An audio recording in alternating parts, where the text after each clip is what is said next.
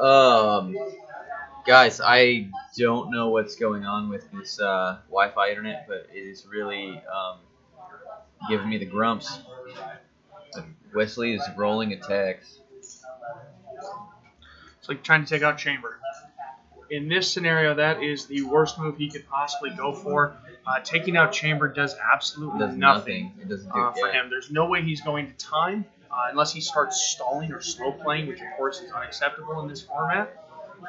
So he's going to just need to take out these Shredders. He's got to ignore the Collins. There's nothing he can do to not... Yeah, there's almost... Yeah. There's practically no way for him to come up over the top against it's a 175, 183 point loss or point deficit sitting on just a lockjaw making ID card Collins. This might be... And if I'm Edwin right now, I'm excited because I would want Wesley to be wasting every single attack on the Chamber. Yeah, every chance that he's not taking a shot. Every time he's not taking a shot on one of the Shredders, it's just a huge win for Edwin right now. Absolutely. I'm not even sure Wes has put any damage into any of these characters. It looks like he may have hit Chamber for just a little bit, but I don't think he hit Clone. I don't think he's hit Mini. I know for certain Pip is probably top dial or only one down, and Peace Machine's top dial, so that's not a very good situation to be in there at all. Yeah, there's a lot of time left in this round, and it seems like there's nowhere for West to go. I think one of the only things that could possibly save him is if Shredder had access to Steel Energy, but he doesn't. No. And he went with the Symbiote, which is the more defensive choice, which is fine. But in this case, I think a Blood Axe would have been the better. Blood Axe would have been amazing. Yep. Yeah. But for this matchup in particular, I mean, that's this is really kind of a hard counter situation for West to be facing. Well, and overall, I think the Blood Axe is just the right call, right? I mean, instead of the Symbiote, I understand it gives the shape change, I understand it gives the plasticity, but if your opponent can't draw a line of fire to you anyways, why not have that Blood Axe? Why not have that option to heal when your opponent inevitably does brush you, and then they have to close combat you? Well, then they're stuck next to you for at least a little while, and then you can start stealing energy. You get rid of the shape chain with the Battle Fury that it grants, and I think it also grants Exploit Weakness as well. Yeah. So. Now, Shredder does get Exploit Weakness later on in his dial. The last 4, 5, 6 on the dial. But still, having that Steel Energy is huge when you got stop clicks. It's one of the things that you would notice. Wes was undefeated through the Swiss round, making it top seed at seat number 4, right? He's seeded 4th. But if you look at his point total, he's got less than 400 points in total. So a lot of his wins were low point denial wins. It's something that when it gets to this point of the finals, when you're in the cut, you need to have that consistent damage output in order to disable your opponent from finishing you off. Absolutely. So it seems like he's just kind of run into the perfect storm, and maybe seeing some of the weaknesses inherent in his build that he hasn't noticed prior to this. Oh, for sure. And I'm sure he knew that Shredders was a bad matchup, right? I mean, you can usually tell, do I have Invincible? No. Can I deal out 15 clicks of damage in one turn? No. Okay, Shredders are probably a bad matchup for me. It's just how it is. They've been very good for a long time, and with the changes to the ID card calling rotation and some other things, I don't think they've lost a whole lot other than having those Wolverine swarms. But apparently, there's been a couple people like Jay Major and Edwin who have done exceptionally well with them, and they're making top 32 still. And part of that can be said, hey, this is a good player who cannot be underestimated. But also it's showing that, hey, Shredders, they're not worthless. They're very good yet, still viable, very viable, and in proper circumstances, especially with the lack of reducers in this current meta, very deadly. Yeah. Very deadly. Yep. They have a tough time running up against X-Men Swarm teams, but in I think recent tournaments, people have been moving away from Blackbird, seeing that it's kind of a solved build, as Patrick Giboko was mentioning. and that they're finding different avenues, more unique avenues of overcoming that. Starro being really prominent. Goblin King, so Unimine, things like that. That's where Wesley's build really shines. Is against those larger sort of looming pieces of the meta, and maybe this is one of those things where he just had the idea that maybe he wasn't going to be facing a Shredder team, since people had been moving away from that as well, because of the Wolverine swarms and X-Men swarms. Oh, absolutely. I expected there to be a lot more X-Men here today than there was. Yeah. Most of the teams were Cosmic. Throughout the whole scene, yeah. Isaac Denke's playing Blackbird. He's in top 32 right now. He was the 32nd seed going into it. But other than that, I think there was maybe one other one on a weird like Living Tribunal Blackbird team or something like that. Yeah. But yeah, you're right. Blackbird hardly made an appearance. There was more of just regular Wolverine swarms and Blackbird builds. Double Alachaney, quad Wolverine. Yep, and I played Avengers today. Same team that Edward Shelton's playing. He's playing in top 32. He went 3-1. I wasn't so lucky. Dice rolls decided not to be on my side today. But I was ready for X-Men. I was ready to pop these weaker, lower dialed figures and drop the tank on them and end them. And that's just not what I played today. Yeah. Round 1 I played against Unimine. Round 2 I played against Cosmic. Round 3 was Cosmic with a Starro, and round 4 was finally X-Men. And the dice decided not to work for me. But these teams are durable. Yeah. They take a lot of damage. They do a lot of healing, and you have to chew through the entire thing right away. Otherwise, they're just going to call in ID cards. They're going to use Steel Energy. Star Fox with Mjolnir is not to be underestimated. And I think Wes was planning on all of that because, even Star Fox with Mjolnir can't hurt Shredder unless you're adjacent to him. Right. So, and at that point, if you hit Shape Change, too bad. Good luck, yeah. So, Carnage coming in for retaliation. Seems like Edmund's going in for the kill, but he's low attacks. There's some dice rolls. There's a retaliation with Carnage, the generation of the symbiote. Looks like Shredder Clone is still Shredder Clone. Looks like he hit a breakaway roll. Yeah. So what I would do is I would break away from the team and do a physical move action back in. These attack rolls are not working for Edwin. His dice are not being nice to him. Yeah. This is not a team that you want to actually go toe-to-toe with in dice rolls when you've got the Shredders, you've got the consistent damage. Okay, and here we go. We're going to see the sidestep from the Carnage more than likely, allowing the mini Shredder to sidestep back in and attack or get in on that Shredder. This must be an ID card calling sitting there below the Shredder.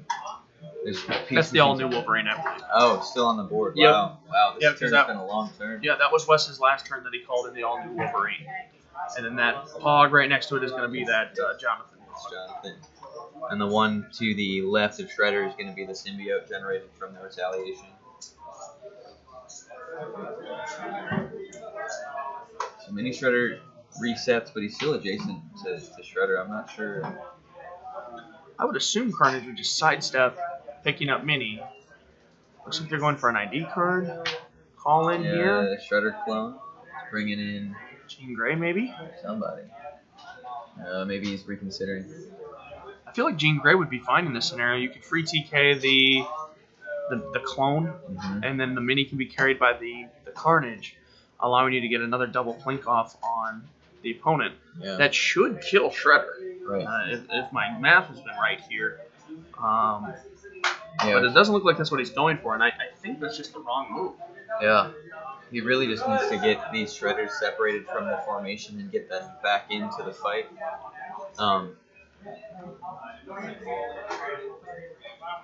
Yeah, absolutely. There it is, the breakaway, and then the sidestep back. And that's Shredder. Yep, there he is. And that's going to be it for Wes here. There's no... All New Wolverine has to go away. Wes should be removing it from the map. It's gone if Shredder called it in. But it looks like he's just clearing, and that's going to be the end of that turn here. At which point All New Wolverine definitely will go away as long as that's going on.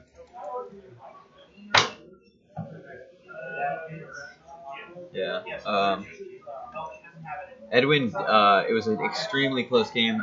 Edwin was not able to clinch the game in round 3 against Brad Milburn. But it seems like he's redeeming himself on camera right now. As we watch these shredders go toe to toe with the imposter. And Fast Forces Shredders is not able to stand up to the incredible power of consistent, free, penetrating damage. Oh, absolutely, and I'm sure this is just, again, really frustrating for Wesley. You know, he didn't have to face Shredders once throughout the day. Yeah. Didn't have very many points because of his play style and the defensiveness that he usually exhibits. And now he's getting this ultra aggressive, in-your-face Shredder damage that isn't even coming from attacks. You know, and right now he's panicking. It looks like he's trying to potentially move Jonathan in to charge on the symbiote, which is just, again, it's just like attacking that chamber. Does absolutely nothing. It's completely useless for his team. I don't see a benefit in him getting rid of that symbiote there instead of actually attacking the Shredders. Because if he goes to time, the points scored by Edwin vastly outnumber the points scored by Wes. Just period. Looks like he was just clearing the way to take out Carnage, which is something. Look invincible. Yeah, looks like that's what he's doing. Invincible. But if that's the case, then Peace Machine's just going to come up and out with the invincible. Yep. I mean, but Wesley's got to do it, you know. He's got to pick invincible. So it's just the only way that he has any chance of getting anything done. I think what we see here, hopefully what we see from Edwin, is TKing Mini Shredder back. Right. Moving in Mini Shredder. And sidestep to 2 squares diagonal close. 1, Yep. 2, 3, 4, 5. Yep, that's enough to get into range with Lockjaw. TK Mini Shredder back. Sidestep in. And I think Shredder Clone might be double tokened right now. Even then, I mean, you just sidestep it into the Jonathan and the Lockjaw. You can use TK with the Peace Machine to allow Mini to come back, and then he could call in something and then use the sidestep. Or he can call in Jean Grey, and she can do that for him as well. There's a lot of different options. I don't feel, you know, again, like I said earlier, Edwin should just be using as many call-ins as he can to just whittle down Wes. Because if Wes is going to keep attacking call-ins and keep wasting actions on killing those call-ins, this game is going to go too fast and he's not going to be able to take them out. The game is, all intents and purposes, this is all but over. Absolutely. Yeah. It's a matter of time before Lockjaw gets pinged down. I think he's got to have maybe 3 tokens left, so it's 2 turns. It looks like he's just moving Peace Machine, probably to get in better position for outwitting. Would be my assumption. No, if he just moves Peace Machine up and sidesteps for nothing, he can reposition Mini and get back in for that damage. Absolutely. But he is moving it just up enough for. Looks like he's. Oh, did he do a call-in? Yeah, he's calling in. Oh, Wolverine's coming in. Not gonna have. Is this Wolverine gonna have Fleur? It looks like I will. Wow. No, he doesn't. See, he does not want to place him there. He does not want. Nope, because that's not Flurry. Yeah, it's a very silly place for him to put it. Okay. Perfect. Right there he is goes. perfectly fine. Just right.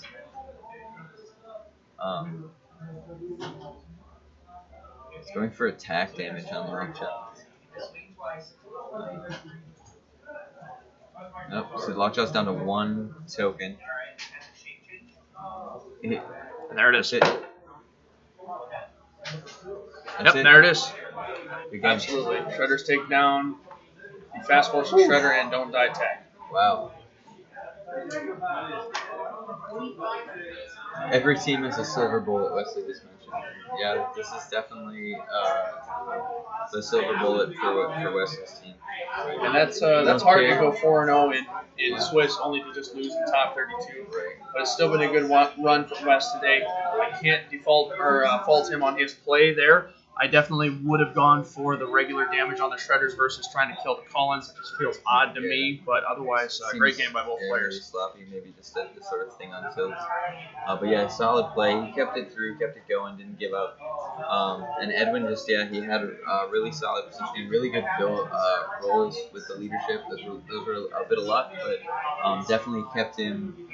If anything, it only allowed him a little bit more speed than he would have otherwise had access to. And yeah, that damage, placements, call-ins.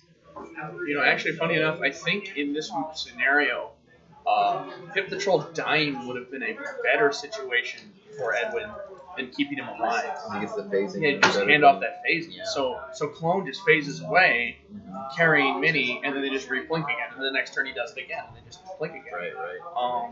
Would have killed Shredder a lot faster, I feel, if they would have done that. I think so. But all in all, I think Edwin played this matchup very well. Yeah.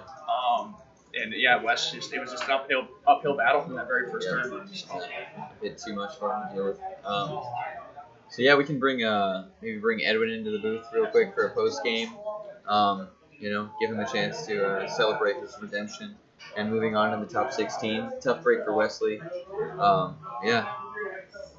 Sure. We'll be right back with that.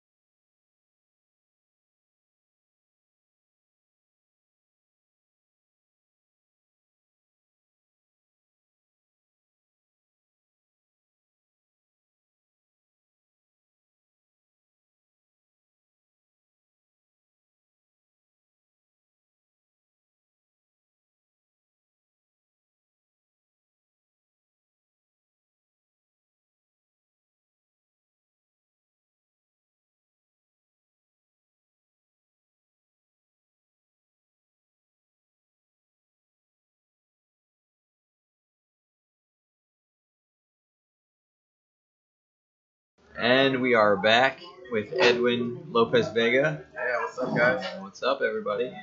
All right, dude. So we saw you in a match earlier against Brad Milburn. Yes. Really difficult, really spicy Gotham City team. Tough break in that match. I was actually contemplating playing the Green Arrow build for this tournament, but I was like, let me go with what pretty much got me the buys in the two states. Excellent. I was more comfortable with it. Familiar with it. You're well practiced, right? And that's shown through in your play. Yeah. This going up against Wesley Summers in the Fast Forces Shredder build. He's a local too. So and he's been running the tables today. He was 4-0 going in the top 32. Right. So how did you feel about going into the match? Right. So he's playing. When the Fast Forces came out, everyone was crazy about Mudman, but I kind of looked at it a little. I tried to look at all the pieces, and I love Ninja Turtles. Part of why I'm playing Shredders to begin with. Yeah. So I looked at it and I was like, man, this thing's got 2 stop clicks. It's hard to target it. It's got some potential, but you know how Turtle stuff is. It's a little weird and people kind of don't even take it seriously as a whole. But I wasn't expecting to see that here since he's a local. On a rival team, we talk all the time because we play at Lucky Dice here. Mm-hmm. And he had mentioned that he was thinking about playing a team, but I didn't know he meant for the World Cup. Then, after I lost the other game on the stream, I had went 2-0 prior, so I was like, my points are good. So I was real positive going into round 4, but I still wanted to get a win, obviously. everyone wants to go 3-1 versus 2-2, you know. Sure. So I played Easton, and it was a good match, but he was able to get me. He had, Gotham City Underworld team, I believe that's what it was. Easton Rock? Yeah, whatever he was playing. He's playing Angel Sandcap. There we go. Yeah, it's but he got me on that one. A lot of actions Yeah. available to him. And he's got the map. If he wins the map, he's getting a free attack off the Hacienda. Yeah. And I was like, Jesus. So he was just getting a lot of attacks off on me, and he was able to get me. So I'm like, dang, 2-2, I'm a little bummed, but my score's pretty good, and I was able to get in. It's not the first time I've been in a tournament where I'm like at the bottom, top cut, and I have to face a top seed. So when I found out it was Wesley, because originally it was what's his name that's been in the little bathrobe all weekend. Adam Friedman. Right. So I'm like, okay, I'm gonna have to play some Unimines. But when it turned out to be Wesley, me and him sort of got a little, rivalry, because we're locals. And I used to be a member of Strata prior, and I started my own team NSX, with a bunch of local guys here. And so being able to face someone that taught me a lot when I got into the game a couple years back was pretty big. Thanks, man. So I was pretty excited about it. Of course, a little like, we got these little competitive juices going with the local thing going on. I was excited, and when y'all asked us to be on the feature table, I was like, great, we can come back and watch this match. Yeah. Because he's a homie of mine, so being able to play him, in this tournament is a great tournament. So it's the first time I made top cut. It's my second World Cup, but the first time I top cut. Oh, so a lot of things going on at the same time. Right. I'm super excited. And early in that game, you hit 2 leaderships in a row on Shredder clones. Super clutch. Really allowed you the speed to keep that damage and get that early damage in. You're able to close with Pip and go deep onto his territory. Get some damage in on Lockjaw. I think he hadn't chosen Invincible yet. He wasn't really expecting you to make that jump. Right. And a couple of damage in on the Shredder. And then he goes deep with his Shredder, right, with Ironheart carrying him away. I would think to go after Peace Machine so that he gets access I thought that's what he was going to do when he moved down there. A more consistent damage. Well, in return, you roll that leadership again. You're closing the gap again, getting damage, and you take out the Pim Tank. Ironheart rolls a 1 and is off the map. Right. And so you're already well ahead of the 8 ball. I was placing my Peace Machine. I was using my Peace Machine more than I've done any game. Yeah. And I actually completely forgot on one TK, which he reminded me of after my turn ended, of course. So I could have actually killed him a turn sooner. Sure. But I knew I was going to get it at that point when I had him on a stop click. I was just like, I don't want to screw anything up. Right. You don't want to misplay and then it's like one step away. Because he still has IDs and a lot of particulars in counting out the squares, the positioning, where you're going to sidestep to, where you're going to move to, how you're going to carry them away so you can get back in, making sure that they're not adjacent to them when they start the move. Right. But you had a lot of resources available to you in the Carnage 3 position, the Pip, the sidesteps, and then you can move back in, the TK. Right. Moving up, right, sidestepping away with Peace Machine carrying somebody. So, yep. Definitely that consistent damage, I think. It's just not something that Fast Fortress Shredder is really able to hold up to. Like he's got reducers, but it's not invincible. Right. He's got stop clicks, but it's impervious. Right. And he hadn't seen a Shredder build yet. Right. I wouldn't think so. So when what I told him, I was like, hey man, according to placement, how we finished, I think we're playing. He was a little surprised, I guess. A little worried. Oh, you're playing Shredders. Right. Okay. He's kind of the antithesis. The silver bullet is what he referred to it as. Yeah.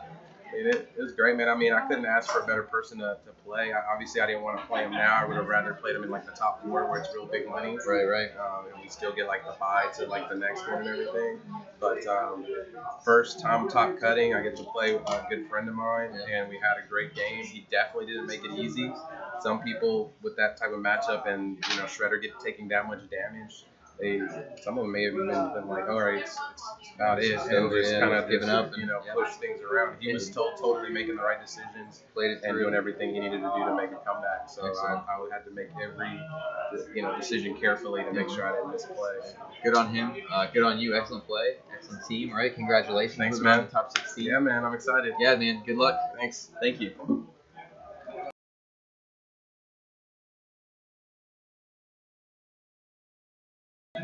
Hello, everybody. We are going to be taking a quick break while the top 32 susses itself out, I can check in on how PJ did um, in his first bracket match.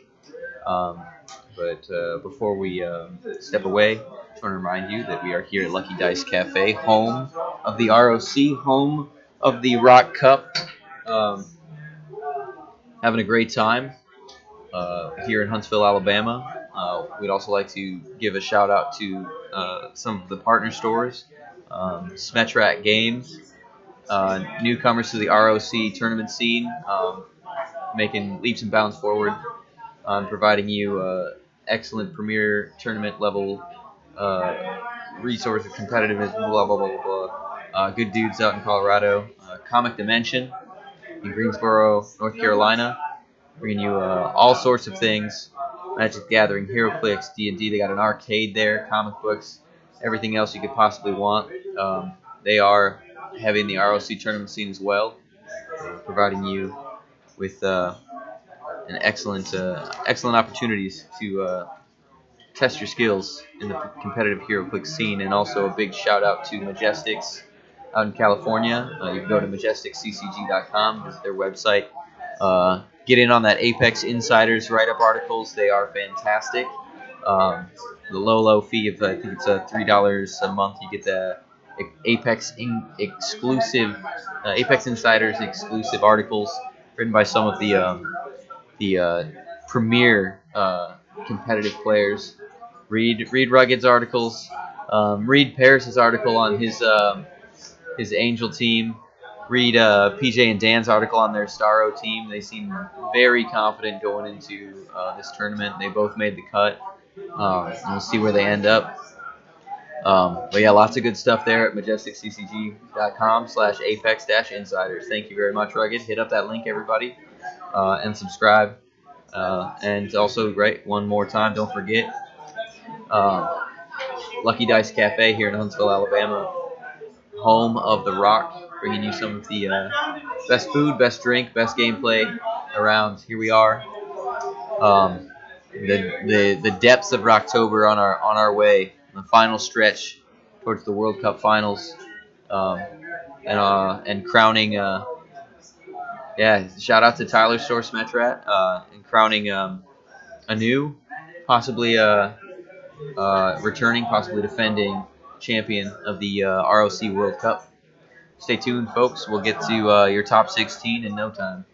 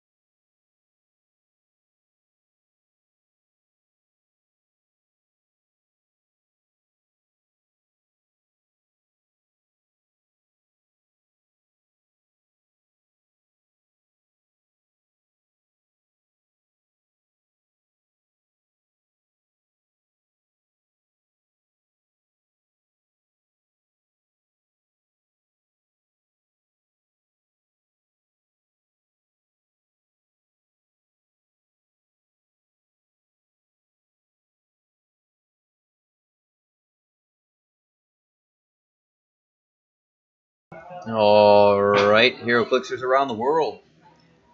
We are coming at you with the top 16 match. Unfortunately, we already have the match picked out. It will not be Dan versus Tyler.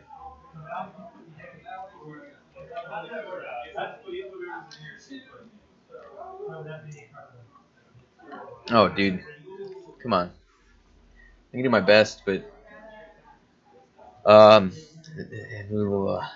hold on, Lisa, why?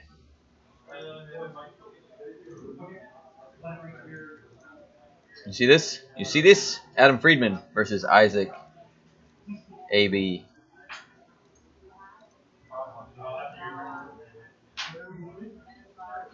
Thank you, McHammer Rules. We've got Cosmic Showdown, I suppose. Sorry, we aren't going to be able to bring you the Aquarium Battle to the Death. Staros and Namors and Gigantos. We are going to be bringing you the Cosmic Showdown. Yes, I have a top 16 list. Just give me a moment. This game's about to start. I need to reach out and touch people. I'm sure that it's posted on Facebook somewhere, but let me hit up my source, Patrick Yapoko.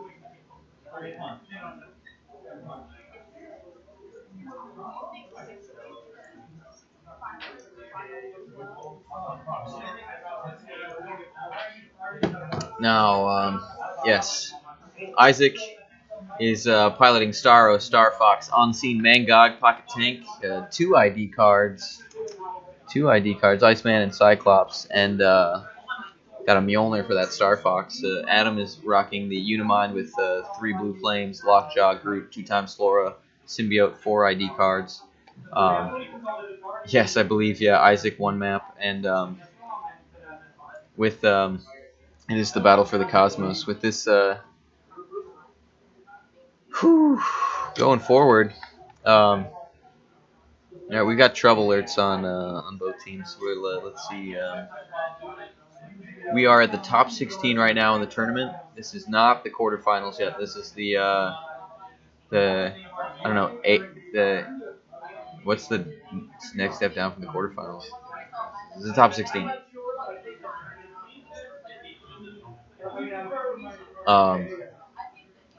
Say hello to Isaac, everybody.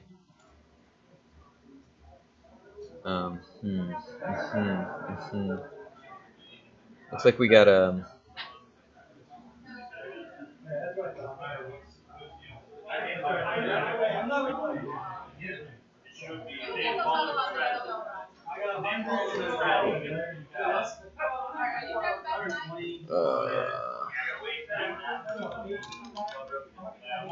Mr. Tom Care does continue to battle. We almost had Tom Care on stream for this round, but I conferred with my source Patrick, and he thought bringing you a Unimind Starro Showdown might be a step up. Paris Gordon is playing Chase Angel in top 16 versus Tom Care, I believe. Tom Care is playing a Gotham City squad with Green Arrow and Title Batgirl against Paris Gordon running a Chase Angel Sam Cap combo sort of deal.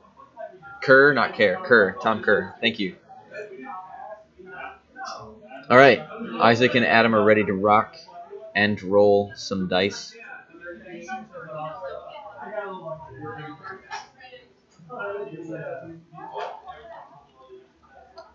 He's got a...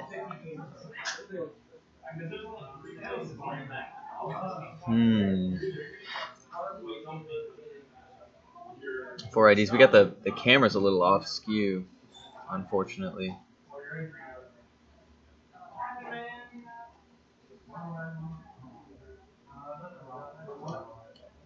Gets the Mangog, picks up the Mjolnir for Star Fox. Star Fox equips Mjolnir. A very standard opening, solid opening.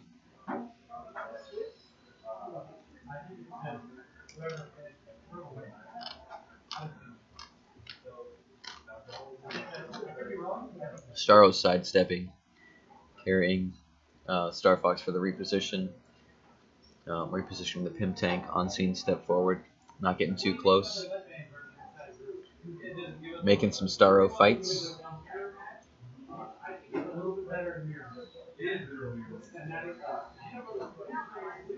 Sorry, that was ice. Got a Dr. Pepper sitting next to me.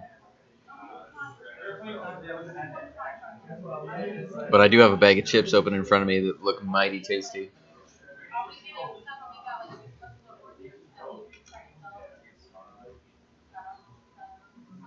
Thank you for tuning in tonight, HeroClix players around the world.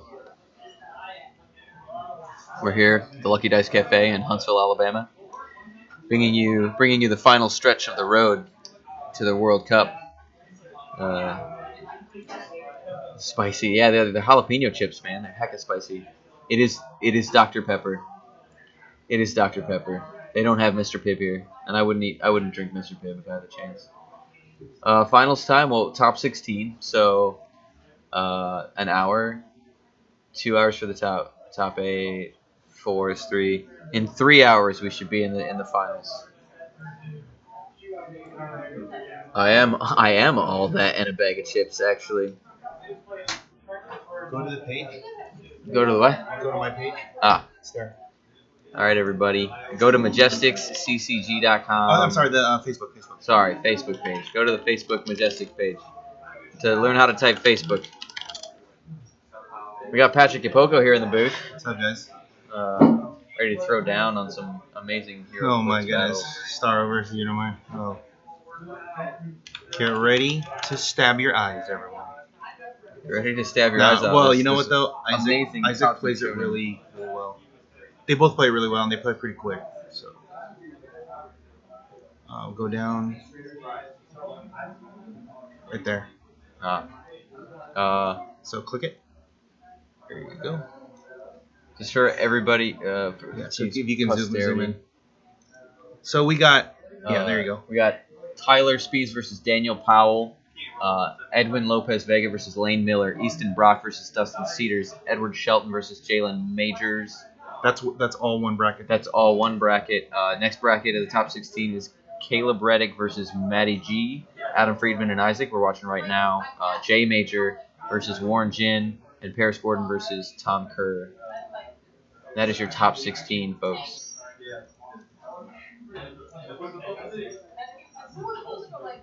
Got some Flora's rolling to heel. Looks like Adam's ready to pass the turn back. Symbiote being picked up by Unimine. You want me to move it? Yeah, if you could adjust a little bit. So Isaac side where Groot is, or which is the one that where everybody kicks? that side. Whichever. Which is. You'll have to check, man. Just read the table. I don't really know the orientation anymore. I haven't been paying attention. Adam is. We're gonna get the camera adjusted a bit here, for y'all folks at home. Taking a look at Starro here. He's got that 6'11", 18-1. He's all about the mind control.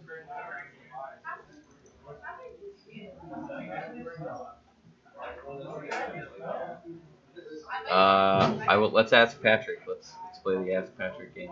How do you pronounce your last name? I think it's Yapoko. Is that better? How do you pronounce your last name? Yapoko. Yapoko. Yep, it's Yapoko. For you, broadcast show. How do you pronounce your name? Broadcast or broadcast? Yapoko. Yapoko. All right, so Unimind, sitting on equipped with a symbiote. It's Flora's healing or not healing group, hanging back. Got tight formations here. Both players knowing that they need to be patient, conservative in their play, making best possible choices.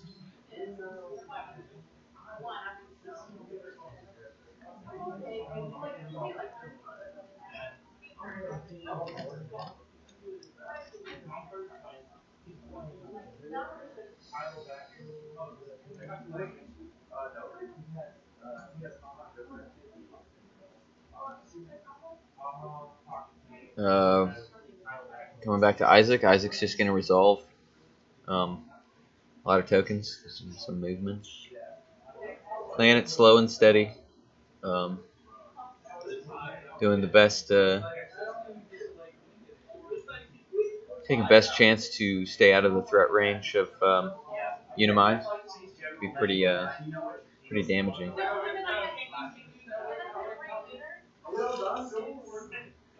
Oh, you're very welcome, McHammer Rules. Thanks for tuning in and joining us on this final stretch on the road to the to crowning a ROC World Cup champion. It's been a great weekend here in Huntsville, Alabama at Lucky Dice Cafe. Great weekend for the ROC. Great news for them, teaming up with WizKids. Been a great stream of Adam Heffer's Eternals. He's got Unimind takes probability control. He's got Thanos, Star Fox, Cersei.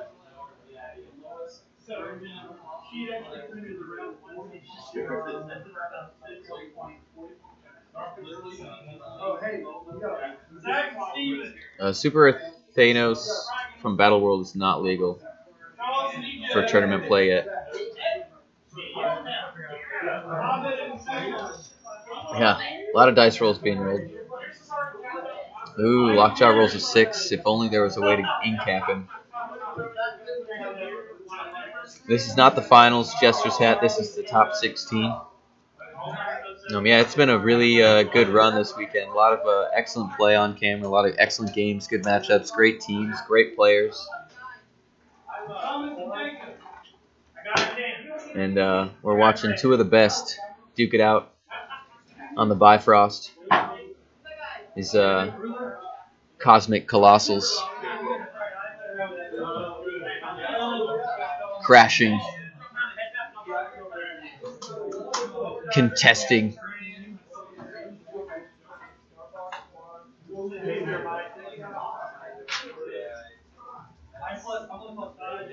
Oh, calling in a Cyclops. Who are we gonna be shooting at?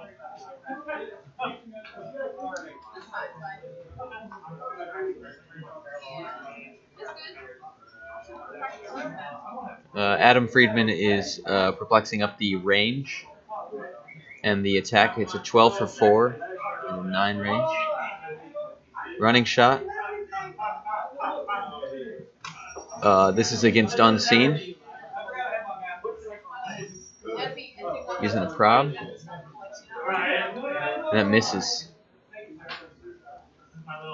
So a chance to take down the Unseen in a single shot misses for Adam Friedman.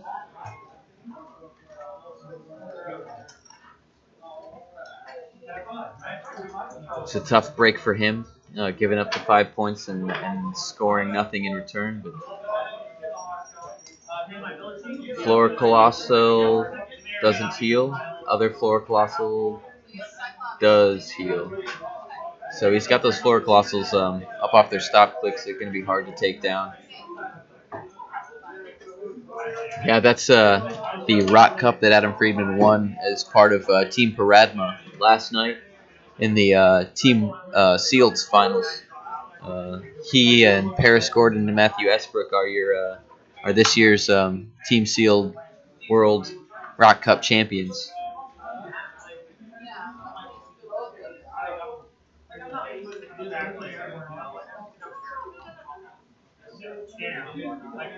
Yeah, if Isaac can get a Starfight next to Unimind and pull off a mind control, bring him onto the Bifrost, ping him off that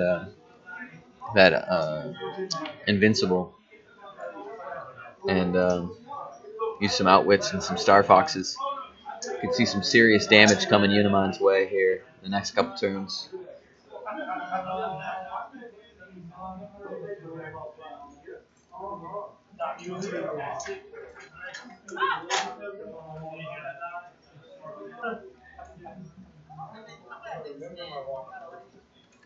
Isaac is considering what he might be able to do. Unimind dropped his Power Cosmic in order to perplex up. Maybe no, I don't think he dropped his Power Cosmic. I don't think Unimind's dropped his Power Cosmic. I think that Adam wouldn't have done that. Adam just needed the 12 for 4. That's a relatively probable hit against an on-scene, so.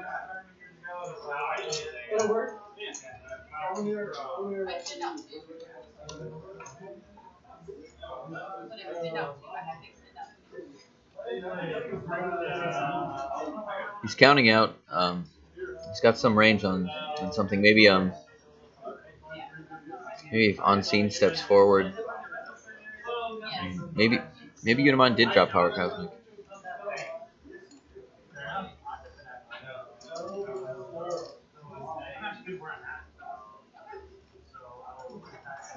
If Unimind dropped Power Cosmic to perplex up Cyclops' attack and range, and then off a Lockjaw to get the extra damage. Oh yeah, if Cyclops had hit, that would have been unseen off the map. Very likely. Would have been only a 5/6 for him to hit his super senses instead of a 4/5/6.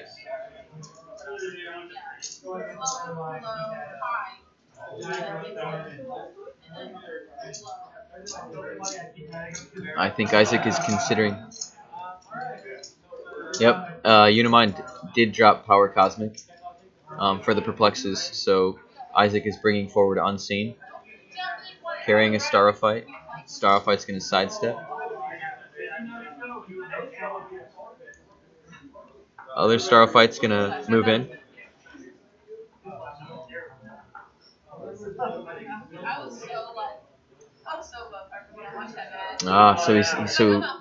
Here we're going to see Isaac maybe go for a triple target mind control. Ooh, going to be able to drop the tank? Maybe? Outwin the shape change on Unimind with Unseen. Double perplex up Starro's attack with Star Fox. Right? So he's taking out a Starfight to target Lockjaw.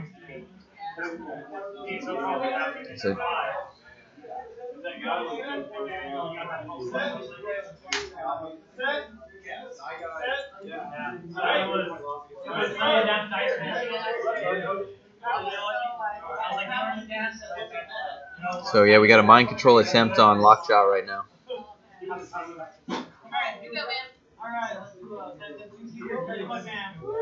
Six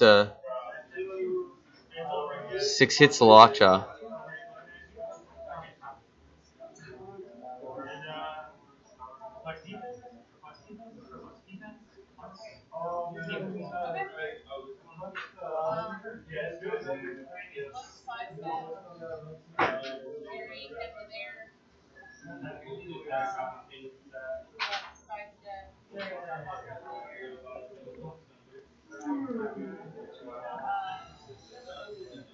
Yeah, Gosselman made top 32, but he got knocked out by David.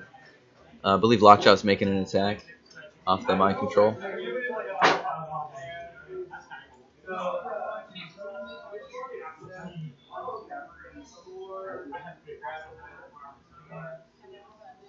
Oh, no, it was with Unimind. He hit the Unimind. Bifrost. Yep, gets him off that Invincible.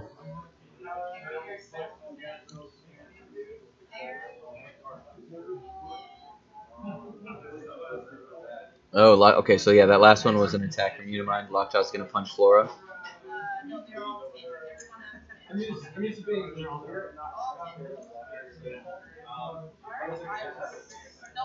So Lockjaw misses, and Isaac counts first miss for turn in case of a trouble alert.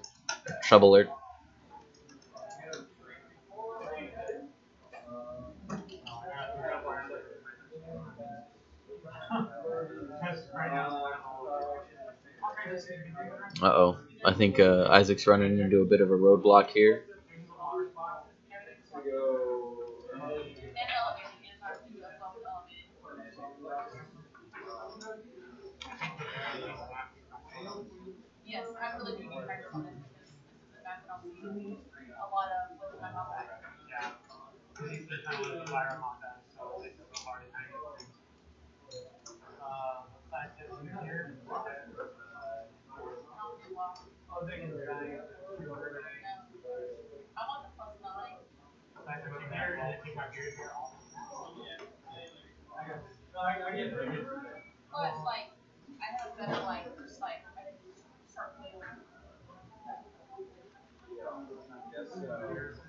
Uh,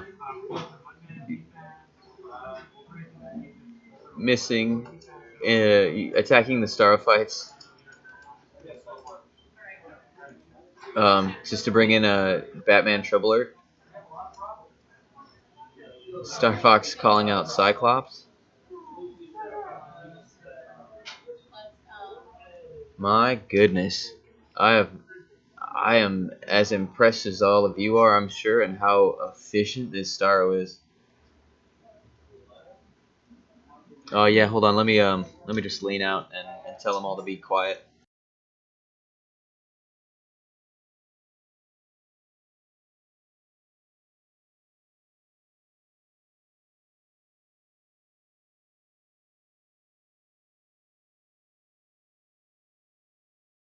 Looks like everybody stepped away. Cyclops hits first. Attack for 3 damage. Doing work, putting in work. On Unimind. The Star was absolutely efficient. Like, yeah, it's true. I should put a big sign on the door that says, "Please be quiet if you're gonna hang out in this area." We just gotta get a sound controlled booth. Put it in the budget. Tell Howard, help me out, man. Mangog stepping back, not to give up easy 30 points.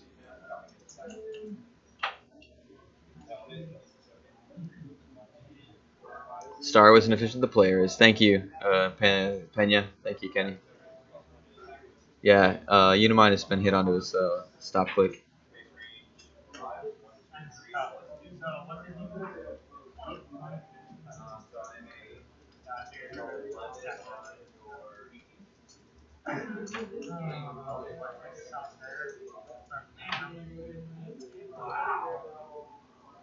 The fact that the Starfights are all autonomous is bonkers. No, it is back to Adam Friedman on his turn. He chose Super Senses with Unimind. So he's sitting on Impervious Super Senses Shape Change. And I believe he's going to...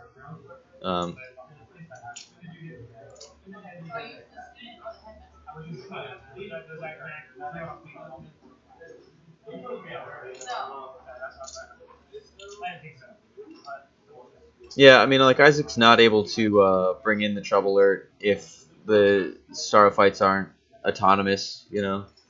Just being able to make attacks at a 0 attack value. The change into that ruling is another thing that really boosts up the power level that Starro has. Also, the change to how he can target triple target mind control through destroying only one Starfight. It's just, yeah. And Isaac is an excellent player.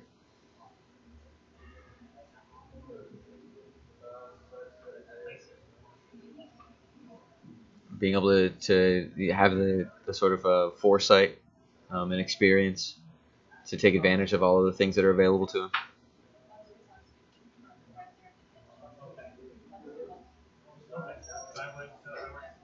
Lockjaw takes shape change.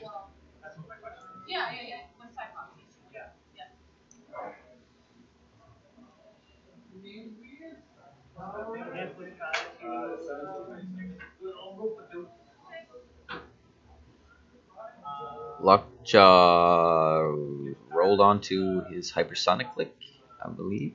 He may be attempting a hypersonic breakaway. Adam Friedman is considering it. He did vocalize that intention.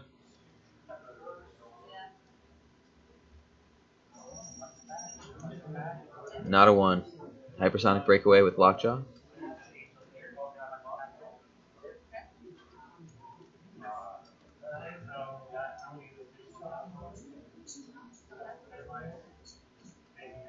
Looks like Lockjaw might be going for unseen.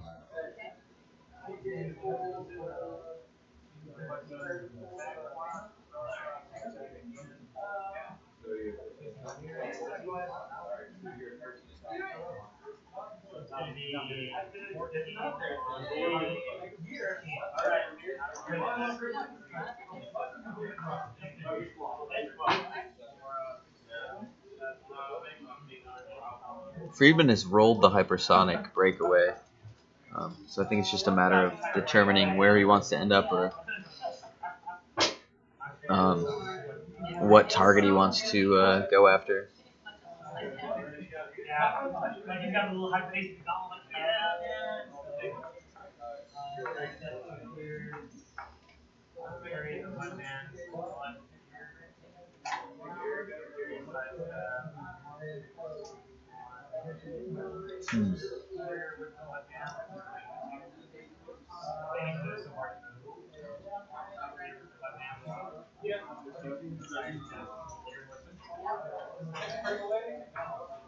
So here it's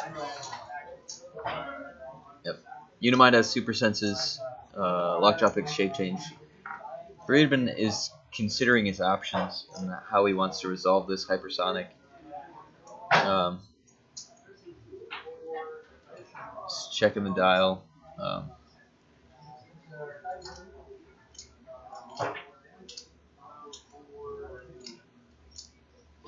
mean, you could take a trouble alert off the map and score the points immediately, but that is going to, I think, time itself out the way that trouble alerts work. The Super Friends, it's check it.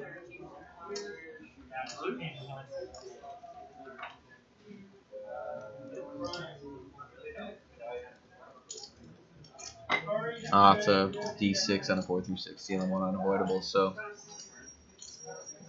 yeah, Unimind going after the Batman. Hits for 2. So that puts Batman on his final click. Looks like Friedman might have to make a sidestep breakaway with one of his walking woods to finish.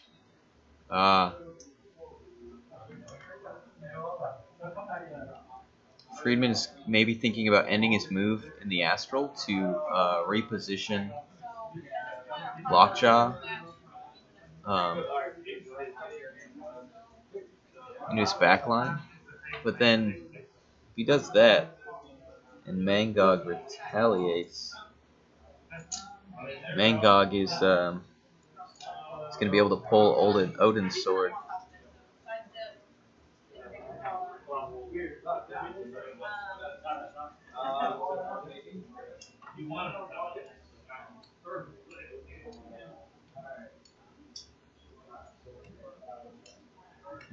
Chooses to leave Mangog in position.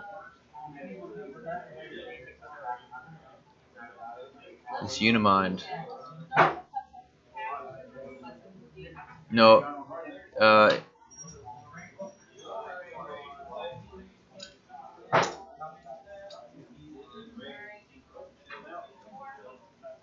Looks like, yep, the sidestep. Moving in to finish off this Batman.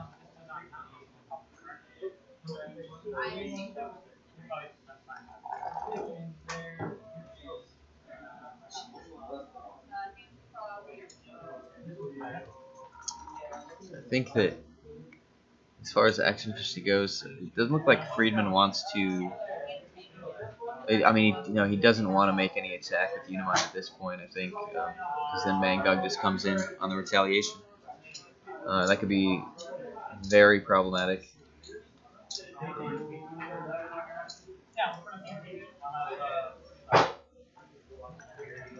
Batman is on a 16 willpower with a probability control now. And at the beginning, I believe, the beginning of the next turn. Yep. I'll have to roll the trouble alert trait D6 if he does have a 4 through 6, Batman, he takes 1 unavoidable and is off the map. Friedman might just be relying on that 50-50 chance for Batman to take care of himself. Flores to heal, yep.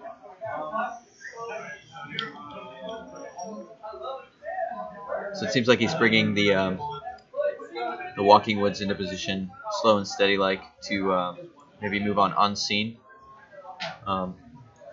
Unimind clears after being double token. Flores going for the heal.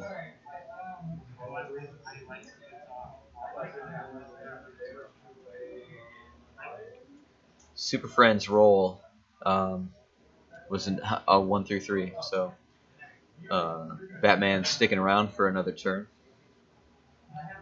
Lockjaw is sitting on Shape Change Super Senses. Unimind is sitting on Shape Change Super Senses Impervious.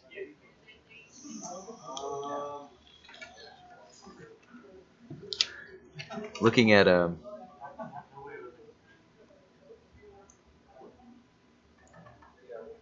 Isaac's build, he does have a Iceman student ID card with the 60-point Iceman on the sideline.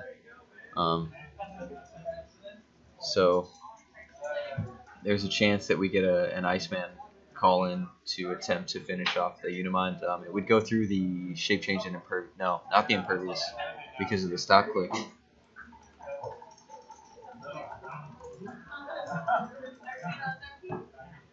Absolutely. Isaac is asking if he activates the tank, and if he uses the tank and places it, he could place Unimind into the Astral. He would take the unavoidable, and that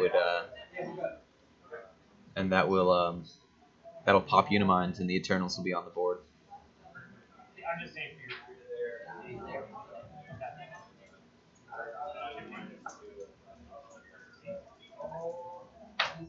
That could be the play here.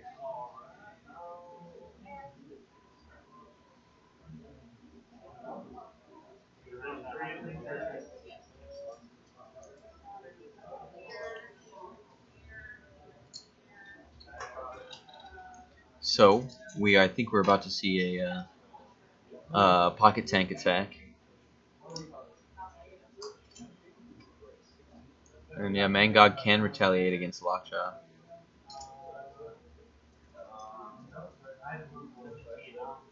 Isaac is going over his options. He's sidestepping the Starro Fights. If he can position them in a way that when Unimind pops, and the Eternals drop out, you might be able to also get a mind control, triple target mind control on the Eternals, and just drop everybody into the Astral. And that would be a very clean way of putting Adam Friedman, out of any reasonable chance of winning this game.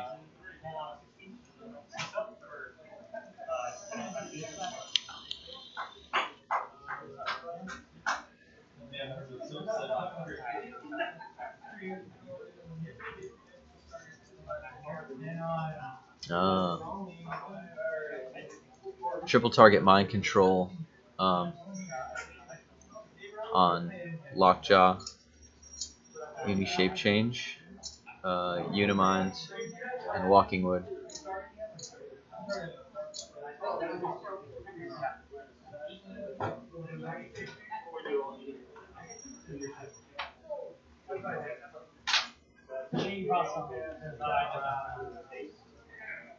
The attack for the mind control does hit one Walking Wood, but I think Lockjaw rolled out the Shape Change and he missed against the Unimind.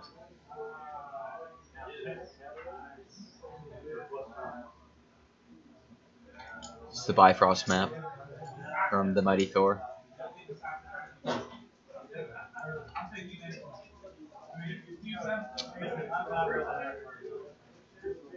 Still misses the prob.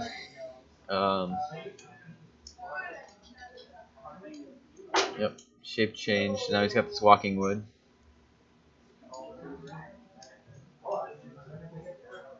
Yep.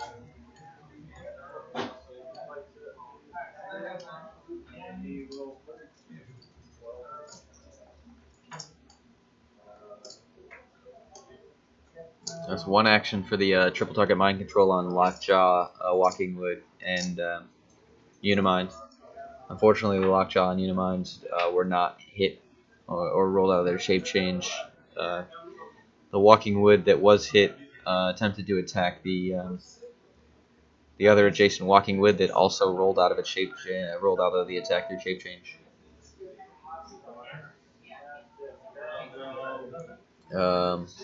Perplexing up attack.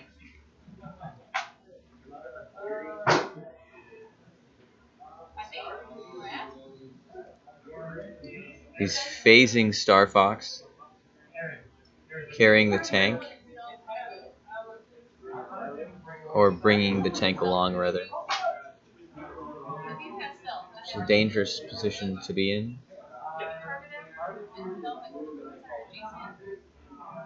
Retaliation on Lockjaw, substituting the tank, I think.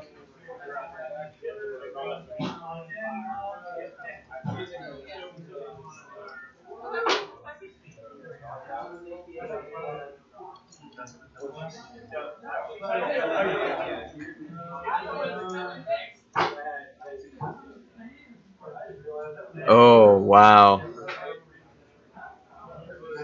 Oh, my goodness. That is, oh,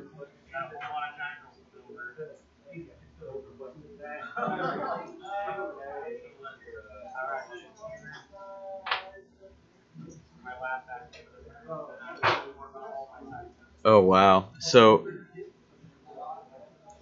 Mangog retaliates against Lockjaw,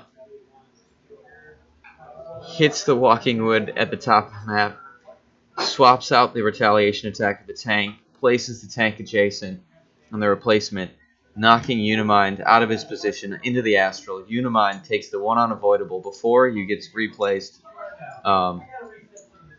He gets popped. Isaac has targeted the square in which Unimind enters the Astral, and Friedman has to place his Eternals within 4 of that square. So Unimind has been popped. The Eternals are on the board.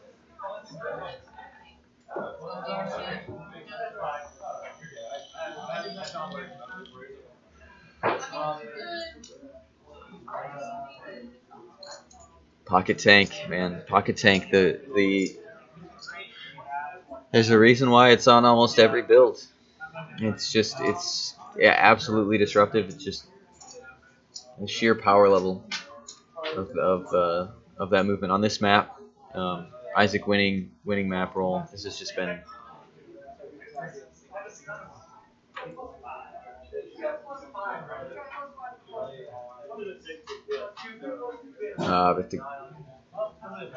Alright. So yeah, this is still happening.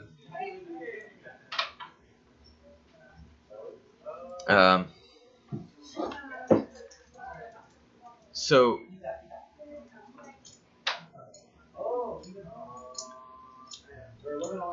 wow. So yeah, so he tanks instead of actually dealing any damage on the retaliation. So Lockjaw, Walking Woods, they stick around. Tank drops down, pops Unimind.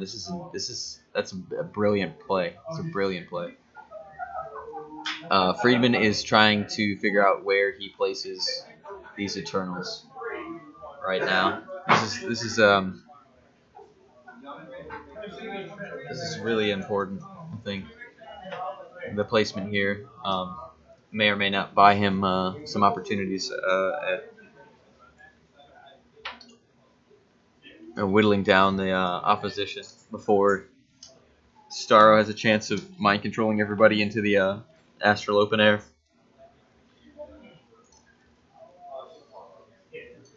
but it is not. It's not looking good for Friedman. As Eternals, I don't think that Unimind had any action tokens. Unimind didn't have any action tokens. He had cleared. Yeah, Poetry in Motion, absolutely.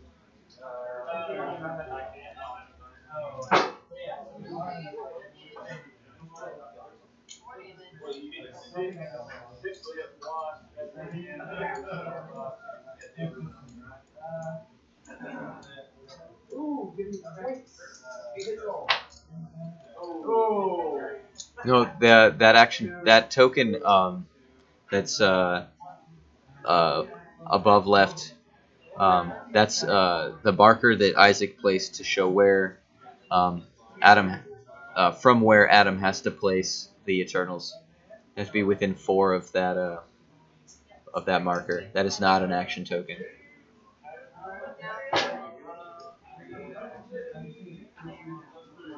Yeah, Rugged. This is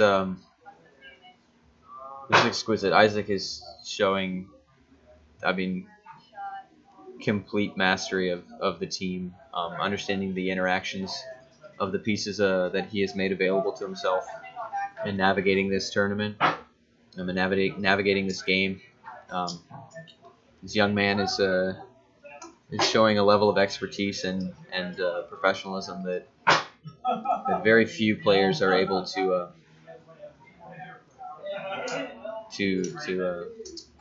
portray. Adam is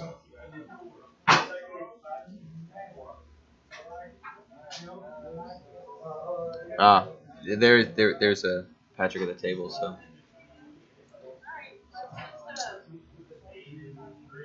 Mangog gaining the second attack.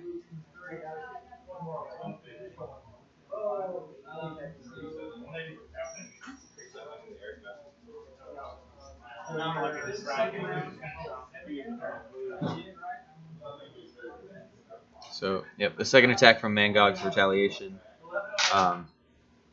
does hit the Walking Wood that had its shape change outwitted. The other Walking Wood rolls out with the shape change.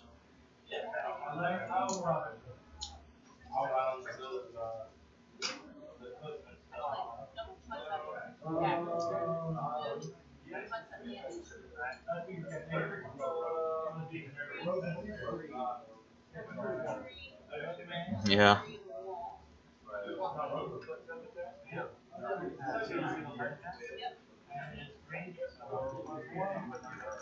No, it happens immediately.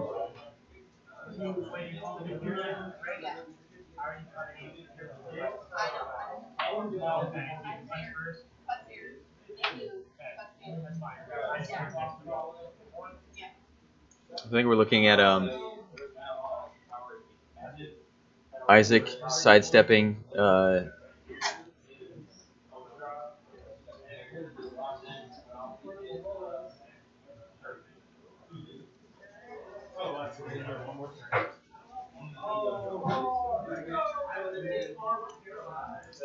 First Starfight misses for the second time. Second miss for the turn. This Starfight now next to Thanos misses. Third miss. The Trouble Alert call in. Calling in. Looks like.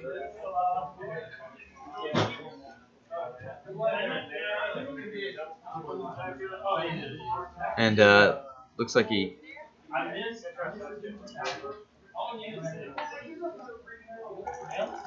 Looks like Isaac missed that attack on Thanos to score the points there.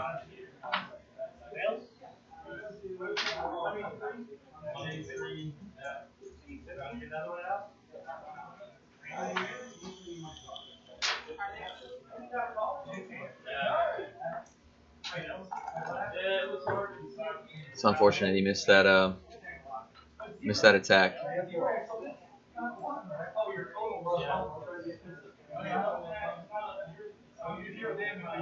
Yeah, they're discussing the fact that Adam's playing rather slow, so he's got to pick it up.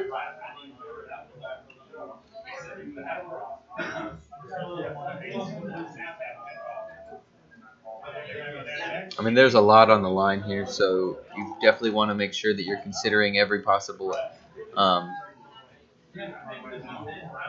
line of play moving forward through these turns, which can make them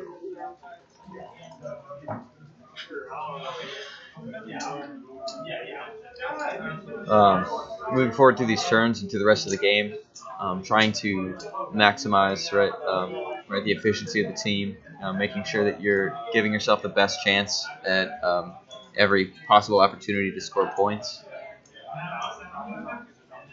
Something that Isaac has been doing exquisitely throughout and rather speedily. Adam definitely needing a bit more of deliberation, which unfortunately for us slows things down some and maybe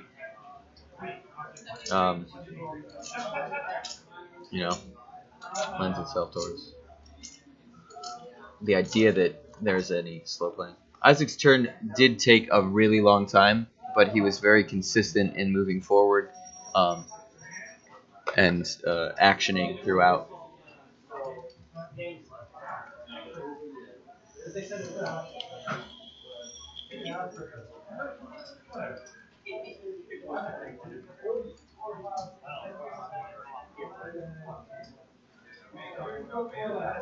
All right, so there's a retaliation coming against Mangog. Groot is going to be swinging.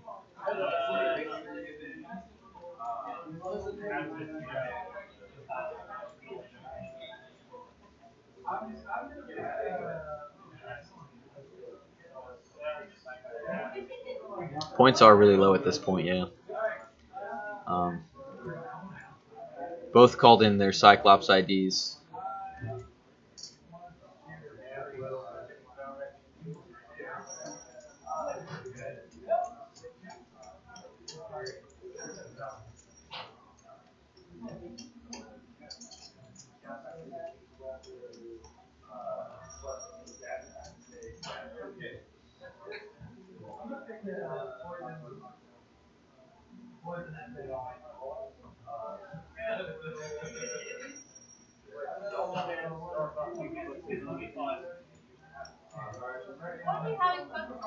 So I think Walking Wood started by taking out the Troubler Batman and then attacking on scene.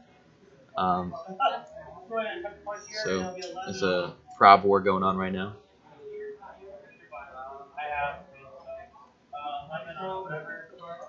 So the first action is complete. Now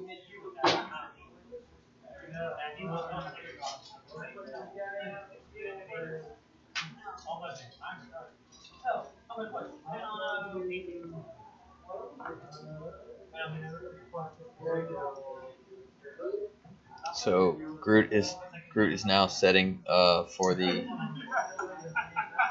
retaliation. I knew it was coming, man. Needs a 9.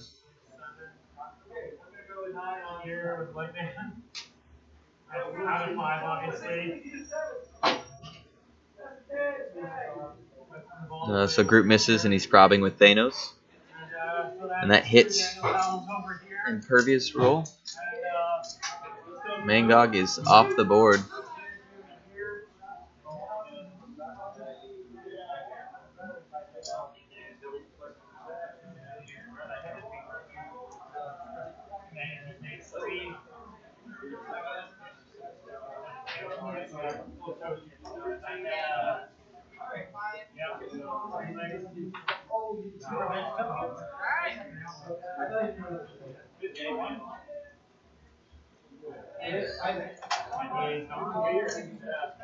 Last round was called. Isaac had first turn. And Adam just KO'd the Mangog to take the point lead. That is the game. Adam Friedman wins against Isaac 33-3.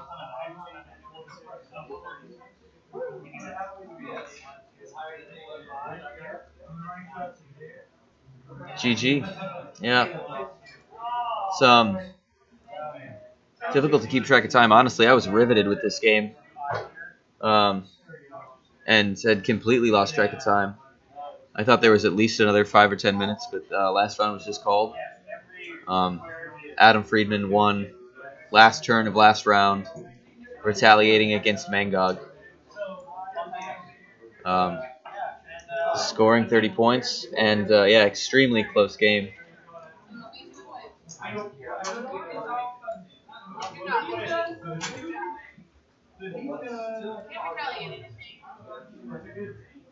It was a very close game. A lot to consider in a matchup like this, especially considering all the varying interactions, including positioning on the map with the Astral and the Bifrost. So, yeah, I guess he would have won with the Batman kill. Yep.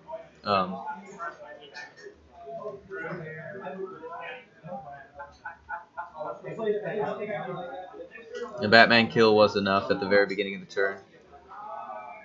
If Isaac had hit with that Wonder Woman Trouble Alert call in, I just don't see any way that Friedman would have been able to win. So it's unfortunate.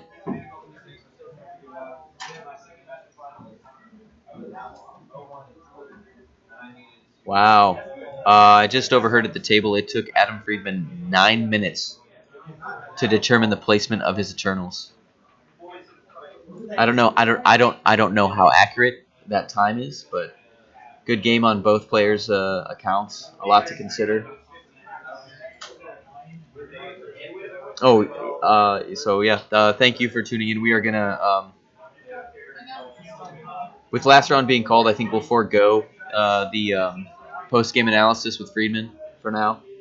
That wasn't 9 minutes. No way. Yeah, I don't know. Anyway, we're going to take a short break while we reset for the top 8. Stay tuned.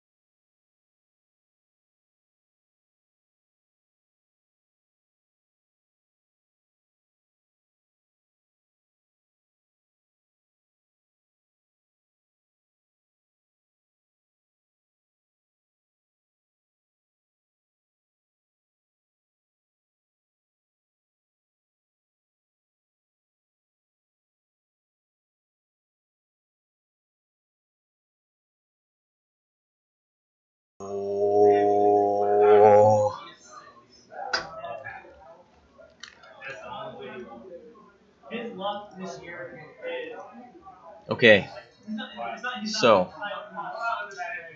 probably the longest last round of any HeroClix tournament round I've ever experienced. There was a couple of why you do this? A couple of heated discussions, perhaps. Give us a list of the top 8. Fine, okay, let's just get down to it. Your top 8 moving forward in the ROC Cup Finals. There was not almost a fight. Everything is fine. But man, the last 2 games that were still live were spicy. Jalen Major moves forward. Adam Friedman, Tom Kerr, Jay Major, Matty G, Easton Brock, Lane Miller, Daniel Powell.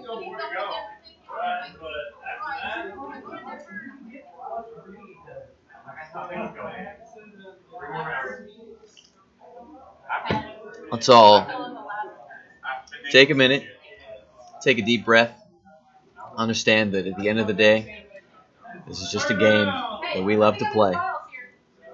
Be good to each other out there. We're just rolling dice.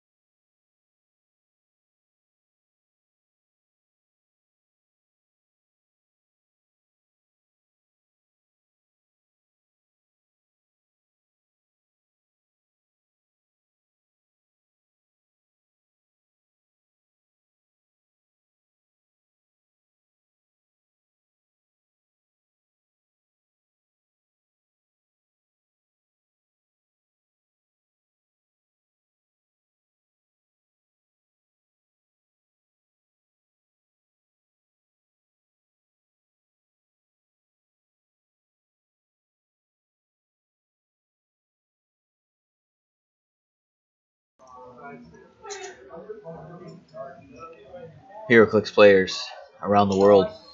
We're about to pick up coverage of the ROC World Cup here this Sunday night in Huntsville, Alabama, the Lucky Dice Cafe. Oh boy, has it been a run. 3 more rounds. 3 more rounds. We can make it.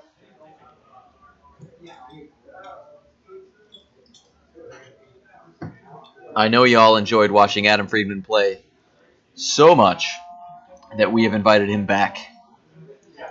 He will be playing for you on camera again against Canadian phenom Tom Kerr.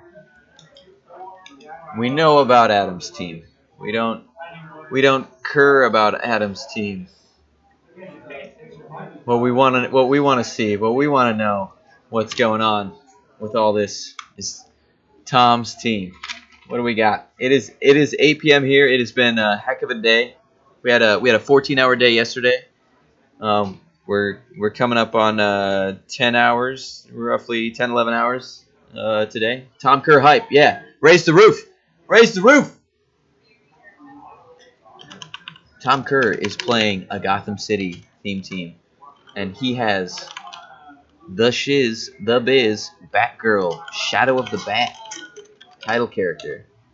He's got Green Arrow. He's got the Joker at 50 points, 060 Joker. And he's got Rare Penguin. And he's got Fast Forces Penguin. And he's got a Pocket Tank. He's also running 5 ID cards. And a surfboard. What is this? What is this? What is going on? Gotham City hype. Tom Kerr hype. Right? It's time for Canada to shine.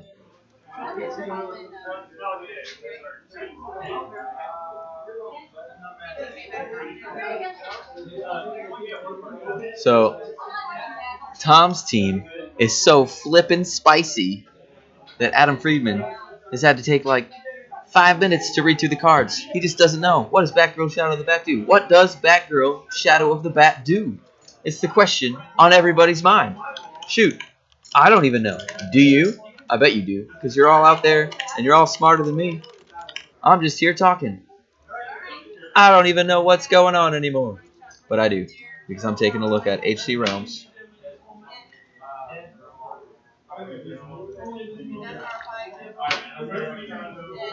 Our boyos are still conferring, haven't quite set up. We have rolled for initiative, a map choice. Tom Kerr won with his +5 theme, albeit against Adam Friedman's +5 Cosmic. Tom Kerr won map. He's going to the Iceberg Lounge. He has paid for the location bonus. He is going to get some sweet little Pog sets right away at the beginning of the game. But they are still kind of figuring out everything that's going on. So, in the meantime, we are going to explore the possibilities available to Tom Kerr when he is playing Batgirl, Shadow of the Bat, title character. She comes in at 70 points. She's got Batman ally team ability. She's got a 4 range, 2 target. She is footed, standard attack, indomitable defense, standard size. She has improved movement, elevated, and hindering. She's got her title traits. -1, she's everywhere. Free, have speed, move. -2, let's see what Batgirl can do. Outwit, when Batgirl uses it, after resolution she can use charge at no cost, but can only attack the character she targeted with Outwit. -3, looks like jail time for you bozos. Free, make a close attack targeting each opposing character within range and line of fire, regardless of adjacency. Instead of normal damage, hit targets are given an action token. Her starting plot points are 2. Her +1 plot point is, seems the clues I've found are paying off. Perplex. When Batgirl is KO'd, opposing characters modify attack +1 for the rest of the game. That is a hefty penalty.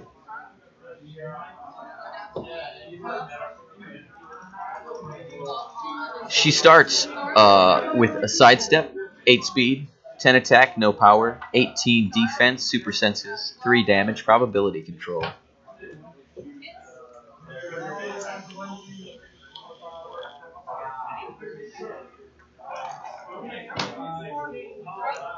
This girl can do it all. So we've taken a closer look at Batgirl Shadow of the Bat. She is the title character of this match, absolutely. We're also Penguin. The Penguin.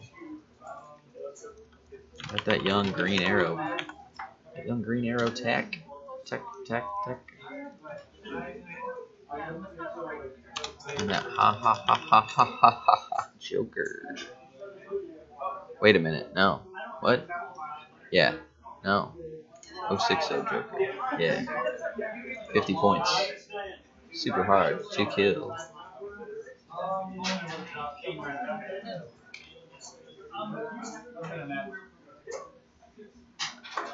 The majors are both in the top 8. Both father and son have made it through to the top 8. Practice pays off, gentlemen. Ask Daniel Powell. Ask Daniel Powell about the 400 plus hours he's put in to his Starro build.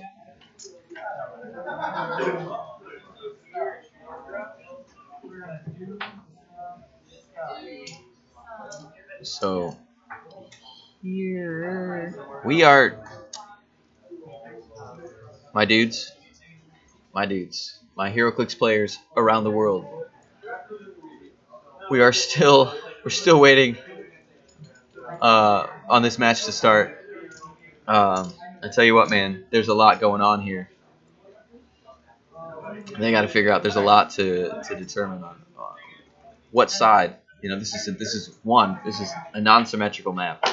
So, in this situation, actually choosing side matters, which isn't typical of many maps in HeroClix. So, and these, I mean, right? We're late in the day.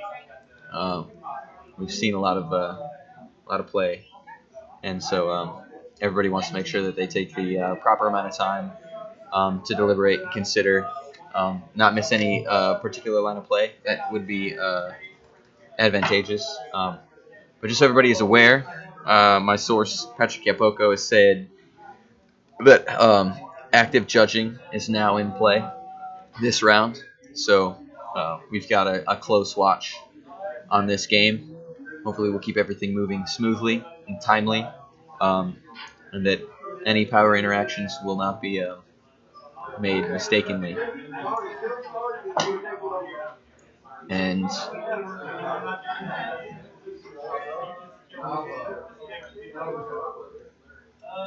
looks like I'm gonna have to swap the names around.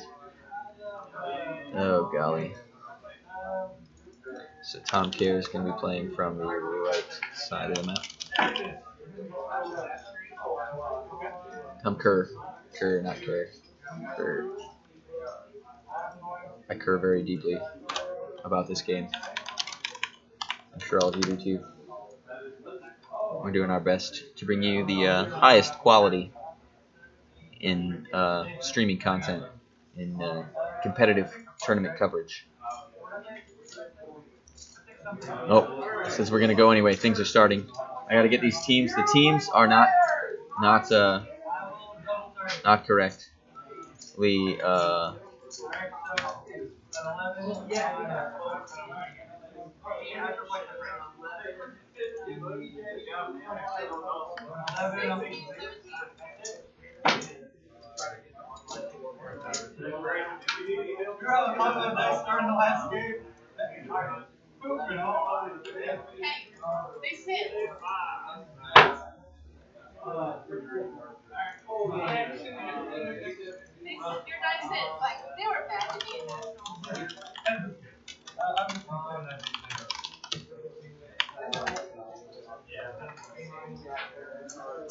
Oh, thank you. Thank you so very much, Ryan.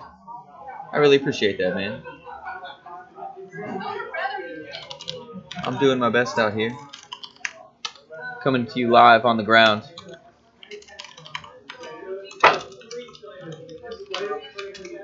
Ah, gentlemen and scholars on the table right now. It is a pleasure, they say. It is a pleasure to play.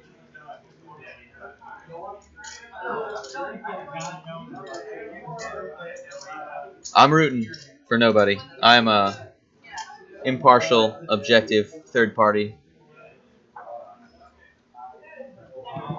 Tom Cruise starts with generating a robotic penguin. Gonna get some free moves. One moment.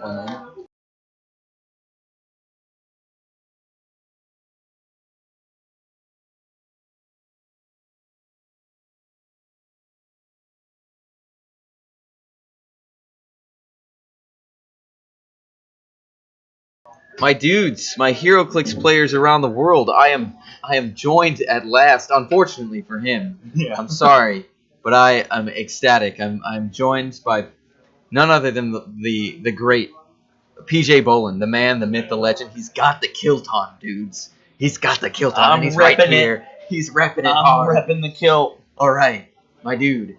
We have Tom Kerr, Canadian phenom, versus Adam Friedman, the Enigma himself, running Unimind, X3 Blue Flame, Lockjaw Groot, X2 Flora, Symbiote, bunch of IDs. Tom Kerr's got this sweet Gotham City. Yep. I played against that in Canada. Yeah? Yep. Oh, man. Yep. Is it not just excellent? And he Oh, pilots it's good. it so well. Oh, he does. I'm very excited to see what he's got going on here. He's moved Haha Joker up with the tank. He's got these pogs that he's generated off of his location bonus. Yep. He's got the He spaces them all out in the different corners. Yeah. So that he can. They all have smoke cloud.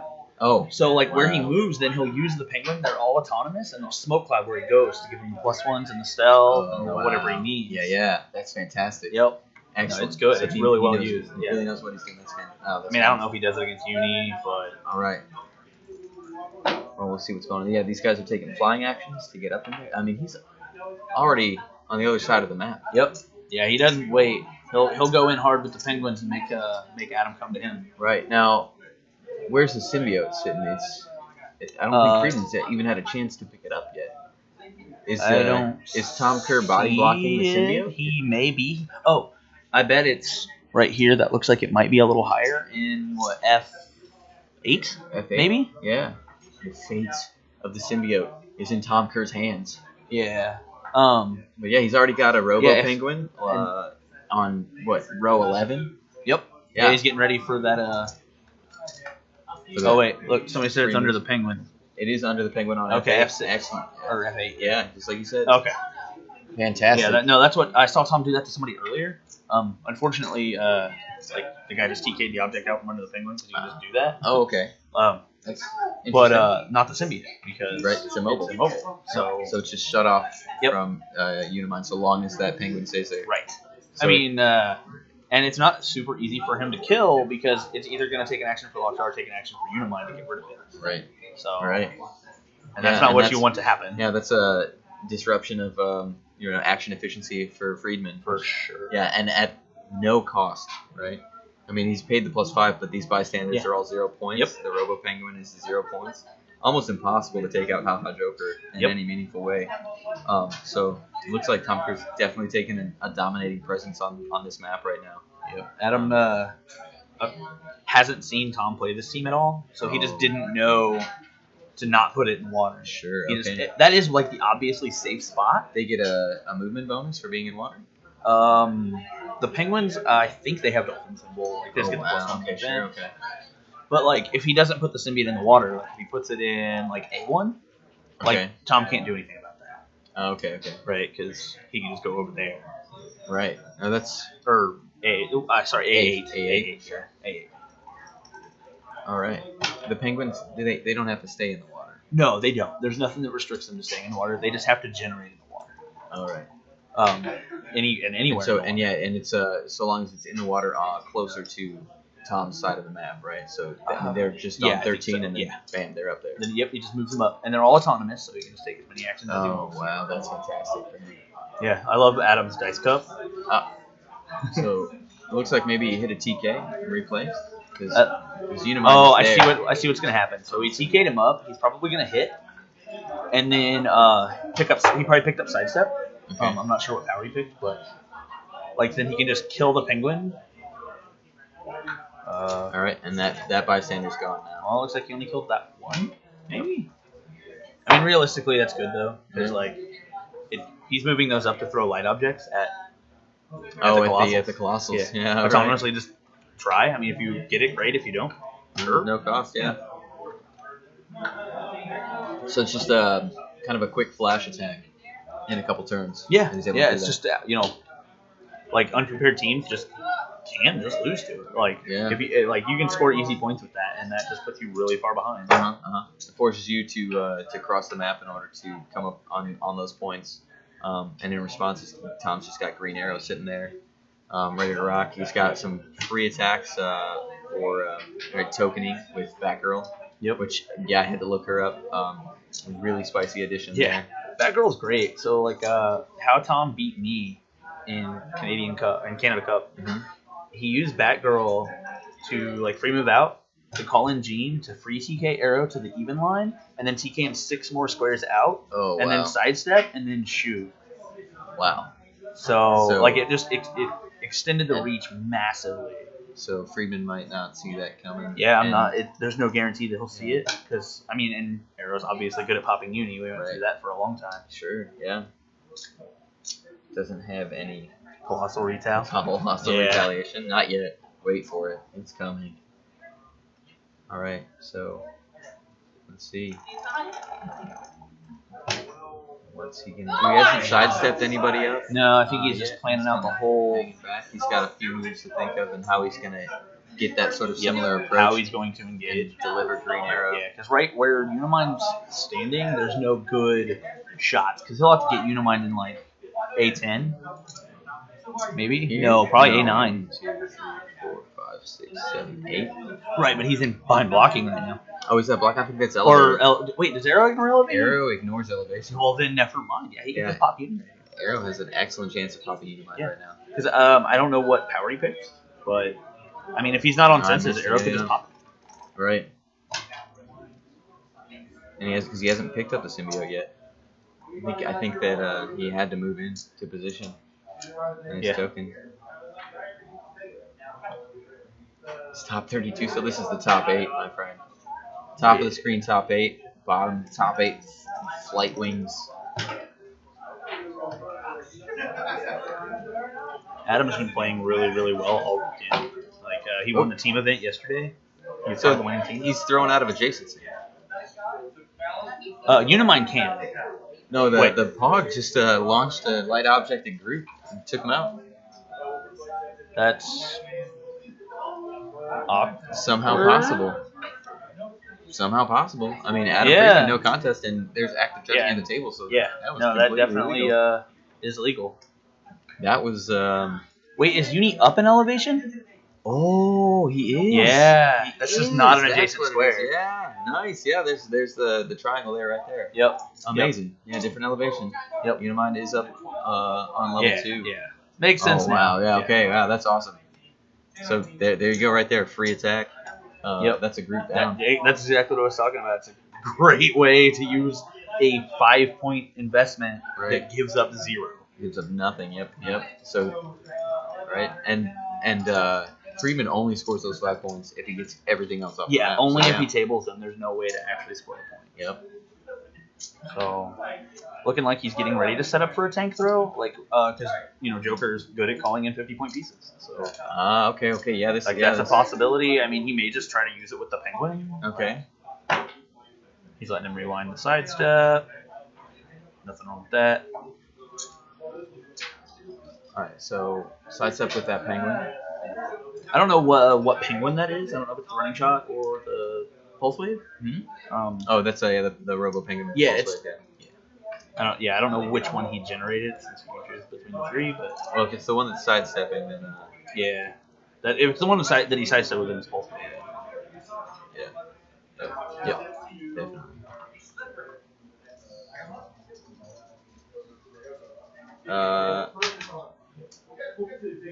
Okay.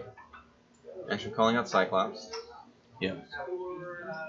This is, what I was expecting the tank to get thrown with. Okay. So he looks like called in Headmaster Cyclops. Yep. Free attack to move. Yeah. Free attack to move the Theme marker. Giving it to Fast Forces Penguin. Yeah, give it to the penguin that you are attacking. That is not there. It's 2 Flora Colossuses. Like one just fell and broke. Oh. Is that a crit miss? Critical miss. I think you accept that in Trouble Alert a Firestorm to have an extra prob. But I guess he didn't. Wow. Yeah, so no marker. No marker whatsoever. No movement. No free movement for the penguin.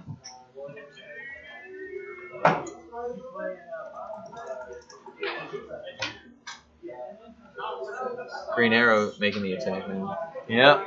He sidestepped over and made the attack. That one's a lot easier. Like you just need a 4. Mm-hmm. So he moves it to Cyclops. He's gonna go throw the tank at the 2 Floras. I don't know if they've healed. I don't think they've healed yet. No, I haven't seen it picked up and clicked yet. Right. So he might just kill both, which just seems really good for Tom here. Yeah. Then it's just the 2 pieces. Looks like he's just taking the shot. Yeah, I guess not he's throwing the tank, just taking the shot. That looks like a big number. It's an 8, I think. It's 6 and 2. Yeah. He did. And that is a down Flora. Yeah, and he sidesteps off the map, most likely. 2 actions. And he's holding on to the Headmaster leadership right now. Yeah, because Tom's build actually doesn't have any leadership. Okay, so now he's not going to use the action. The extra action.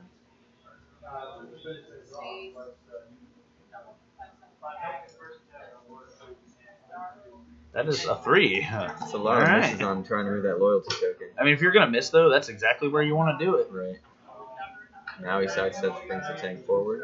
Yep. Because at this point, like, he can give up those 8 points and just be fine. But I don't think that Tom will throw the tank. There's probably not going to be any reason for him to do that. All right.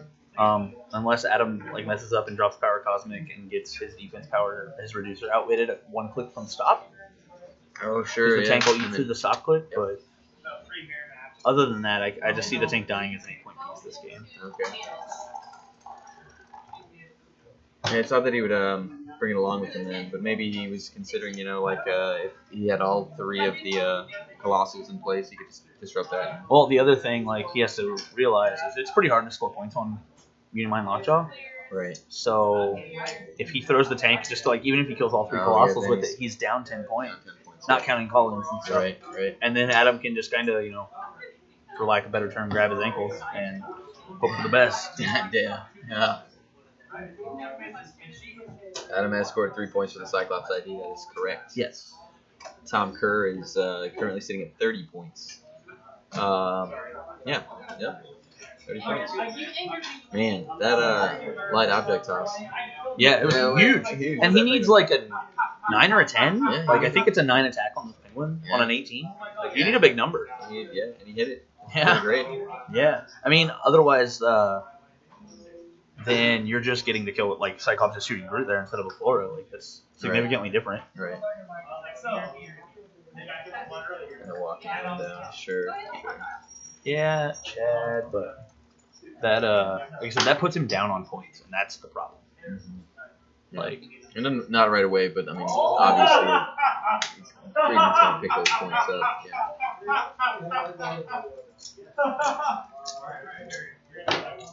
So there was a D6 roll for something.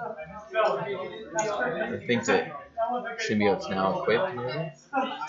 If he double tokened up on Unimind. Yep. Yeah, so he definitely at least has the symbiote at this point, and is probably picking senses.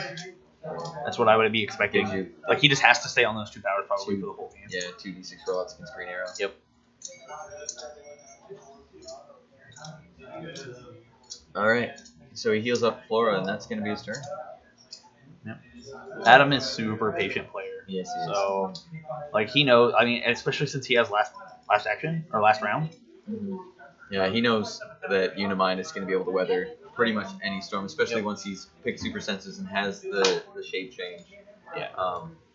That's yeah. He knows that the increase in probability of actually getting one of those D6 rollouts is just enough that he's comfortable with weathering out whatever Tom might have now. If this did these penguins have sidestep or They don't. I think they just have Smoke Cloud. okay? With the ones he picks, I'm pretty sure. Like, there's like 3 or 4 different ones you Yeah, can there's pick. 3 different penguins that he can choose from. Right, and he I'm not gets sure any which one. combination. I'm not sure which one's which because it's too hard to tell from here. Yeah. But he knows which ones he's choosing and why he's choosing them. So we'll give it to Tom Kerr that this is a very well practiced team, piloted by a very well practiced, experienced player. So it Looks like he's checking looking some for a line lines. of fire, maybe. Maybe they're hoping to get that Robo Penguin in and just pulse wave. Because if he clears out these walking woods, that gives the penguin the chance to toss that object at Flora once she's on her stop click again. For sure, yeah. Just to try. I mean, you might as well. Yeah. Like he's using 0 points to do all this. Right. So Yeah. that's what I love about penguins.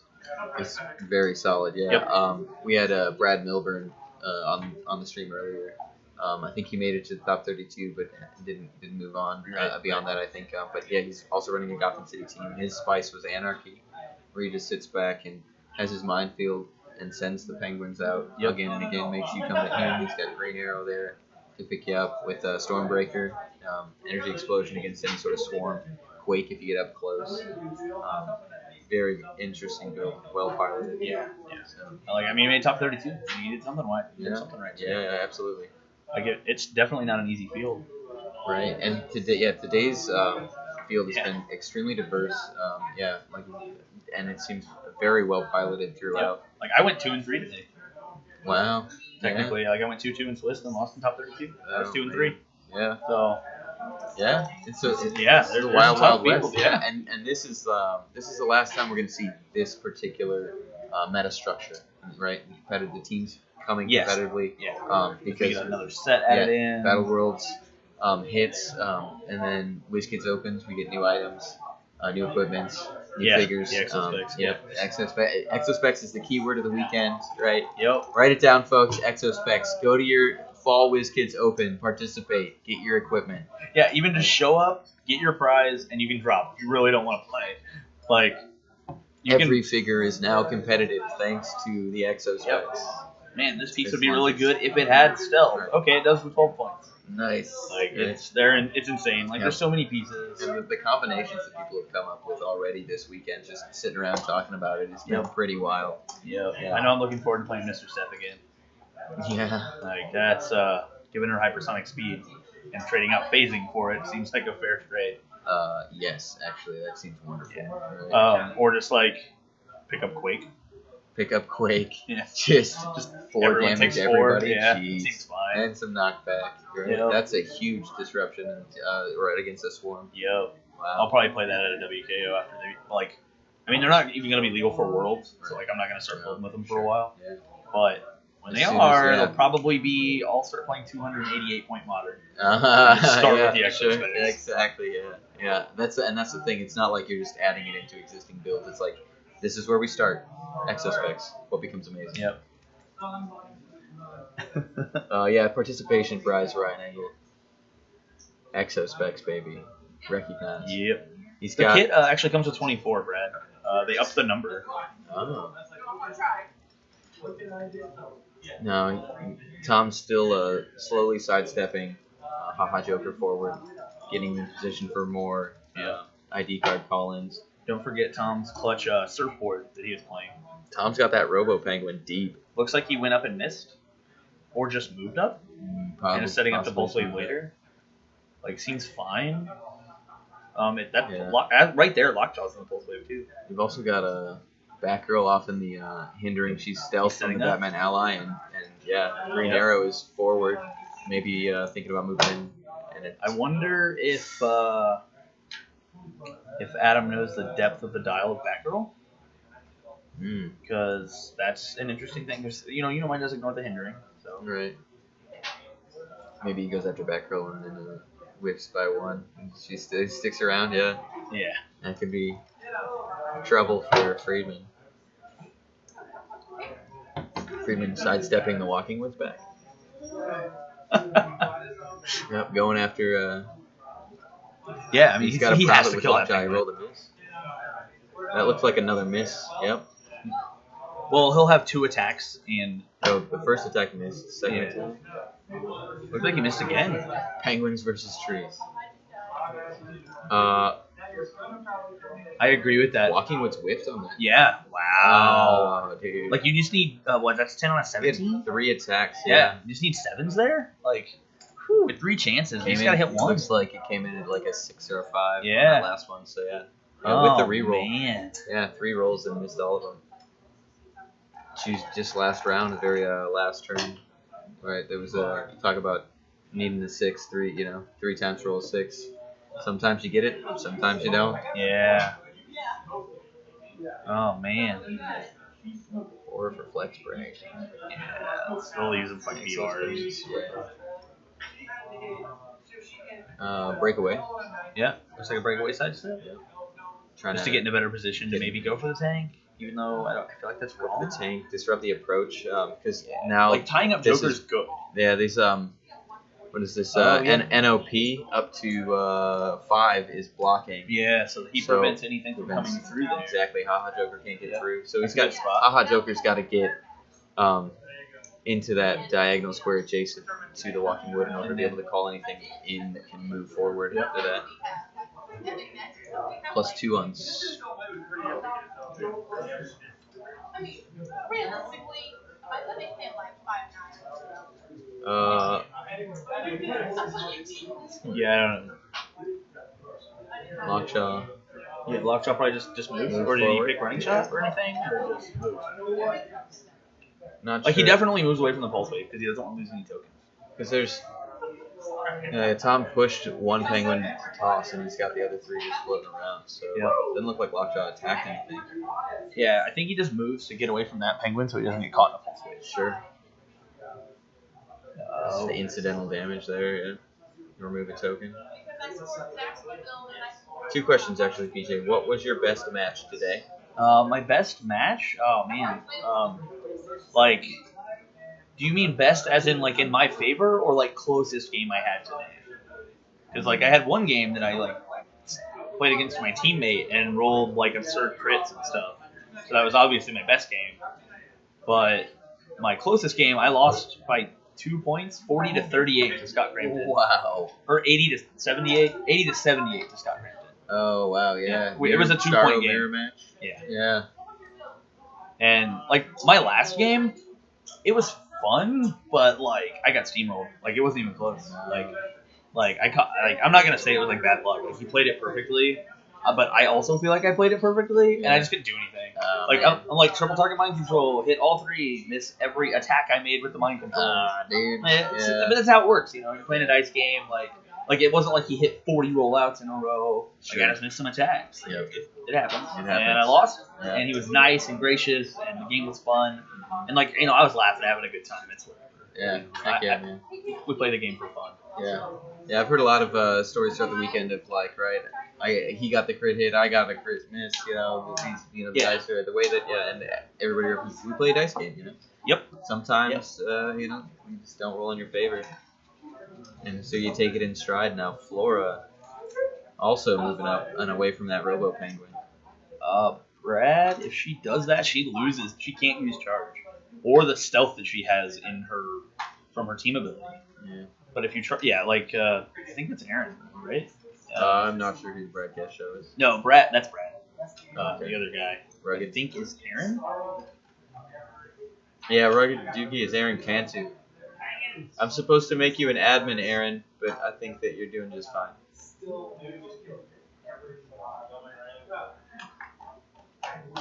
Someone asked PJ what he lost to. Oh, hi, Steve.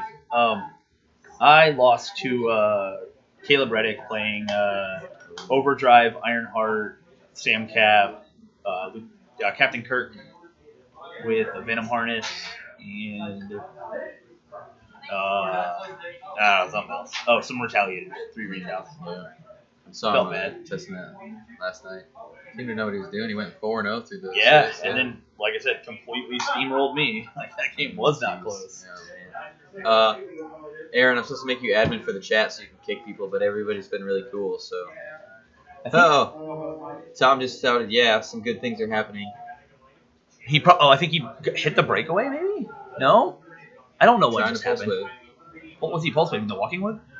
I don't know. Oh, Now the he's- Flora now- moved now up. the- now the Okay, I didn't Robo even is- see the Flora move. Man, I'm not paying any attention. Yeah, we should have been chit-chatting. I mean, this game is going on pretty steady right now. I think Unimine's just chilling. Ryan, I played Starro. 6. Lockjaw. Oh, look at that. What? Both walking Oh. woods down. And 2 his penguins penguin. down. Yeah, that's a big old But suicide. that just means that Super Rare Penguin generates a new buy. Yep, generates a new one that probably just pops out with running shot, goes and shoots. Mm-hmm. Anyway, Ryan, I played Starro, Lockjaw. Yes, there you go. Steve posted it. There we go. It's in there. Yes. Yeah, that's Starro build. I read the article when I got back to my hotel room last night. Excellent idea. It's hella amounts of practice. It's just wild. Yeah. I don't know how much time you put in, but Dan wrote that he put in 400 plus hours. He's combining my hours, his hours together. Like if you Okay. put all of our tournament I was time, like, that is a second full-time like, job, sir. No. Like so realistically, like we played in like multiple 8-hour tournaments. But I played in like 4 or 5. He played in like 4 or 5. Okay. So that's It a all lot of adds up. hours. Yeah. Plus like his play testing or online, and he's also Conference. counting like me and him just like spitballing ideas back and forth. Yeah. Like driving home from an event, talk for 2-3 hours about like what we can adjust and change Right. to settle on the build that we both played today. Yeah. Which is excellent build. Seems to be pretty popular build for Starro. Oh man, I'm not following. Both get eliminated before Sunday, so I have to play them. Yeah. He's playing in the California event. Okay. At the Majestics thing.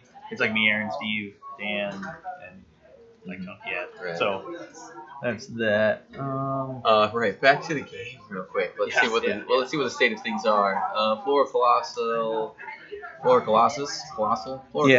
Lockjaw, mid map, lower. Unimine just chilling up on that elevation, not doing a thing. Tom Kerr has worked through all of the +5 location bonus. He's still it's got like one left mid map there, yeah. to throw that light object. Looks like he sidestepped back to Green Arrow, keeping him at a safe distance. He's got Batman and Fast Forces Penguin off in the hindering. Yep. So That's weird. I was expecting you Hog Penguin to get up there. a bit Oh, more aggressive. Adam's getting ready to take that shot a shot on the Super Rare Penguin. Now Adam's getting ready to take a shot. Yep, looks like he's trying to calculate line of fire to get a shot there because like Lockjaw calls in Gene and Oh, just gets big. Yeah, like if Adam picks sidestep this turn, then he's like set up very well for the attack. Alright. Yep, they're definitely agreeing on that line of fire is good. It looks like they even had Pat verify. Yeah. Wild. The Green Arrow isn't going to block that line of fire from the square that Adam's putting in. No, it looks like that's why he's keeping his finger there because they were agreeing on that line of fire. Huh. So I would think that would be blocked. no, I think it's just gonna miss just ever Just so slightly. Yeah. I disagree, but I mean, yeah. I don't know. Steve, absolutely. Like not even a question. Do not regret that decision at all. okay, that seems a little more like the square. Right.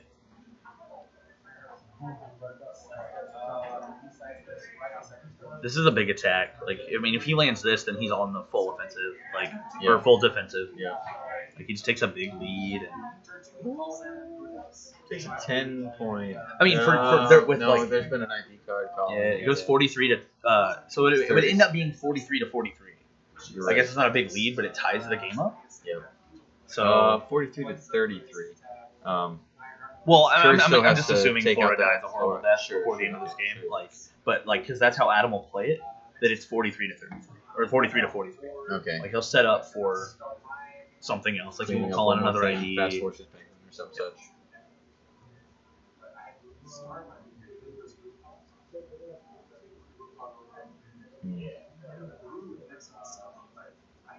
Silly Brad. Yeah. The mighty Thor. It sounds like he's sidestep on Unimind. Yep. This is risky though. Going in Cyclops. Yep. Oh man.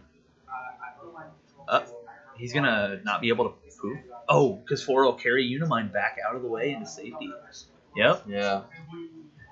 You get out of here with that stuff. Flora sucks. You get out of here. Flora sucks. You get Flora outta does here. not suck. Flora's amazing. See that broken Flora? That's mine.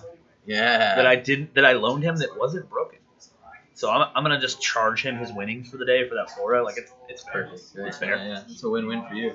Yeah. I'll just be like, the $1,000 or whatever that you might win today, I'm just gonna take that for that for you. That's mine now. Thank you.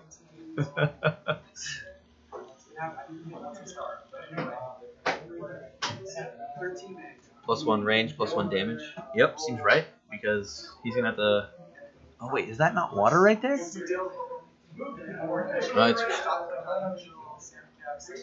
sidestep and then running shot. Yeah, he's gonna have to use both.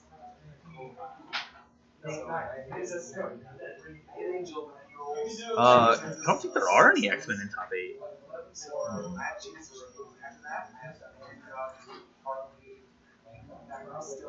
Was that a table Ooh, prop? that was a miss. Prop with lockjaw now. Gets it. Yeah. Team prop with Yeah. green arrow. Yeah. Yep.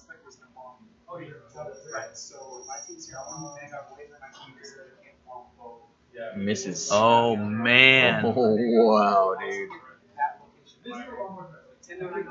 Oh, Flora healed, so Flora has sidestep. He doesn't even have to put an action on him. Yeah, Flora's doing quite nicely. She's a very resilient, low-cost figure that can taxi and do the sort of maneuver where you're pulling away your ID card calling. Yep. Callin's gone. Yeah, because realistically, he just like sidesteps diagonal up one, or forward one, I guess works too, and then just shuffle Uni back a square, but leaves a direct line for Arrow, or is Arrow on an action Arrow token? just took a token to theme team. So That's right. So Arrow can't shoot. Yep. Yeah. Seems really good, like for Adam. Like I think with Arrow on a token, I don't even pull Uni back. But Right. like it still seems okay. Like, he's still in position to call in Jean to try to do the exact same thing. Yeah. But you have to go +1 damage with her Against. to be able to one-shot that penguin. Oh, sure. Yeah. I think you +1. And he healed again, Oh, which he wow. should have clicked twice. It looked like he only clicked once. But click it twice. Did he? Okay. Yeah. Ryan, Uni can't shoot Arrow right now just because the trait if he's in clear terrain, can't shoot him outside of like 3 or 4. Right. And he doesn't want to dive Unimind that deep because that's a lot of. And he doesn't. And Adam actually doesn't have running shot or hypersonic speed on his sideline. Oh, he doesn't? No, he has no move in it. Cersei thing. Oh. He just has sidestep. Adam is a very methodical, conservative player. It'll be defense powers pretty much only. And ID card Collins eke out the points. That's all he's got to do in order to advance. Yep. Right. Excellent. Excellent So, strategy, right? This is like clear play to the meta of the top 32 of the single elimination bracket. Absolutely. You just need to stay alive, and make sure that at the end of the game, when last round's called, last turn is over, you've advanced by 1 point. That's all you got to win by is 1 point. Yep. In single elimination, you're not playing for points. You're playing for deaths. Yep. So what I'm curious to see is if Tom sets up to drop the tank on Flora here, doesn't actually throw it here, but sets up for it. So next turn, he can project Uni to the front of the tank and just shoot his arrow. Oh, that would be so. You can use it as a reverse TK. Yep, that would be sweet. I don't know if you saw last game Adam Freeman was playing Isaac. Isaac did one of, I think Kenny Pena described it best. It was poetry in motion. Retaliated with a man dog against Lockjaw. Used the tank as its replacement. Hit a walking wood that he had outwitted his shape change on. Right, that was close enough to Unimind that he could do the replacement adjacent. Knock Unimind from his last click into the Astral. The Bifrost. Into the Bifrost to poof him and drawing the Eternals. I mean, it was exquisite. It was a privilege to watch that maneuver. I was too busy dominating a BR. Oh, heck yeah. Yeah. What'd you pull? Super Rare Thanos. Oh, yes. So I'm just yes. and I pulled, they passed me 2 of the Stasis Spider-Man. Oh, so I had 2 wow. Barons. I'm just 13 for 8, 13 for 8, 13 for 8. And, I mean, I won that game. I won that BR. Felt okay. Seems Look, good. my Dinosaur's right here. Heck yeah. I didn't really want the Thanos. No? I wanted another Dinosaur. Dinosaur's a great figure. It'd be good to see if, it'd be nice to see if he makes it into the competitive scene. Yeah. I want to try it. Yeah. He's low enough points and good enough for what he does.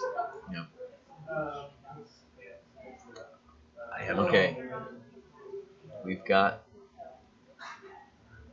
Is that Cyclops? Second Cyclops? This is another Cyclops, yep. Yep. Maybe. Oh, I hope Tom's not about to mess up. I think he's thrown. No, he's not tanking. Wait, what's he? What is going on? He's going after Flora. Okay.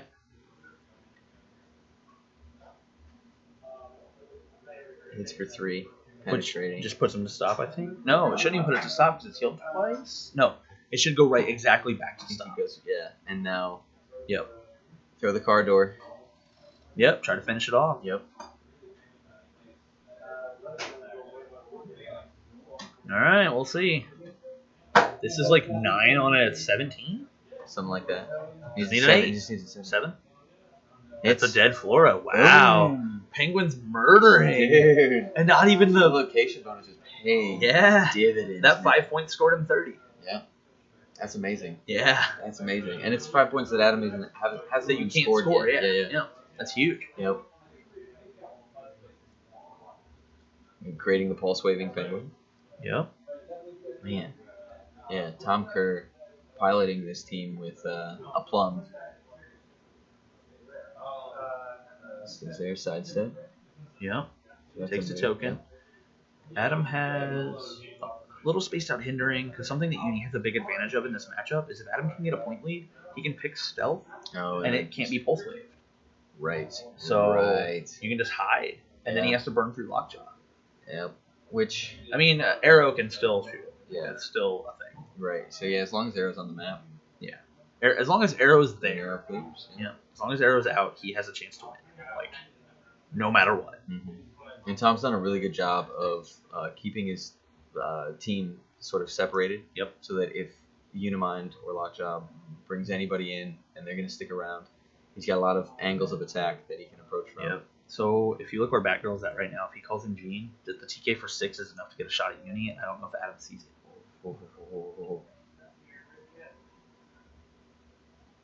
He's counting up 13 range. Ugh. We're not taking sidestep. We're taking prop. Okay. Counting out TK. 13. 13's good. Lockjaw chooses TK. He's rolling to goes to click 3. Click 3's good. That's a very, very good click. What click is that? Particularly? That is the hypersonic speed super senses click. Oh, that is a good click. Yep. That's Just smart. having a rollout. I mean, I really don't foresee him going for it. Yep. Ooh. I don't think Adam sees the arrow shot. So this could be no bueno. This could be Points are currently 43 to 6. maybe 6, something like that. Yeah, 6, yeah. Well, Oh, 8. 8. 43 to 8. One Cyclops would have to be. Yeah. The headmaster card. Yeah, it's 43-8. Tom's favor. Double perplex. It's definitely not.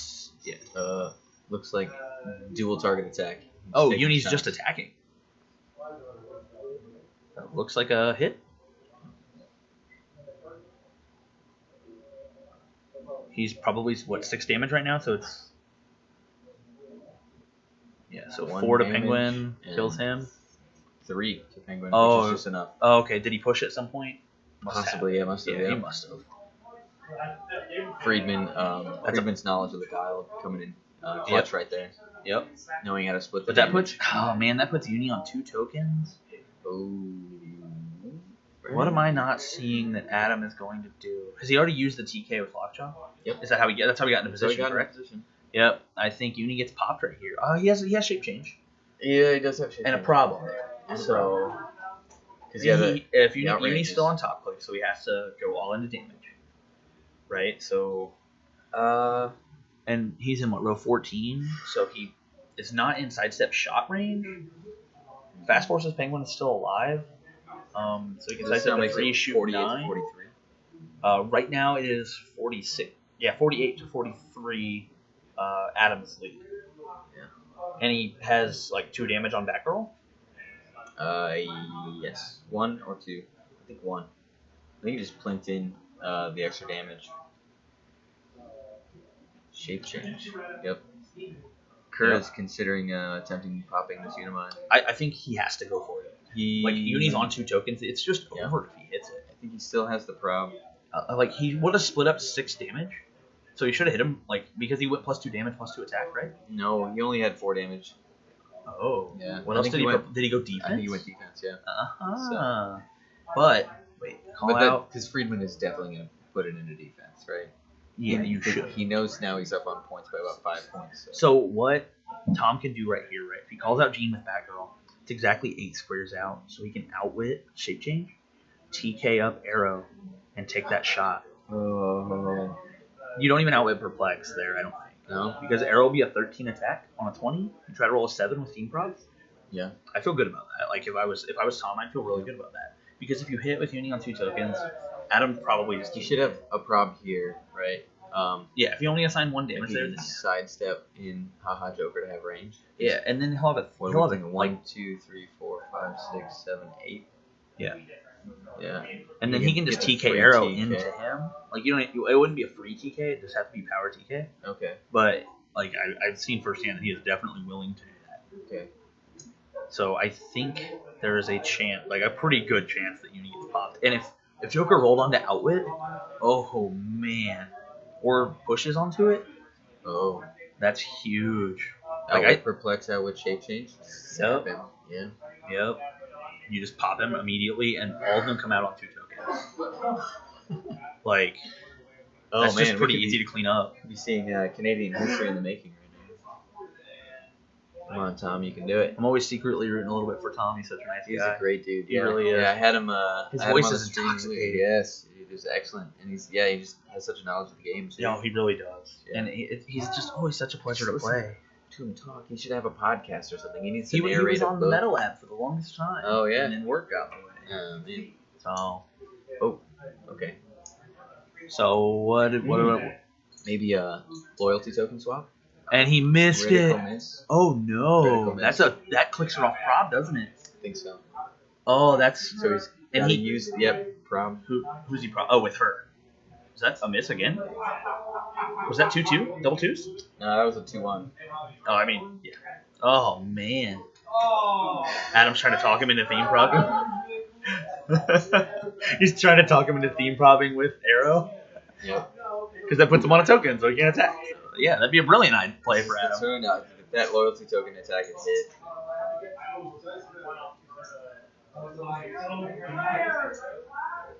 Oh, last round just got called, so Tom finishes this turn. I don't think Tom can win. No. Oh man, I think he may have just lost. Oh man, Like- such a tight game. So if he pops them, Adam places them all in the back, Yep. and I don't know. There's no other way. There's no way to getting get it. damage through it. Okay. I just heard him say YOLO. Yep. YOLO Swaggin's going I mean, for it. he has to go for it. Oh man, I'm curious to see how Tom plays it. So if wait. he calls in and throws the tank like I was talking about earlier and uses it to put Uni in the front, I think Friedman thinks he's down. but he's not, right? Like I'm not crazy. He's up 48 to 43. I believe so.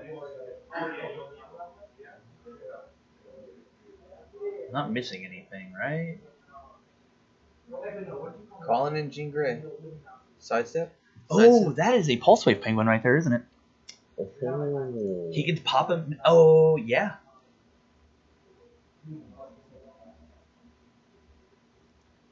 Oh yeah. They don't all have stop, Aaron, because one of them's Thanos.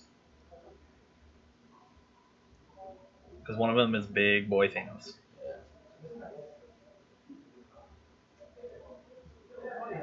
This is. Oh man.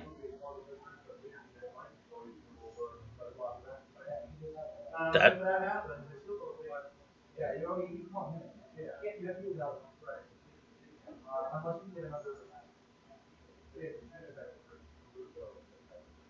Oh, he already used an action for the turn to move with Joker, correct?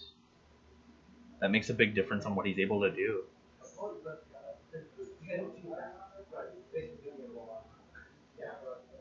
To be fair, Aaron. Yeah, he's gonna call in Professor X, mind control him up, and see what happens.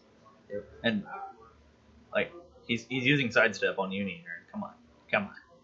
Wait, Adam wrote an article on this team, and you are definitely an insider.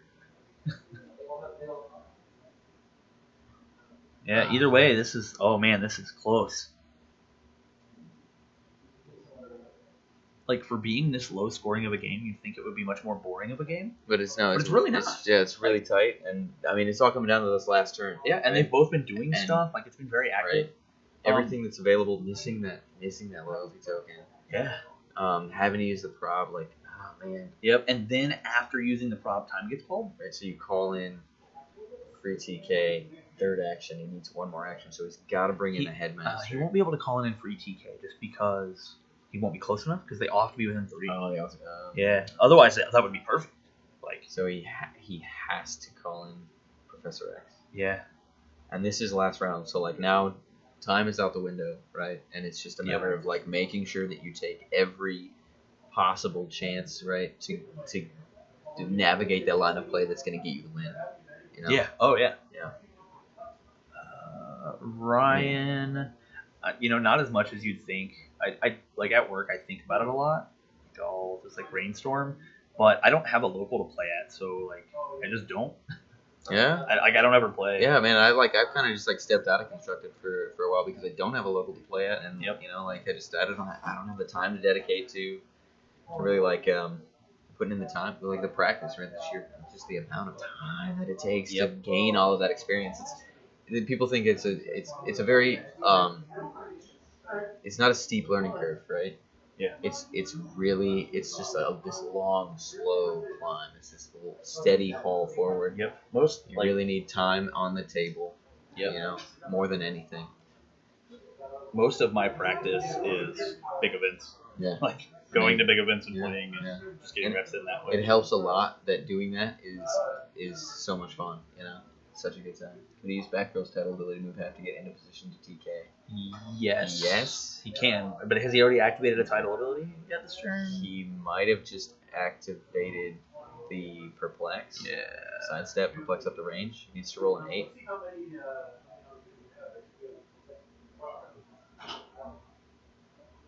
That hits. He probs with Uni. Yep. That is accurate. This should be like a 12 or a 13 on a... Oh, it'd be a 12? That hits. Wait. Why? Nope. He's not rerolling. Oh, he can't target him with the prob because he's outside of 3 and has no action token. Yeah. Yeah, prob does specifically target the character. So he pops Uni here. But can he follow it up? That's the biggest thing. Dunker's doing it. So he definitely places them as far away as possible. Star Fox has to go next to the Lockjaw. Has to. Right. Thanos is the big target, right? Like, so he's found a way of getting like Star Fox should just be in the front. Like like up 2 more squares next to Lockjaw because he has prob on that last click. Okay. Like that's big. But he has Any one. props? Oh, he can't call anyone in. He doesn't have a call in that has leadership that can attack, and that's the problem. No. He used both of his Cyclopses. There's no way for him to get to attack if.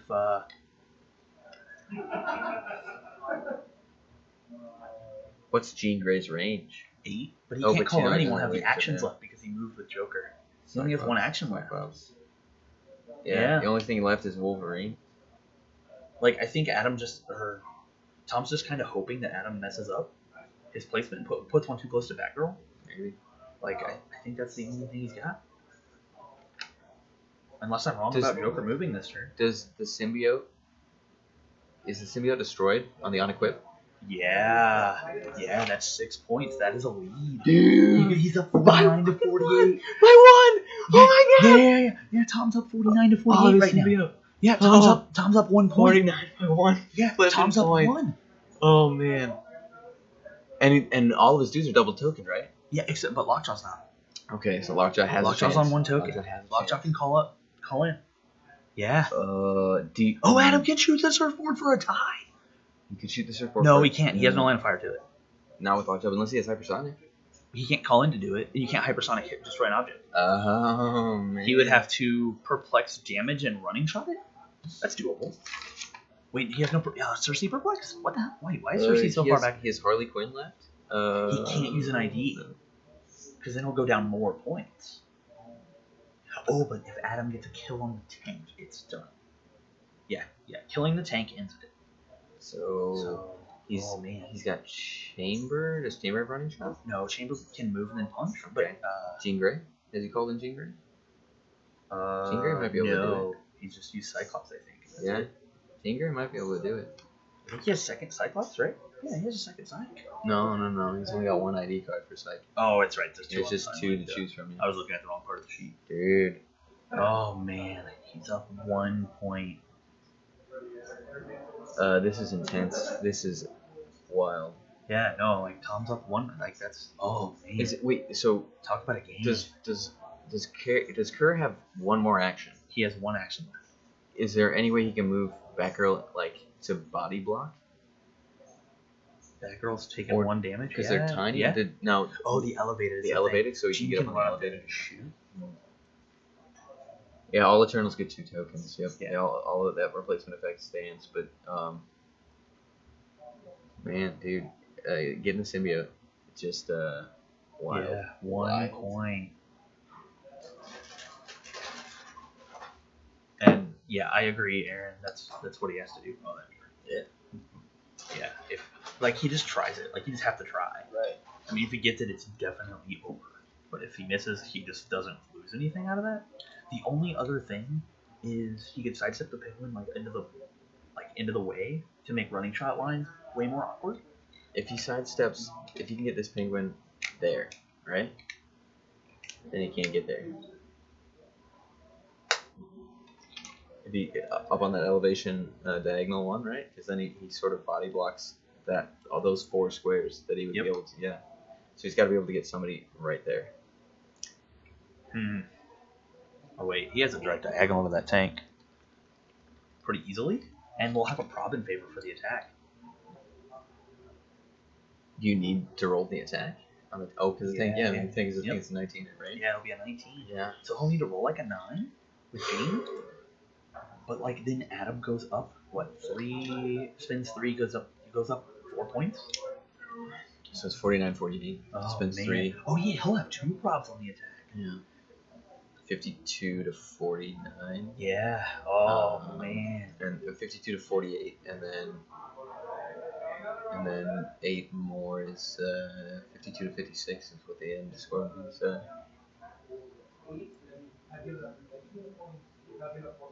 Yeah, Brandon, they all have 2. He was just getting them all placed before he assigned the action tokens. Well, it's a close game, Tom Kerr said. That's actually incorrect, Aaron, because he can't move into that water. The water, he can't get there. Tom has 1 more action. Yeah. No. And this The Penguin can try to kill Sidestep? Thanos, 1, 2, but he's 3. against 2 probs on the attack. Like, he has to roll. I mean, you do it. Like, you just do it. Yeah. But you need what? It's a 9 on a 17? Need an 8 against 2 probs? Yeah.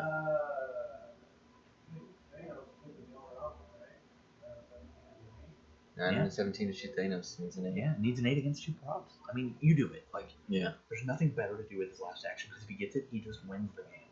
It's unlosable. Like, Adam can't kill his whole force next turn. Mm-hmm. And Thanos is 300 plus points. Here it comes. So for an 8. And he can grab it with 3 Yep. now. Yeah, I mean, you definitely. I mean, this is Tom's last turn. Yeah. Use everything you got. I have a secret weapon. Hits it. Yeah, he'll prob once. Hits it. He'll prob again. Oh! Top Kerr did it! He Oh my God! Thanos. 8 3 times in a row! Oh my God! Wow! Oh man! Woo! Man, talk about a finish, right? Talk about That a finish. is wild. Hey, game state's wrong. That penguin should be dead. What? Don't do that. Don't do that. No. The penguin should go away because he pushed it. Right. But it's over. Yeah. Oh man. Oh man. I gotta see if Matty G won because if he lost, I'm leaving. But There we go, if he man. won, I would join Stick you around. again if you'd like, unless Hell you want yeah. Adam in here. Either one, man. No, yeah. You can come back. You can come back. I'm gonna see what happened with these other games, and I'll be back. All right. Thank you, PJ. Oh my God. That was amazing. That was absolutely amazing. Clicks legends, right? Canadian history. The Phenom. Tom Kerr. What a game. What a game. Adam has a final round, but he only has one available, basically one available action of attack or angle of attack. So yeah, he can't kill enough to win after hitting Thanos. Okay, everybody.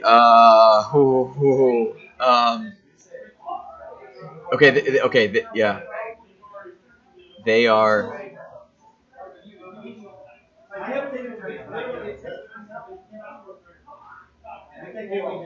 Okay. Yes. Okay. Let's take a moment. Let's take a breather. Wow. Wowie. Amazing. Absolutely amazing. Let's take a moment to collect ourselves, and we will be back shortly. Either with Tom Kerr, I think they're probably going to want to get right into the top 4. It is already 9:10. We've got 2 rounds left to go. So yeah, we'll take a breather, collect ourselves, and be back with the top 8 in no time at all. That was a phenomenal. Bring Adam in. All right, let's talk to Adam real quick. We'll be right back then.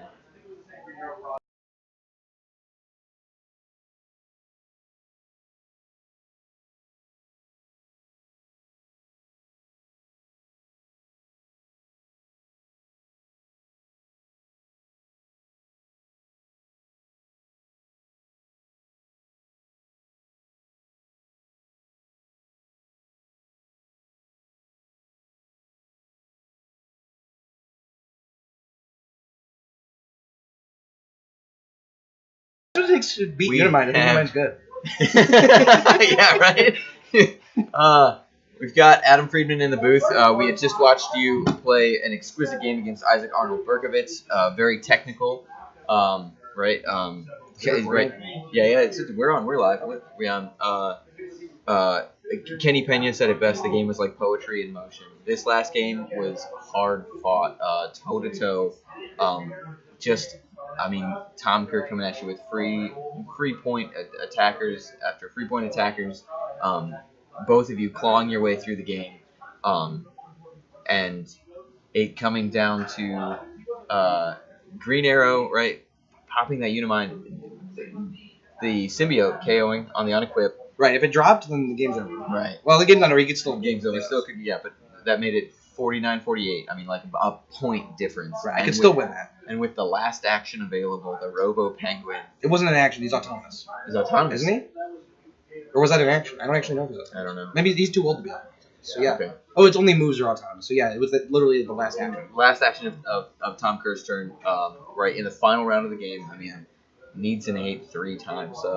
I'm sure people have questions, but wow, like, what a finish! I mean, throughout that game, I mean, what were you thinking? How were you maneuvering your way through? I mean, really, what was on your mind? My thought was at the beginning, Penguin's relatively naked, and I know he's 4 clicks, and I can strike him from up to 13 squares away if I need to with Unimind. Right. And so I can give everything. I need you in your sheet. Okay, one sec. Or can we finish this first? Yeah. Finish it. Okay. Post I game. can't prize out the next people till you prize out. Oh, okay. Okay. I'll go take care of that first and I'll come back. Yeah. Adam Friedman's got to take care of some serious business, real life business, and then we'll get to talk to him. So think of your questions. If you have any questions for Adam, and yeah, we'll bring him back in if we aren't already in the next round of play. So yeah, man, dude, what a run. We're gonna take a breather. I need to take a little bit of a moment to myself, and we'll be back with the top 4. You guys want to see Tom Kerr play again?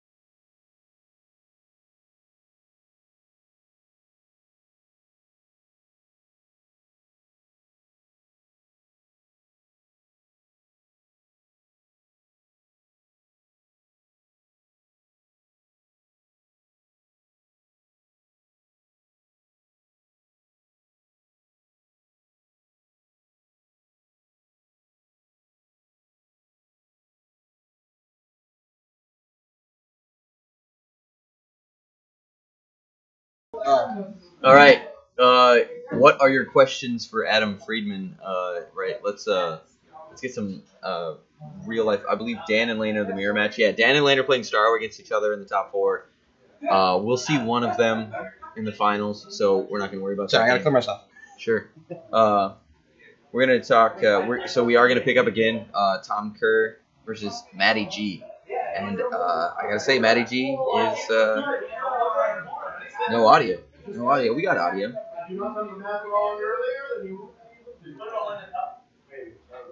Test 1 2. I'm showing audio pickup.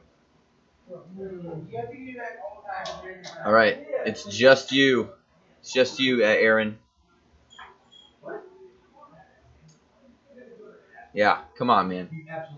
Get with it. We're gonna pick up again in the top 4. Our top 4 feature match is gonna be Tom Kerr versus Matty G. It's basically gonna be the game we just watched again. Matty G's playing the same team as Adam Friedman, so we get to watch Tom Kerr slog his way through another Unimind instead of watching a Starro mirror match, and then we'll get to see right who ends up being top 4. Top 4 is Daniel Powell versus Lane Miller and Tom Kerr versus Matt Grachunos.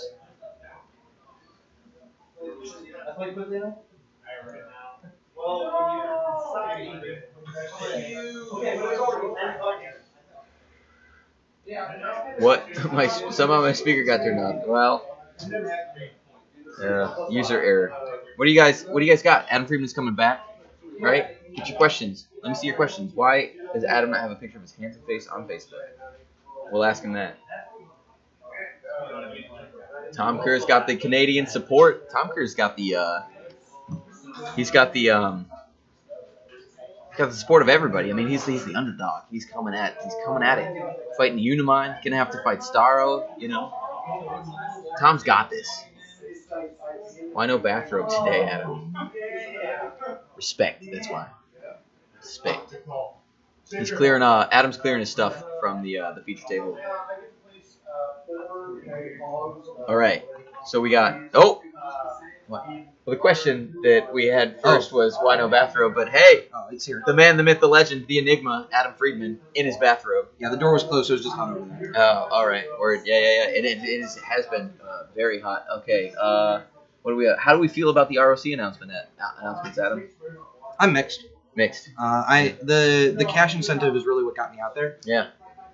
Without that, I'd really have to see what's going to go on with the LEs. If we're getting like the secondhand Origins LEs, I don't think it's going to be. It's going to be a little bit rough. Yeah. All right. So if we're getting like what's the positive? Oh, the positive is the affiliation. Excellent. I think that gets you more recognition from the people who are like, oh, well, it's not actually WizKids. So, right. Yeah, you know, well, you shouldn't. Guess what? Now it is. Yeah, now it is. So I think that's a very big positive is the legitimacy of it. All right. And I mean that's not a small thing. It's a very big deal. Yeah, that's excellent. What was your most fun game? My most fun game today, or maybe throughout the weekend? Oh, my most fun game throughout the weekend had to have been the finals yesterday. Finals yesterday? Yeah, oh, yes. That was brutal. Ooh, Thanos Prime versus Thanos Super Rare. And Seal. Adam Friedman versus Daniel Powell. Yeah, we covered that game last night. It was wild. It was great. Yeah. Well fought. That one basically this one, but the other way. It went the other way. Yeah. Generating those duplicates and just being like, all right, dude, you got 3 rerolls you'll never hit. Yeah, well, except today where they can hits. Yeah. Oh man, right? Yeah, maybe the opposite. Yeah, right. It's justice. There's that one time that Daniel Powell rolled the 9 3 times in a row, and Tom Kerr got it today, and right when it was clutch, absolutely clutch. Let's see. What Eternals do you see being the main 3 once Battle World is legal for competitive play? So I think it stays the same. I don't think the Thanos plan add. Well, I'd have to remember what he has on last click, but I don't think he actually adds that much. Okay. Like you already have Invincible. You're like because you have the other Thanos, so the rare, and I don't think you can drop him. It's too good. Sure. The side step's too valuable. Yeah. So you already have Invincible and you already have Rob. Mm-hmm. So you're getting Psychic Blast. Actually, you already have Psychic Blast. He has that too. Yep. So you're getting Running Shot and Stealth, which you already have through Cersei. Mm-hmm. So I don't know what I can't drop Cersei. Like TK is too good, Barrier's too good. Right. I literally won a game earlier today because I could just Barrier every with alternate. Yeah. Because you get up on points. You basically trade 40 of your Colossals for 50 of theirs, right. and you just alternate Barrier every time. You just take as long as you need. Right. And as long as they can't crack through it, you just win. Yeah. That was actually my first Gotham City Underworld match went that way. So. All right. Well, were there any decisions you think in the early game where something could have gone? Maybe you could have made a decision differently that would have helped you as the line of play advanced throughout the game. Probably I could have placed the symbiote elsewhere. Okay. That'd be the biggest thing. I hadn't really processed how far up the map they were placed to start the game.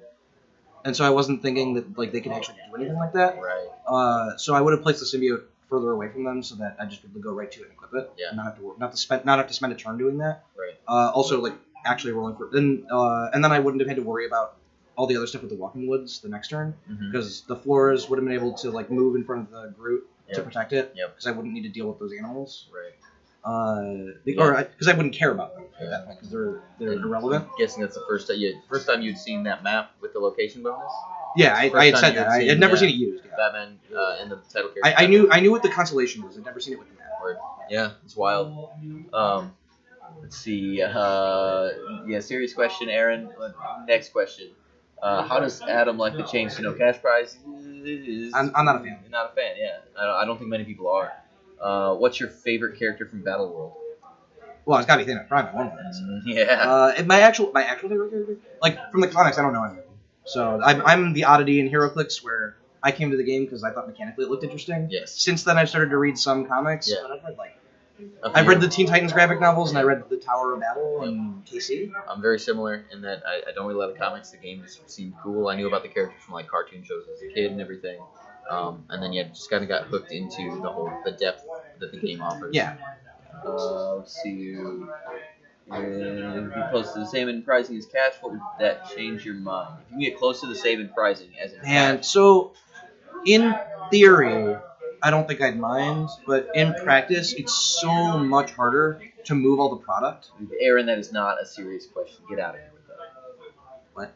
Oh. Don't worry about it. Yeah. So say instead of $4,000, you got $4,000 in LEs. So Right. one, you're gonna get a discount because you have to sell them. Right. Like the time loss of eventually doing it. Either they're gonna go down in value, Right. or there's risk in the Right. market, or maybe you just don't have buyers, The or fact you have that to discount them have to move them. invest in Yeah, your and then you have time to, your stuff time and gets everything. rather than just a check for Right. the amount. It also makes it much harder to split in top. So like one of the interesting things I figured this out last year, and I was very sad I didn't think of it then. Yeah. If you're in top 4, I'm convinced you should just split. Because if you win, you get $4,000, but if you get second, you get 2, Okay. and if third and fourth get $12.50. If you just split that, it's like $21.25 or $22.50 for everyone. Oh yeah. Which means the only way to get more than splitting is to win the entire event. thing. So at that point, you might as well Might as just well split, split and yeah. And everybody walks away. Yeah. happy. So like if you split, you're getting better than second place prize. Right. Yeah. It seems good. Whereas if it's all LEs, I don't know Nah, how in the world you who could wants to possibly do- try who and do wants that. to do that? Okay. Last question. Adam, what made you select Unimind for ROC Cup when it has such a That's in the article. Yeah. Hypothetical question: do you think they will ever make weight classes for splits, either by XP or cost? Teams from no players are enticed. What? I don't know what that means, so we'll skip that one. Oh, maybe they mean like a featherweight division or something. Sure. I don't know what that is. Yeah. Would your build have changed if Battle World was limited? I'm actually not that familiar with Battle World, but it has to because it's Share of Strength. Sure. So I would think I'd have to at least. It may not, but I mean, my build would change if I had access to Star. Oh, there you go. I mean, that was in my article. If I had access to Star, I'd be playing. Because Starro would be the first time that I found a figure that I actually had fun playing. So I've been playing for a very long time. Yeah. And so like the fondest memories I have are 6-player games, and everyone in our local play group opened Morgan Le Fay at around the same time. Yeah. And so every single one of our games had 6 Morgan Le Fays on the map. And we're all playing. Yeah. And so like I remember the turns where I have triple target on your 3 Morgan Le Fays. They use them to triple target the other Morgan Le Fays. Literally mind control the entire map in one turn, and like I get to do unavoidable to your guys because of the feedback rule. Yeah. So like I'm gonna take like 3, but like your guys are all also gonna take 3, and I'm gonna hit them with each other. Like I remember that. So the idea of just triple mind control really gets me. Yeah. I actually was. I'm really sad in retrospect that Tribal Order exists, because at first I felt Starro, he was good enough to play, but he wasn't super broken. Yeah. And then the Tribal Alert happened, and the interaction with Starface is just Amazing. Yeah. It's not ID cards and it's not retaliation, but It's really good. it's up there. Yeah. All right, dude. Excellent run. Congratulations on being Team Sealed. Team Sealed champion, top 8. That's and Now if we can just hope Matt wins, then, top 8. Hope Matt wins. Matty G. No, we gotta vote. He's in my car on the way back, so I gotta hope he wins. Okay, good for him. Right, good for him. He's and playing the good same for team you. too. Exactly. Yeah. Yeah, and Tom Kerr has proven that he can beat it. Has he? Tom Like I don't know what he's playing. Kerr, the dude you just played. Oh, right, because it's single LM, of course. Yeah, absolutely. Yeah. All right. Well, hopefully he was watching, and then he'll take a couple lessons. Matty G might have gone. All right. Or maybe he'll just win map roll. All right, everybody. Thank you, Adam Friedman. Excellent run, man. And we will.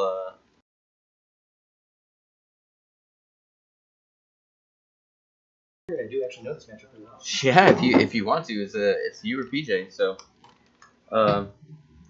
we've got roles going on. We've got to. So Tom Kerr, we're just gonna keep him. I'm just gonna keep everybody, so everybody knows. You can just change the name. I think everyone else is the same. Or I can just move it around, but yeah, I'm just gonna change this one name because it's the easiest thing to do.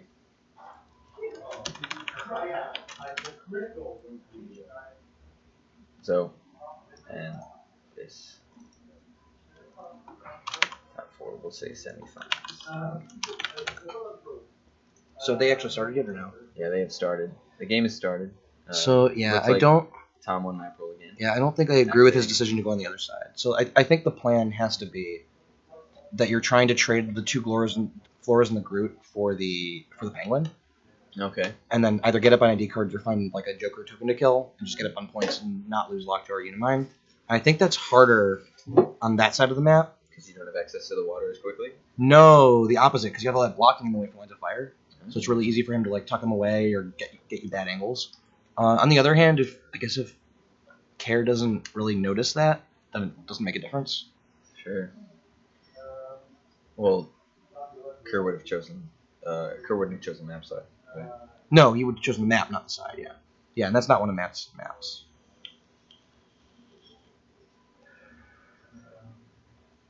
Right. So where do you put the symbiote? Symbiote's Okay, right yeah, it's there. only 5 away.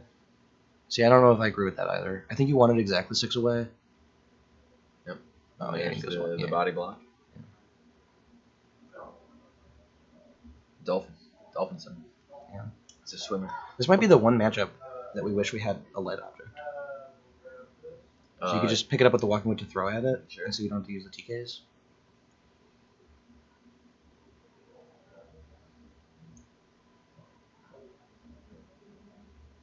Oh, I'm bad.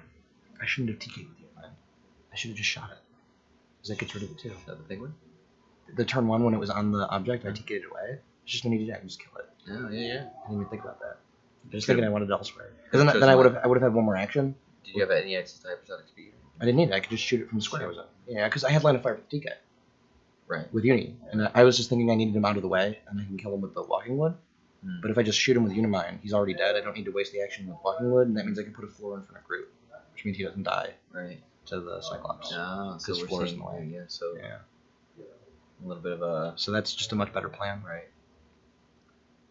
Person, wait, Matt is using Adam's exact team. Yeah, no, Matty G and Adam Friedman are playing the same team. Yeah. Oh my It's God, the he same literally exact wasn't set on his team until like this morning. team. Yeah. Yeah. Oh wow. Yeah, he came with his entire collection. Wow. Well, I don't know if that's true, but it was close enough. Sometimes you just got to go with the tried and true, the thing that you feel really most comfortable with. Now, just for everybody watching, I know that the team listings and the names are kind of swapped, right? Tom Kerr playing the Green Arrow back row team is playing from the left side of the map. Matty G playing the Unimind team is playing from the right side of the map. But we're just going to keep it as is because I don't have to change a lot of stuff. We got a 2d6 roll here on Wait, what? super senses. Doesn't work. So, yep. Oh, he put the whale on it this time. Yep. So, Matty G just choosing to Shoot it? shoot the penguin. Yeah, I think that's right. The whale. Surfboard is for awesomeness. It gives you like +3 movement when you start in water. Yeah. I assume it's for Batgirl. Yeah. Because then when she moves half her speed, she moves like 7. Yeah. And then it also gives her like 7 running shot. If she jumps with 2. Just change your set of cameras on. And then just Aaron move 7. Well, she's got 8, so it's half is so 4 half plus is 4 3. plus 3. Yeah. 7. That's a good move, man. That's for free. That's And then you can call in. Mm-hmm. Yeah, I think the other thing, if I had just remembered to try and heal the Floras, is if either of them made it, if the one that got like shot by the ID card would have made it, Mm-hmm. then Just keeping that moving. Did you miss a couple of the floor heals? my first turn I didn't roll. Yeah. See, I was so slow last game, and I started hurrying up. Yeah. Okay. It was. It was slow. I admit it was slow. I don't think anybody's really faulting you for it. It happens, especially when you have that much going on, and it's been playing for the whole weekend. That was your game the entire time. I got lucky. No, those were the floor heals, I believe. So now it's Tom's turn. Joker. Did you see if they healed or not? I don't think I saw him click. No, you Okay. can't click anything else. So they didn't heal.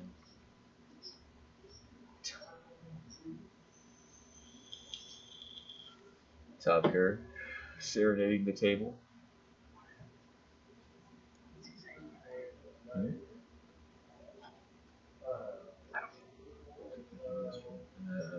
something about earlier. I said about how many games he's played a day. Oh, So you just get it.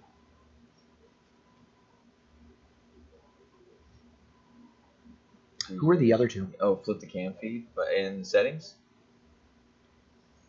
Aaron, is it in settings?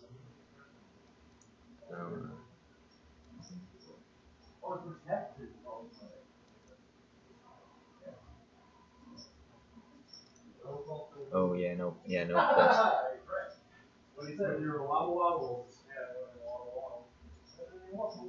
Oh, I did in fact leave my mug out there. It's right there. Yeah.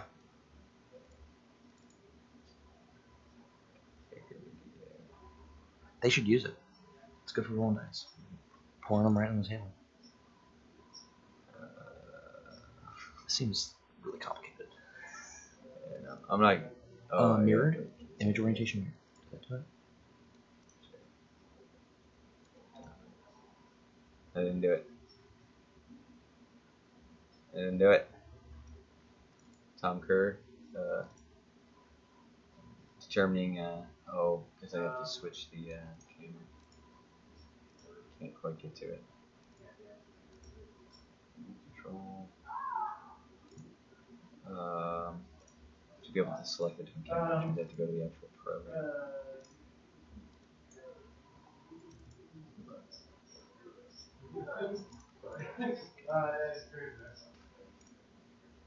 I'm getting wimpy here. Yeah, I think we all are. It's been a long day. I didn't do it either. I don't think it can change midstream, Aaron. We're fine. You know what? I'll do this all. Oh, jeez. Oh, it's not doing us a favor at all.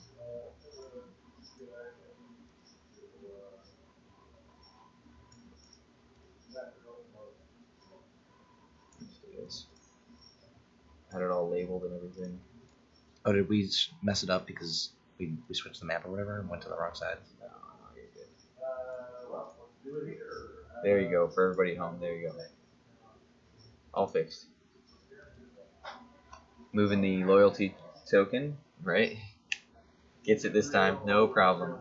One of these times, he's going to get that crit on the loyalty roll, and he's not going to have a crowd control. It's going to be extremely problematic for him if he gets that crit. I mean, it's actually surprising how often it should happen, given the number of times you roll it. Tom Kerr is going for the pop on Unimind. What did Unimind pick? Do we know? I missed it.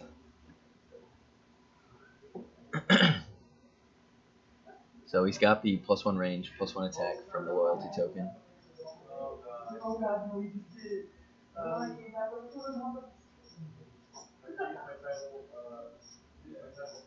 Title effect. Increase the attack value. So now he's got a 13 attack, 14 attack, and put everything into damage. Yeah. And just He's got 4 pluses, so it's 2 damage to attack.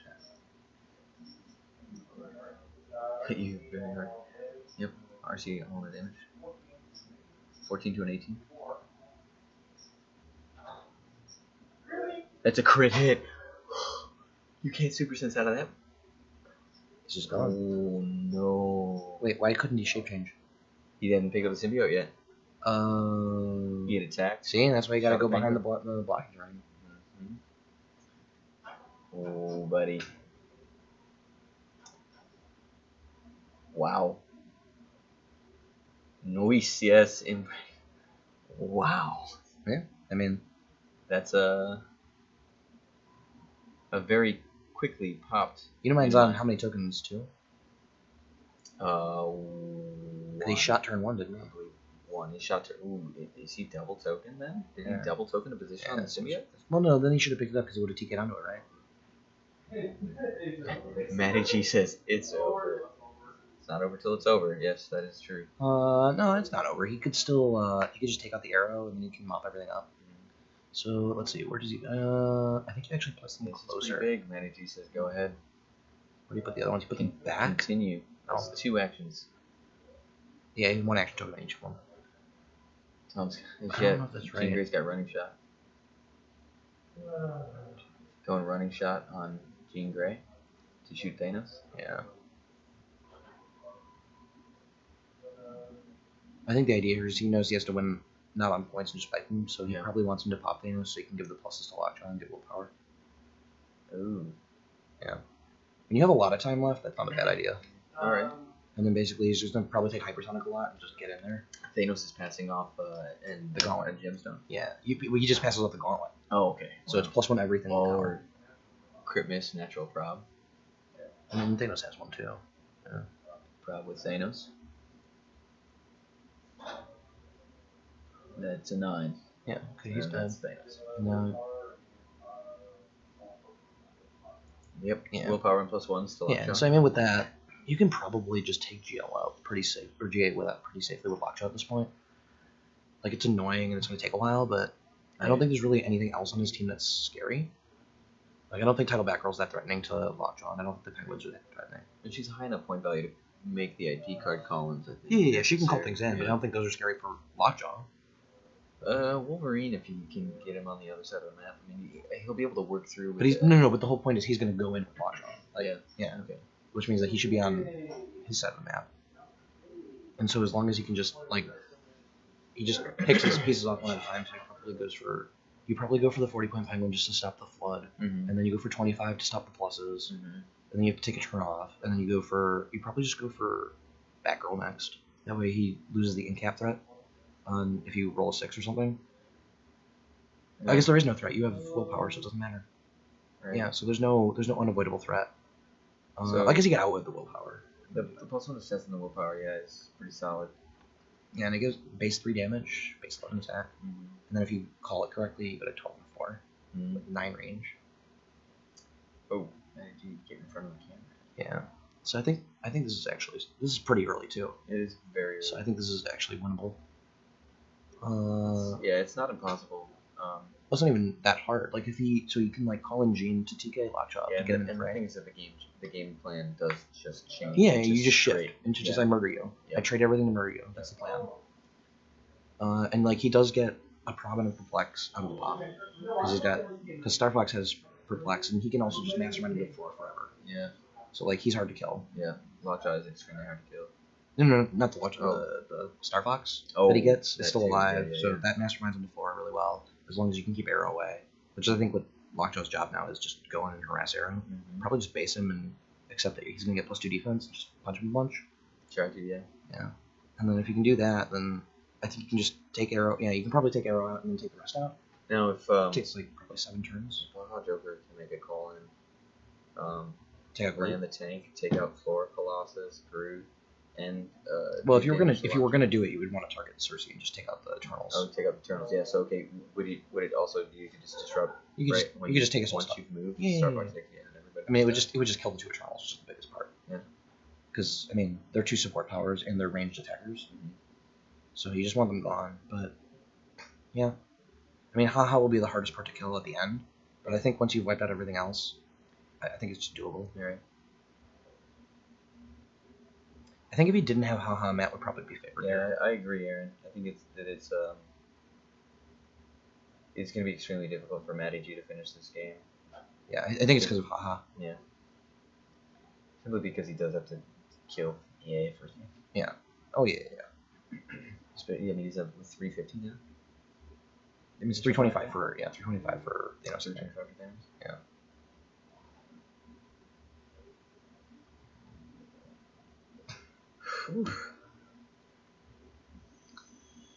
Yeah, I think it's very likely he manages to take everything but Joker out and loses to Joker.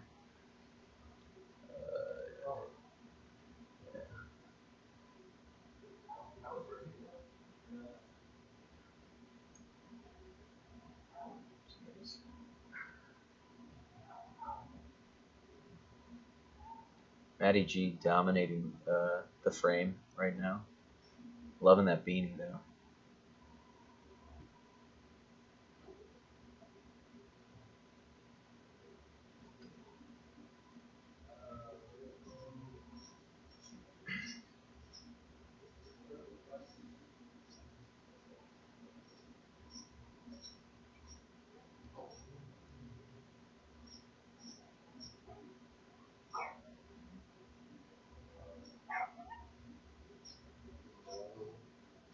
Tommy's a great player. He's been He's just been doing work. Perplex damage.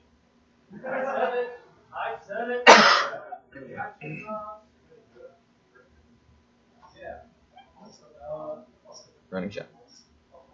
What do you call in Gene? Yeah. Going after Gene. That's so bad. You're never gonna win on points. Why would you do that? Rob. Matt, what are you doing? That's another miss. Can I see your die?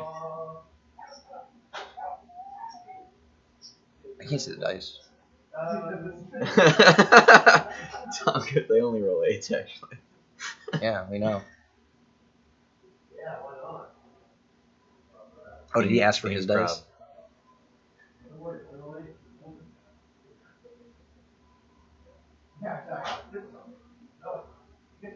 It gets better every time, so that's Jean Grey. I don't understand the point of that. The points don't matter. Points? But they don't matter. Right. Like, The plays are made up and the points don't matter. Right, I guess. Like, but then it's straightforward. You can ignore everything but the stuff you have to kill. Yeah. And if you lose, you lose. I mean, you're already losing. No retaliation. Like 12 against. Oh, an arrow? Yeah. It's on 19. 19. Yeah, 17 printed. 7 to hit. Yeah. It's pretty good. And if he gets it, he can lock the woods after. That's very good, actually. Where's your dice?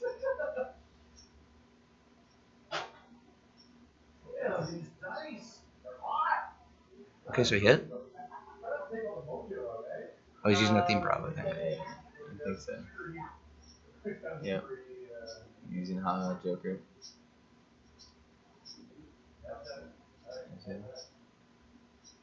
Until they do. That's a 6, that's a miss. Green Arrow dodges that.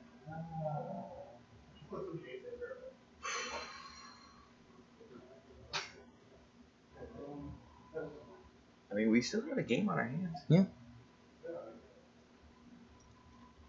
I mean, I guess really all he needs...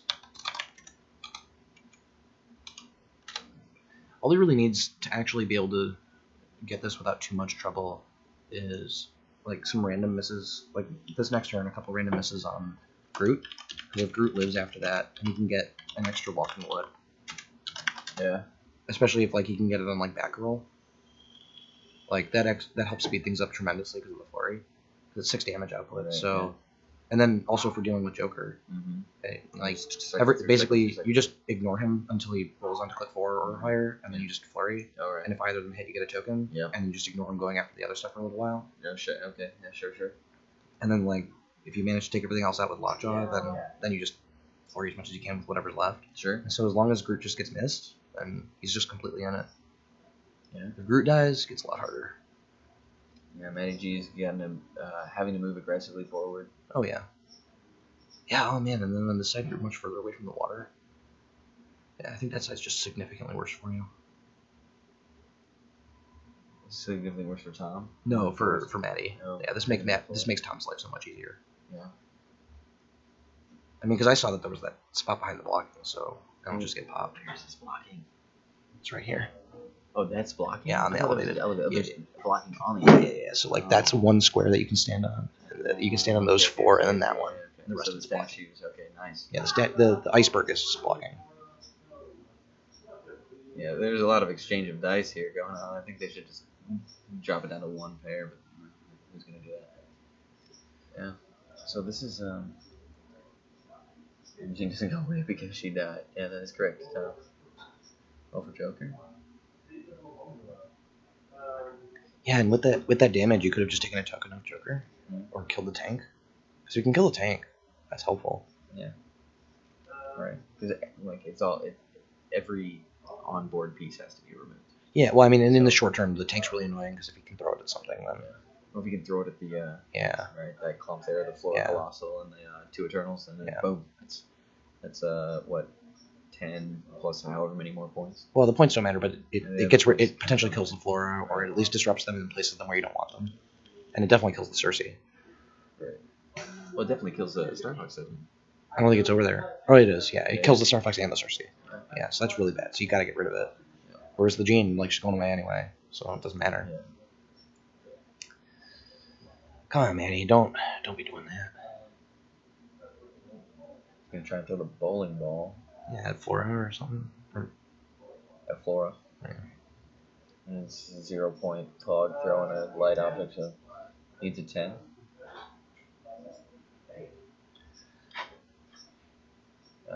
Misses that, but that's alright. It's just a no, basically. Oh, no actually, cost on this action. if he's playing the exact same list I had, then one of the things that Matt should be looking out for is missing 3 times in a turn, because we do have a Firestorm. And Firestorm could be very helpful here. Because he's got like 2 target energy explosion. Yeah. So he can like get Joker for a token while hitting the Penguin and all the logs. Yeah. That really speeds things up. And then the extra prob is really nice. Ooh, moving the loyalty token onto the Robo Penguin. But if he attempts to pulse wave, all of these are going to have protected. Not Cersei. Not Cersei? Ooh, not Cersei. And also, Star Fox will still die as long as it hits Flora. Because you can't mastermind it if they're already a hit target. Pulse wave. 11 on steps. And he only needs probably like a 6 or 7 to just kill everything. No, there's a 4. Okay. Gain profit with the Joker. Down to what, 2? Yeah, down to 2. That's a 6. That hits everybody. Yeah. Yeah, so they just die.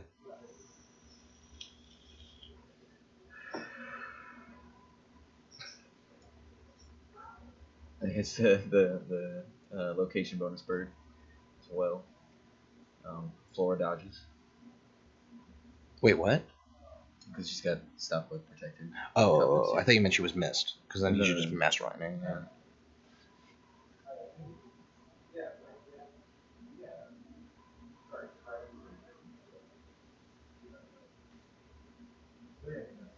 He can mastermind a Flora. Alright, so yeah, he's going to choose to mastermind.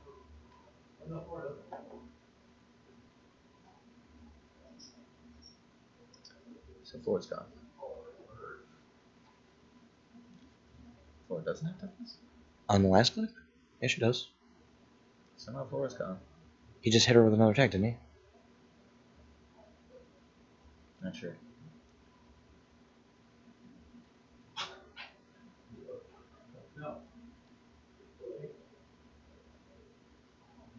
Wait, is that Star Fox still on the map? Yes. He masterminded the damage. But if she was hit, he couldn't. Oh, maybe she actually was missed.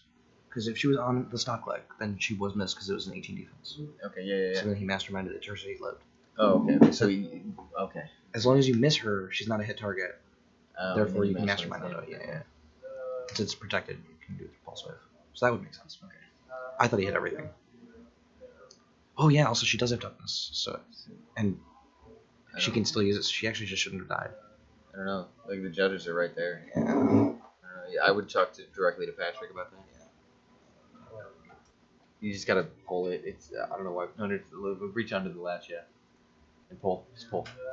Like this one? Yeah, it's just here.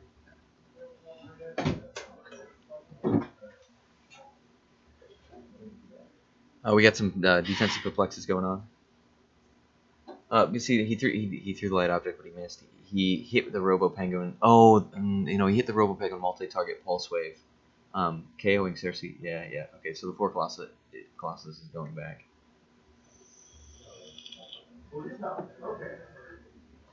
Yep. So, yeah, he hits everybody. Yeah. Okay. But the Penguin, 0 point Penguin, KO'd Cersei. So Yeah, it's still good. Still great. Yeah. And I mean, if he rolled 1 higher, he would have taken out Star Fox too. Because then you can't mastermind it because it's already hit. Because I was already hit target. Okay. Mm-hmm. Man. Yeah, I just thought it was That high would've enough because he took the been floor. Wild, yeah. Whew.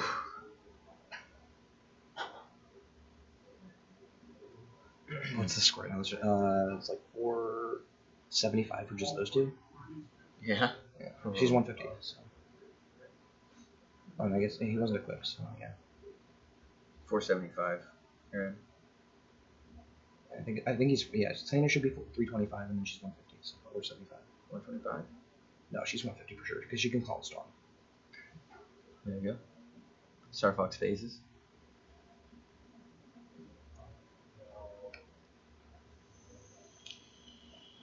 Just Colossal Retaliation to get more Walking Woods. Yeah, I agree.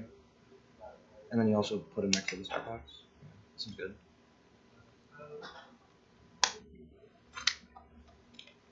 Holding that super senses.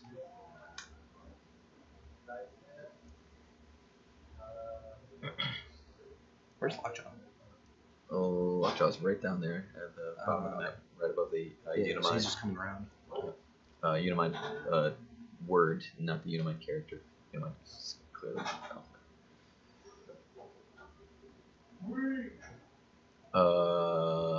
That Walking Wood missed. Missed what? What was attacking? The flurry Oh, on the bird. ball, yeah. He's just trying to clear things off the board. Because, Makes like, sense. yeah, pretty much, I mean, everything is, now everything is Well, those don't matter. at risk, yeah.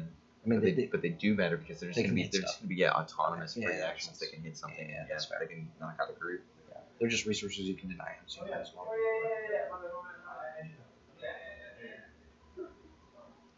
The map bonus is the location bonus is that there are a set of 3 different bystander pogs that he can choose 4 of in any combination at the beginning of the game, and he places them in the water terrain closer to his side of the map, anywhere in the water terrain closer to his side of the map at the beginning of the game. Rolls for Flora, doesn't heal. Or for other Floral, doesn't heal. I don't think they've healed all game. Not yet.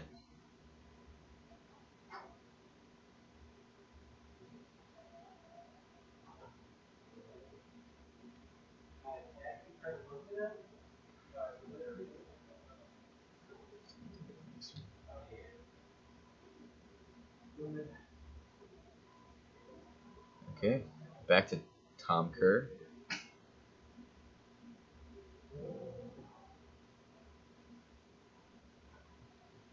Wow, and yeah, and if Kerr loses map in this matchup, I think it's just nearly unlimited for him. Yeah. Is he good ultimate sacrifice probably? I Yeah, don't know what he does there. right. Yeah, so he needed to win map roll and then everything else. Mm-hmm. Yeah. Wow. And then everything else just kind of snowballs from there. Yeah.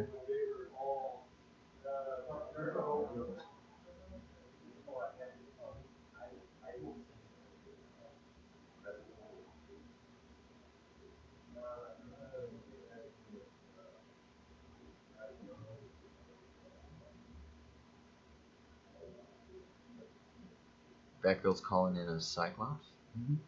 Makes sense. Oh wait, over there? What? Oh, Punch the Penguin to move the loyalty token. Ooh. Single target pulse wave. Is 1 damage. Oh, he's at the token on it? Yeah, it's gonna push the Robo Penguin. Okay. Single So target if pulse it wave. hits lethal. Boom, Flora's Yeah, gone. because it is for 2. And that pushes that Penguin, which allows Penguin to create a new bystander at some point. With the loyalty token. Right. Free attack. Crit miss. Classic crit Does miss, he have the but I prob? think he's got the prob. Yeah, it's at least 3 that I've seen. Oh no, he has to use a green arrow. He has to use a theme team.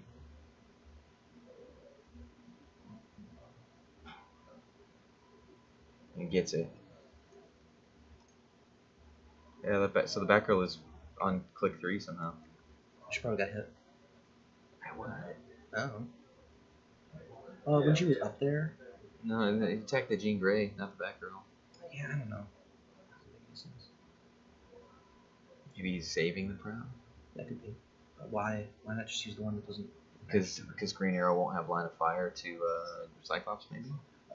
That's possible. That's very possible.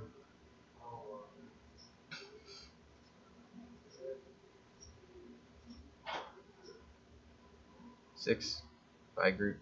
Do we know who the other teams are? 2 Staros. It's Lane Miller and Daniel Powell. Oh, okay. Yeah. Just the mirror. Yep. Yeah, no order. Yeah.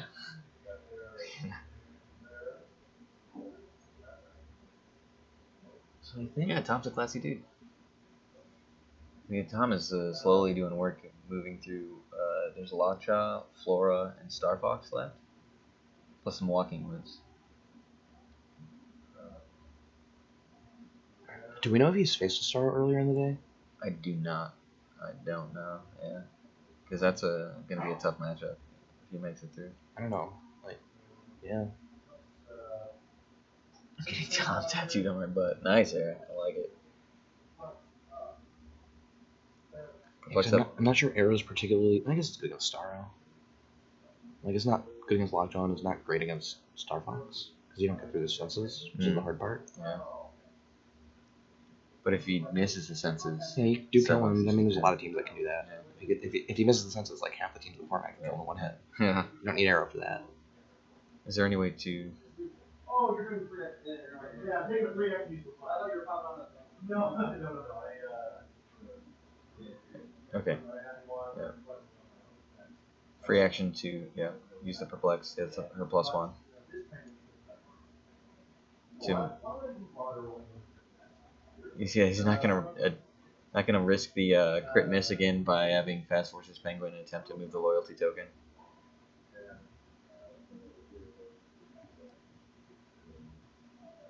Okay. Turn back to Matty G. I wonder if his earlier, like if it was intentional, he intentionally gets all those crit misses so he can use the 8 when he needs them. Yeah. It's RNG manipulation. Right? Loyalty token. And you do something like irrelevant in the early part of your speed run. Yeah. So that something specific will happen in the later point. Yeah, he's a probability wizard. Yeah, right. I see. It's the darn Canadians, man. Oh, is he the one who was in the finals with PJ? Yes, I think.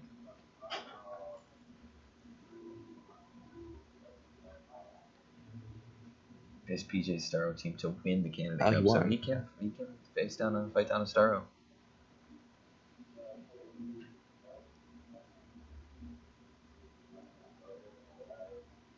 Flora dies. So I guess it probably going to surprise people how well Unimind did because I think everyone thought he was dead. What? My understanding is pretty much everyone thought Unimind wasn't that great coming into this match. Yeah. Still really solid. 4 damage on Penguin. Penguin's dead, so that stops the Robo Penguins from coming in. He had to give up a Flora Colossal to do so, but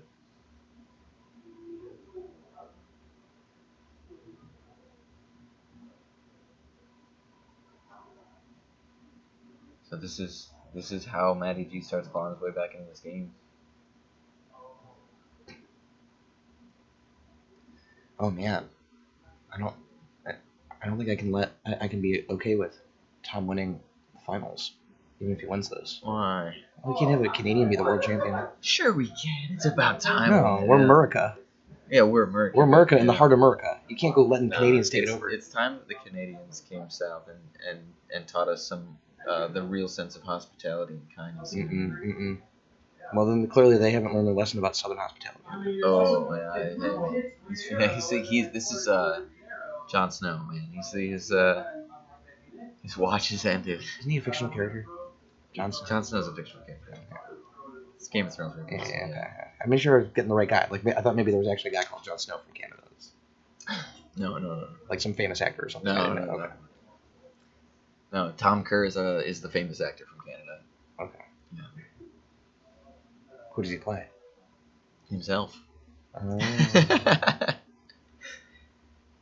See, I thought he was like a street magician. Oh, you think so? Yeah, maybe the sleight of hand. No, not that. Like the presentation. Oh, the act. Yeah. If you hear his banter. Yeah. Oh. I mean, can you not hear it through the headphone? I can't. Kind of a. Yeah, in our match it was all the time. Sing-songy a little bit and other things. He's a good dude. He's a pleasure to hang out with. They had him here in the booth co-hosting earlier, and yeah, it was just it was great. Tom has like 500 points. Maybe more than that. See, and who said that this is a low-scoring format? Right. It will be funny if it's him versus Lane in the next match, because like he'll have scored 7 times Lane's Swiss score. Oh wow. Because Lane had like 103 points. Really? Yeah, Oh, he was man. 3-1. Okay. Just 103 points. barely made it in. Yeah. No, I well, I mean, at 3-1, you're not just barely making it in, but Yeah, scraping by the points. Yeah. I mean, you probably just have one of those wins where it's Sure. just like, I've got 20 down. Yeah. That's winning. Yeah. And right, that is sort of like the abstract of the competitive tournament. That's the meta right there. So all you have to do is not lose. Yeah, that's the first most important thing. I mean, that's true in pretty much every game, though. You know. Yeah. In chess, doesn't matter how well you're doing if you're in checkmate. Yeah. Right. Right. All right. That is the Leslie Evans stepping up to. Also, there's. What is that guy? I think it has officially taken Matt too long to close this game out. Possibly. I just don't think there's enough time. It doesn't matter how fast he plays.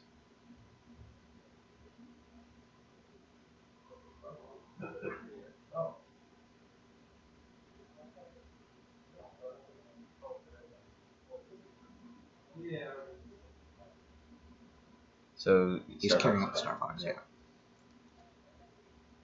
Yeah, and that Mastermind's gonna be really annoying with Lockjaw.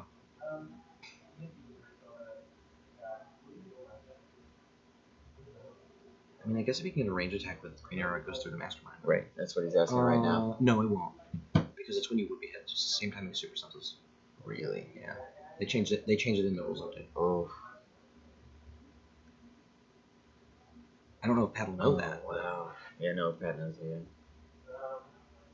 Yeah, it's actually an interesting interaction in some games. If you what? If you have both super. Oh, sorry. Go ahead. Yeah, Haha Joker has to sidestep, bring that tank in with a call in that, right, like a Cyclops can come around and do the replacement effect to separate the two, right? I think that's. It won't matter. The 2 goes through Mastermind. That's right. Because it's not attack. But that'll get Star Fox out of the way. Yeah, if you can hit with tank, then Star Fox is dead. And if you can't, then Star Fox is really annoying because he's got both the flurry, the prop, and the Prop and the plus 2 perplex. No, he doesn't have to just have the prop. No, he's last glide. Okay. Plus 2 perplex is a damage special. Damage special on first clicks. Yeah. But still, yeah, but even just him flurry just shooting is just obnoxious. Yeah. Because that means it can speed the clock up by a turn, so he can shoot Penguin twice and save Lockjaw the trouble, and then Lockjaw can poison and punch the other two because they don't have producers. Right. Right. Attempted to charge for free.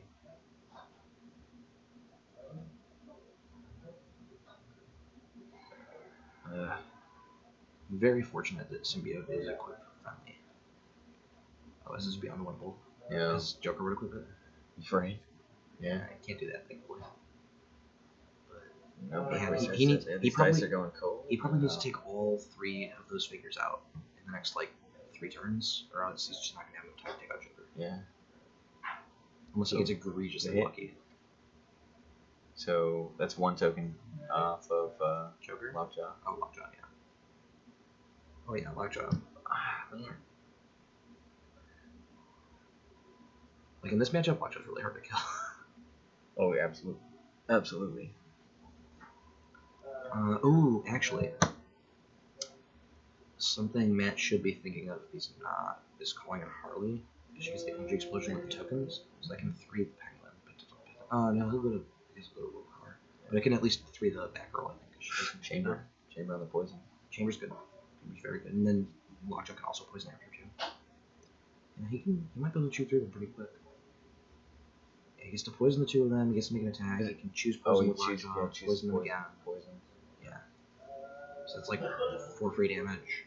And he gets to attack with Chamber to kill the Penguin. He gets to attack with Lockjaw. And I think Batgirl's off her rollouts. So he might actually just be able to kill Batgirl. That gives him +1 attack the rest of the game. Yeah. He might actually be able to do this if he can do it quick enough. 1 theme prop left. Yeah, not many. Yep, Penguin's down. Yeah, Penguin completely gone. Yeah. I don't think there's any robos on the table. Would love to know. Yeah. So, okay, so what's left? Harley and he used Jean and Chamber. Yeah. So he still has the Cyclops if he needs it. Harley and For Cyclops. forcing through a token on the Joker. Ooh, I don't know if Green Arrow still has combat reflexes after taking 1. He probably does for at least a second clip. Sorry? I don't know if Green Arrow still has combat reflexes too. Oh, we can check. Yeah, 'cause he takes 1 from the poison here. And I think he still has, okay. And then he goes to senses. So he probably wants to get him for 1 more damage next turn with poison. and then just try and kill him. Mm. Because I don't think he wants to deal with the outwit and the senses. Yeah. That seems really annoying. Although I don't know how well he knows the dial. See how it goes. Yeah. So, does Arrow have inbound? Yes. Yeah. That's so strange. This Joker, I feel like this Joker needs to make a Cyclops call and a replacement like Faculty Cyclops. I don't think he'll have line of fire. Oh, he'll have it to Starhawks maybe. Does Star Fox have super senses? No, he's just got Master All Man. he has to do is have to hit. Yeah, he just has to have.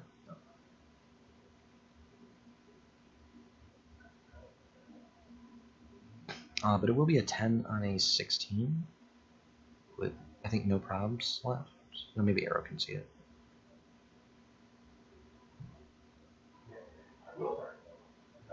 Will targets Java. 7 or better.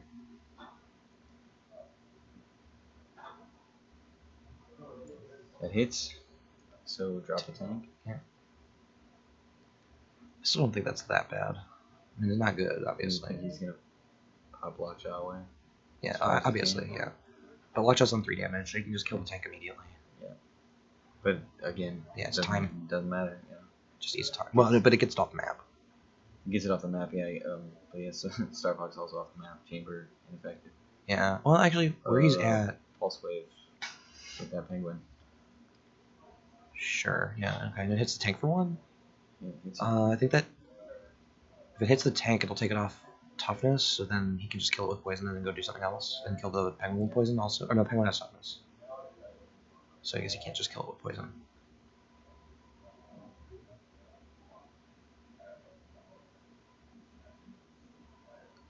Oh, we only hit the tank. Oh, that's bad. Oh. Printed defense, yeah, so yeah, he does. So that's another token gone. Yeah. That was solid. Now he's down to just Lockjaw. Yeah, I mean, yeah. Yeah. Sidestep away with Green Arrow. His Lockjaw's not on 2. I think he can kill Arrow this turn. Because he calls in Cyclops, sidestep up 2, take Perplex with Lockjaw, Perplex up the damage to 4. Running shot the rest of the distance needed. Actually, he can just, to get him within 3. 1, 2, 3. Actually, no, he can just running shot, doesn't even need to use the sidestep there. Right. And then he can pop Arrow. And then I think Lockjaw can, it'll take a while, but he can chase down back Arrow. Damn it, it's going to take too long. Mm. What do you take? Poison just to kill the... Oh, he took Hypersonic? Oh, he just to go after Arrow?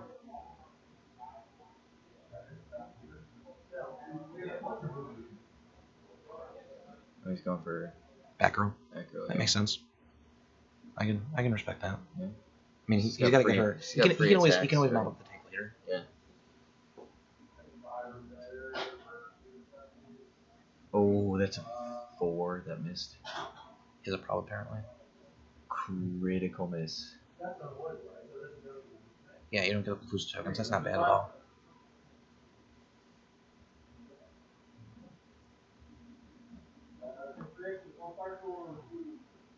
Oh yeah, Critical correctness. miss. Yeah. See? That's actually really good. Yeah. That may be better than hitting. Yeah, it could be in this situation. Yeah. Lockjaw doesn't take any tokens. Doesn't lose any tokens. Gains an extra attacker and another prop. Yeah.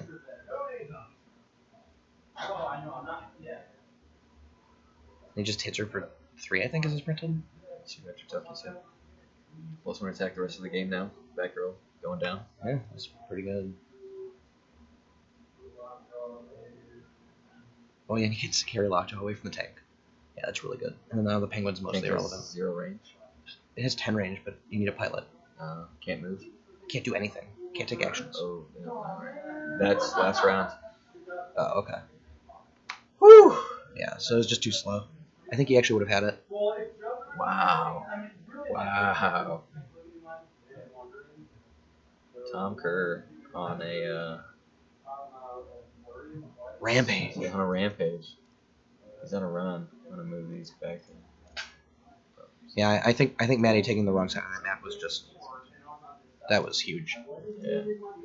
Yeah, that that opening attack on Unimind with Green Arrow to pop him was Well, yeah. massive. Yeah, like after that, like what is there to do? Yeah. But And I also think TKM Unimind up when he can't equip it there, and he's not protected as bad. Because you're far enough away that he can't just arrow you. So you can just wait and just keep killing his guys until eventually you can TK out and equip. I think that's safe enough. That... it's Yeah, Unimind's a forgiving team. It's not that forgiving. Yeah. Like, some teams you make any errors and you're dead. Like, Unimind, you can make some pretty egregious errors and pull it out, but That one was not one of them. no, I don't think so. Unfortunate. We'll take a quick break, take a breather, and get ready for the finals. The last match of the day. We'll check up on the other match, right? It's like 20. Oh, it gets time as well. So Yeah, round's over.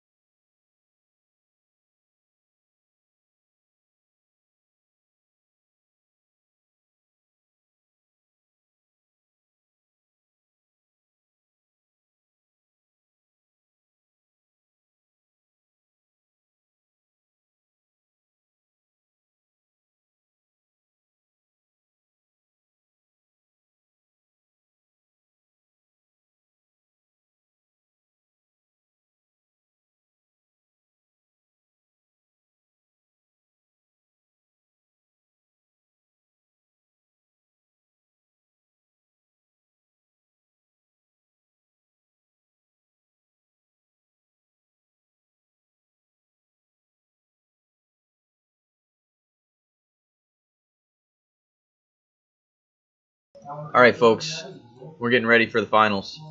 Do you have their sheet? Thank you. Yeah, sorry. Yeah. We need this though. You need it? I need Powell's build list. Yeah. I'll come back and get it later. All right. I'll get this done right quick and then get back to you. Just filling out Powell's build list. Starro, Starfax, Lockjaw, Greek. Yes. Starro, Starfox, Lockjaw, Greek. X4 IDs. Is that it? Lockjaw, Greek. 1, 2, 3, 4 IDs. Does he have a? What's this 10 point? Oh, that's the older. Okay. Hammer time. Hammer time.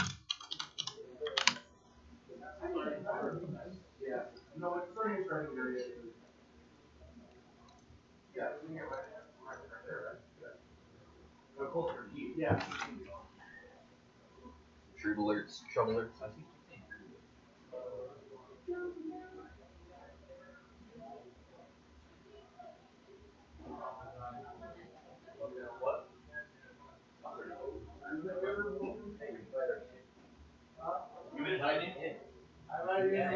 More the merrier. More the merrier. If you're sticking Are these around. on? Yes. I'll make all around. Yeah, I believe that Daniel Powell has one map. That's there in the underground. Yep, that's good for Dan. It's great for Dan. Yeah, prevents the arrow shots. But then it comes down to like Tom throws penguins at him while Dan throws starfights. Like it's. Yeah. I honestly think like the first probably 4 or 5 turns of this game are really boring. Yeah, it could be. But we're in it for the long haul, right? Yeah. We're not here for the early game. We're here for the finish. And by that I mean people from Finland. I'm definitely here for the finish. I don't know what I'm doing in America. Actually, that pun was perfect. Thank you. Yep, that's awesome. Yeah. One map roll. Welcome to join us. What do we got? Since you won that, that's good. It was actually a really bad matchup for him if you lost it. Yeah. It was a really bad matchup for him if you lost that.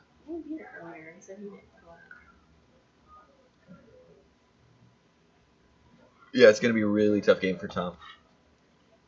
But maybe he just spent some turns like creating some lines of fire. Might have to do that. With bring the these in penguins. here and Yes, those are yours. My dinosaur. Tom is a magic man. Are you guys recording right now? Yeah, Yeah, we're live. With commentary. Want to join us? People. Yeah, have a seat. No, it's okay. All right. I want to go sit and Sam Powell in And the not booth. watch Mine. because you'll Moral break support. into tears. So yeah, yeah, just once you're Ready ready to to rock. round, the starfight's moving up to my controls up is way scarier. That's right. I don't think so. No, Because they just kill the starfights on the way. I don't think it's that easy because there's too many of them moving on both the two sides. Yeah, but like if he sends a pulse wave from this way, a pulse wave from this way, like, he can handle most of them. And then anything that comes up the front, he can shoot. I don't think it's definitely. I think it's probably Yeah. impossible. Because there's no lead out. There's no like super easy blocks. And the game begins. No, there is because if you have your lands in mind control, a green arrow to punch fast forces. TK Wait, chosen with Lockjaw to bring Mjolnir. Fire. I didn't say fire target. Yeah, throw lands of fire. I'm pretty sure. And double check. Mike. Tom's making elaborate charts in his head right now. Dude, they plus 5. She also has 3. So, I don't know. This is gonna be interesting. and even if he traded for the group, like he's up 5, so he wins. Like I think if I were Tom, my I can talk a Well, little maybe you louder. can talk a little Like, louder if instead I of were talking to folks. Tom, since I lost Matt, I would be taking Joker all the way out. Like that's just what you have to do. You have to go commit with Joker, make him kill the Colossus. Make Joker kill the Colossus. Yeah, because then you don't have to interact with the rest of his team. Because Joker's not going to die up there. Right. I mean, if you lose 2 tokens, that's a fair trade. That's a good trade for you. Sure. Like then you're 20 tied at least. no, 22. use IDs to do it. 20? I mean, you can just go up there and like RCE group. You have nothing but time with him. You know what I mean? Like, you can just roll onto RC and just wait. Like, you don't have to be impatient. I mean, if you miss and you get recal, that's probably bad because you just give him walking woods, but... Well, no, but once Yeah, you're moving on his side, I'm pretty sure he keeps his own walking with his side. Yeah. And they're on the line. No, he's already starting to creep him up the left side. Yeah. Wow. He's sending Starfights up the middle and walking woods up the side. Mhm. I don't like that he has the Starfights together. This is also a matchup Dan hasn't tested. In his many hours of testing, Many hours this is of not testing. one of the matches he Right. tested. He tested against the, like my version of Gotham City Underworld, Mm-hmm. but not Hero. Yeah.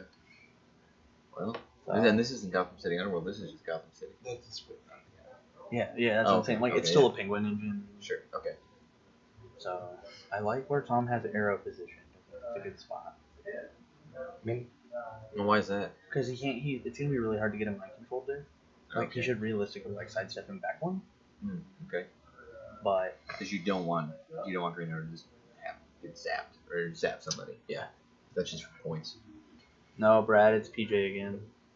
Yep. Joining the booth with by PJ Bolin and does Adam Green Arrow Friedman, make sort of range floating attack? satellite right now, Green Arrow has to make a range attack. using flexing power. up defense on the Right. Penguin, So, well, does that mean Robo Penguin. mind Yeah. control Green Arrow can use it? Yeah, it's a rider. And yep, Tom's starting to make fogs and like he's starting to open up blocking for lanes, right? He's got a He has to. He's going to create a diagonal that's going to cut across from basically from where Batgirl is shooting straight up through to the side of the top side of the map. Yeah, that's a good path. Yeah. Like, he's probably setting up for Cyclops to running shot to over here or up toward like what like 13, like what P13, like in that general area because you get a direct Sure. line. Yeah. Right. Because the headmaster ignores blocking. Mhm. Destroys One blocking. square. Right. So like if Joker, he might just be able to get the line of fire from like right there. Like call him in there. Like that. Yeah, that's like he can damn near immediately bring that out. Yeah. So he sees that he has to get Joker up front, and right, because Now, Joker's what Dan the most has resilient to threat. do is move action that first walking wood to occupy that area up there. He's right there. Just Into up. that hidden- Well, so- or probably is that like block- right where is that a his hands are right now. Square blocking right Yes. there. Okay. Yes. So yeah, all of these orange torches are also blocking. Right. And all of Yeah, the so walls. the 3x3 behind the torch, he just occupies the middle one of that. Yeah, that middle square right there, I think is perfect. Ooh, yeah, for sure. Can you get there? Actually, if he just stands, Yeah, you can get there. if he just stands in between the torch and the One, square two, blocking, he's Cyclops. 1, 2, 3, 4. Like he doesn't have to get there; he just has to occupy that square between the two blockings to make it blocking character blocking. Well, I guess I don't know. I think if he just gets to that middle square, like any square Cyclops can occupy is adjacent. So it doesn't matter. Sam is not still here in the booth. She go back to support her husband. Is he No, like what's funny with Sam, like by support her husband, it's be in the other room because she gets too stressed out. She does. Oh Yeah, wow. and that Okay. stresses Dan out. Yeah, So like so she, she's just like remaining she'll be like calm. pulling her own hair Yeah. out, like she'll be freaking out. So she just has to stay out of the room. All right. Well, hey, sometimes that's all you need to do. Yep. You know, give him the space to do what he's got to do. Yeah, my wife stopped talking to me when I'm at events All right. All right. because Entirely. one time she came up to me at nationals. Oh, you got it in the right spot. Yep, perfect spot. Excellent. I was playing against George Mastu, Mhm. and I rolled yellow with Faust and needed like a 5 and rolled back-to-back crit misses with a prob because she was watching and she's like, I'm leaving. And then I didn't miss another attack for the rest of the Oh game. wow. So All ever right. since then, she's like, don't call me, don't just until you're Yeah. done. Yeah. All right. So when I called her today, she's like, that's awfully early. Oh. I was like, Dang. Yeah. Shucks. Yeah. But hey, Me and Dan talked about this What do we matchup a do? little bit. yeah, okay. What Dan needs to do is probably get Lockjaw up there. Doesn't need to be with Star Fox. Like, I think if he brings up Star Fox and like just mispositions at all, Sure. he can just lose. Yeah. But Yeah. Lockjaw realistically isn't going to die fast enough because Storm Yeah. has no leadership, Right. Yeah. so he can only do so He much. can probably afford to lose 4 tokens. And then you and can he pick just swings phasing and back. get out. Yeah. And then you can just. That's a fine spot for Star Fox for phase 2. I just don't think it helps. I guess. I mean, it saves a I token. guess- of luck. So, what's the main objective for Tom here? Because Tom has to it take the feels 20-point like- lead. Has to. just has to take the 20-point lead, get rid of Groot. Or 17-point lead or whatever. Sure. He has to force Dan to come to him, Mhm. and then hope that, I guess, the dice fall in his favor. All right. That's what it's going to boil down to. Like I don't like they're both good players. Obviously, this is the finals. So Right. Yeah. So So- we know that Dan can be the first ever back-to-back. first ever back-to-back World Yeah. Cup, Rock World We Cup also get the champion. first double for Rock. Unless you count Scott. Two-time Yeah, Rock he Cup won. champion. Yeah. Well, he won before it was called Rock Cup. He won the first two, All right. like the Rock World event, The Dragon Con ones, Oh, okay. Okay. Yeah. Word. but it wasn't back-to-back. I don't think. Well, he won the first two. It might have been like first and third. Two of the first three, I guess. Oh wow.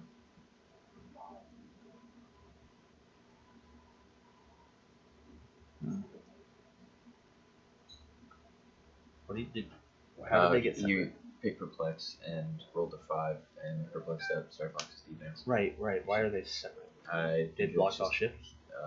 in the tokens, I think you just bumped them away. Nobody's noticed it. Maybe we go mention, like, hey, that positioning is a little bit off. The defense. Yeah, you just pulled in.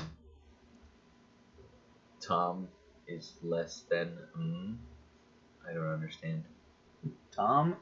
Tom. I think that's what it's supposed to be, and he does like fat finger because it's right there. Tom. All right, I see. Lockjaw was adjacent to him, right? Yeah. Yep. Yeah. Okay. Yeah. Come. So they moved him back in. Aaron, just because it's Dan doesn't mean he's playing uni. Oh, was adjacent to him? Yeah. Okay, I see. Yeah. Okay, so they just saw. That's Star Fox, bro. Yeah, that's fine. Although I suppose if Care wins, it does prove my theory. Joker is the best piece of modern right now. All right. No, I think Penguin. that's the one penguin that generated in the water, correct? His consolation for losing that. Is that the Emperor Penguin? Uh, No, I think the Emperor There Penguin it is is. right Yeah. there. So, that's the actual penguin. Yeah, the Robo Penguin Yeah. is like right below the finals logo.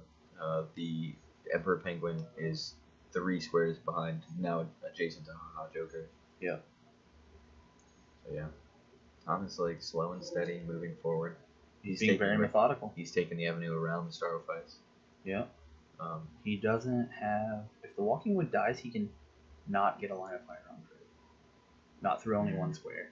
Because like the diagonal that you can get has to draw through 2. Like I don't if think that there's Walking a Wood way. goes.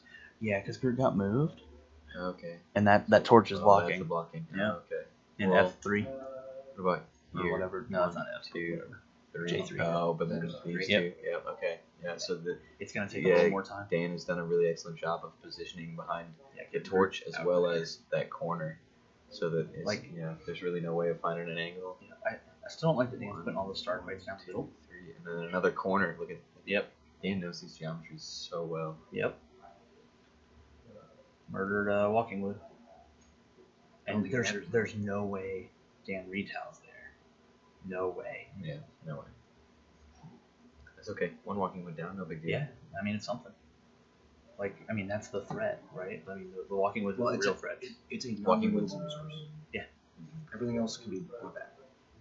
Agreed. Now, do you think that just generating more penguins, more robo penguins, that he can just position right within these these paths that Dan's gonna have to take with the starfights, so that at some point they're gonna be in the radius so that they can just pulse with it. Mm-hmm. You can just like get to like here and then just phase to right there and start poisoning.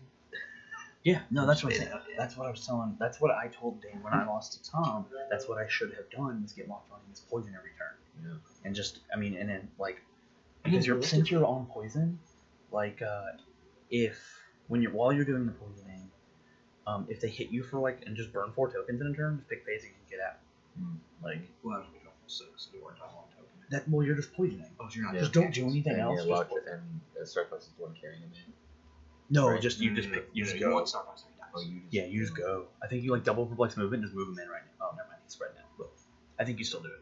I think you go jump on the super rare, Yeah. park between, and just I think Deal you. with it. I think you need one more turn before you can do it. Because Well, he's like 14 or So what if Lockjaw chooses phasing, rolls, right, a 6, and Yeah, well, then you have to wait a turn. That's- he's just gotta hang back. Yeah, you just wait. Yeah. Okay. Like this is So gonna be slow. Dan's just not gonna do that. He's not gonna put him in a position where an cap could. Yeah, there's There's no point. some surprising character. Right. I don't. Does Tom have Harley ID? Batgirl can get him effectively. Batgirl? Doesn't. Yeah, the -3 against totals. Oh yeah. Yeah. So Exactly. yeah, he just if he Yeah, I goes was to well say- aware. Mm-hmm. No points have been scored yet in the finals match. And she also gets Dan Cat on her dial at some point. She's It's on her card. It's so third Sure. click 3. Yeah. She goes running trying cap on click Either 3. her card was lying. Her card was lying. Well, I wouldn't be surprised anymore with Wiz Kid's quality control. Don't say that on the I'm street. just kidding. I think the best I mean, one the saw color thing is Super the problem. Iron Fist that he had like 3 arms for Yeah. yeah On on his his crotch. crotch, Yep. He had 3 arms, and well, it's a 6 on It's Iron 6 Fist arms, right? And then there they were just had, 3 more another arms one that was attached coming at out of his waist. torso. Yeah. I want that one. Whoever has that, I Yeah, want it I gotta really get it. bad. That has to be mine. I mean, I might when I open my cases when I get home, I might just break off. If I get an extra one, just break them off. Just glue Glue it like on. 50 arms to the one Iron Fist. Like it's just a pile of arms. So what it's basically the Hecatogeries. Yeah. It's 100 arms, 100 legs. I'll just break off all the arms from every Spider Island piece that I open and put them all on one thing. All on a Starro. It's just about the same. It has all these arms going out of This it. is you know what the Starro needs? Cronenberg Starro universe needs of some HeroClix. Yeah, Starro does need Shuma tentacles and Carnage tentacles. We need to make a Cronenberg set. Yes. Yes. All right, so looks like Very a whole lot of nothing. methodically, Yeah. very methodically moving forward. This is the early phase, especially on this map where it's just you have limited lanes of approach, right? And both of these players have nobody can overextend, right? It's just about conservatively Joker moving probably. forward. Yeah. Joker, I mean, and Joker has moved forward quicker than almost any piece, I think, as far as a costed piece goes, right? Yeah, he's definitely the piece that just goes in. Like I was saying, how Lockjaw needs to commit, Joker needs to go the other way. Right? It's super hard to kill Well, pieces the that you thing can is- get in and get damage down on. Yeah, if he can get Joker in, like, he's got what? Wolverine, Psych, what, Professor that he can call him with it? Copper, yeah. Mhm. Yeah, so Yeah, like, he's got a lot of call-ins with his Joker. so that could actually potentially kill Starro. In that Yeah, cycle. with enough. Yeah, and just keep Joker adjacent so he can't support. I'm not sure if Robo Penguin should. Maybe. No, he just killed the Walking Wood, and then I think it's still Dan's turn after that.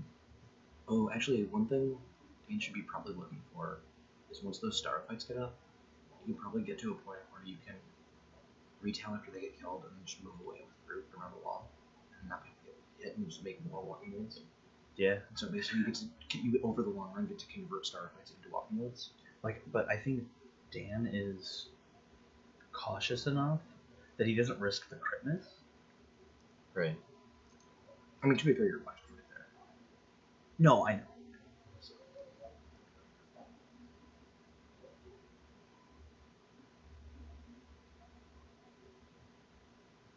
Then it just moved that turn. Like it definitely went up there. Yeah. Like and it didn't sidestep. It's the running shot penguin. I'm pretty sure.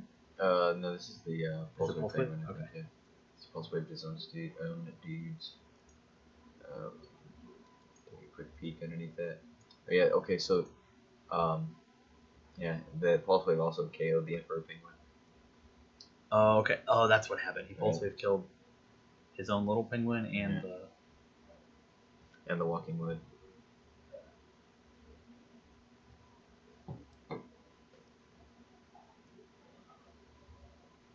If it's 0-0, it's a roll up. Yeah. I don't know. I think it's a roll up. Or 0-0. Is it a roll up at 0-0? Yeah. It's pointed ties that are click off. Okay. That's why they almost had a really interesting situation in Dan and Lane's game, Right. where it was going to be a click off, but they were all On the same point. On the same all click. on the same click, So it so all- it would have been a roll off. Yeah. Wow. But instead Lane went for the win by using an ID I missed. and just whipped it. All he had to do was hit that attack against Star. He had to hit like 3 attacks, It was really low chances. and then Wow. then I pointed out to him a different way to win it would it. have been way higher. And Was it? All you was- just needed to do was ding anything for one. yeah, if he did 1 damage that turn, he would have Oh, won because he had last round. Right. Yep. If he would have done Actually, that's an interesting question we should probably ask about handling the click off. I don't know if it should be like true unavoidable damage. I think for like figures like Lockjaw, it should probably go to the counters. Because like say he's having 1 counter but click 1, should it take 6 or 1 to kill him? they treat click-offs as unavoidable damage. I know that's how we come up to do it. Right. I'm not sure that that's right. I mean, isn't it 6 either way? It depends on how many tokens he has left, right? Because his click number isn't the same as the number of No, tokens. I know, I'm aware, but they were both at 6. Like in One. that game, it wouldn't matter. They were both. Yeah, and on click 1 with their dogs. I feel like maybe you just remove those figures from the map, right? You just sort of disregard them unless everything else is even, and then you're like, okay, how many tokens? Okay, the same number of tokens, and then you could go. It's sort of a similar, overly similar. complicated. It was Yeah, a that might similar be too random complex. determination of like what was your lock on versus what was my lock on. If you just disregard them entirely, it sort of like helps mitigate that Now, like problem. Joker during a click down, if he crosses the line, you score 10 points. It's game. Yeah. So that is still apply because you don't ignore that rule. Tom Broke a wall. broke a wall.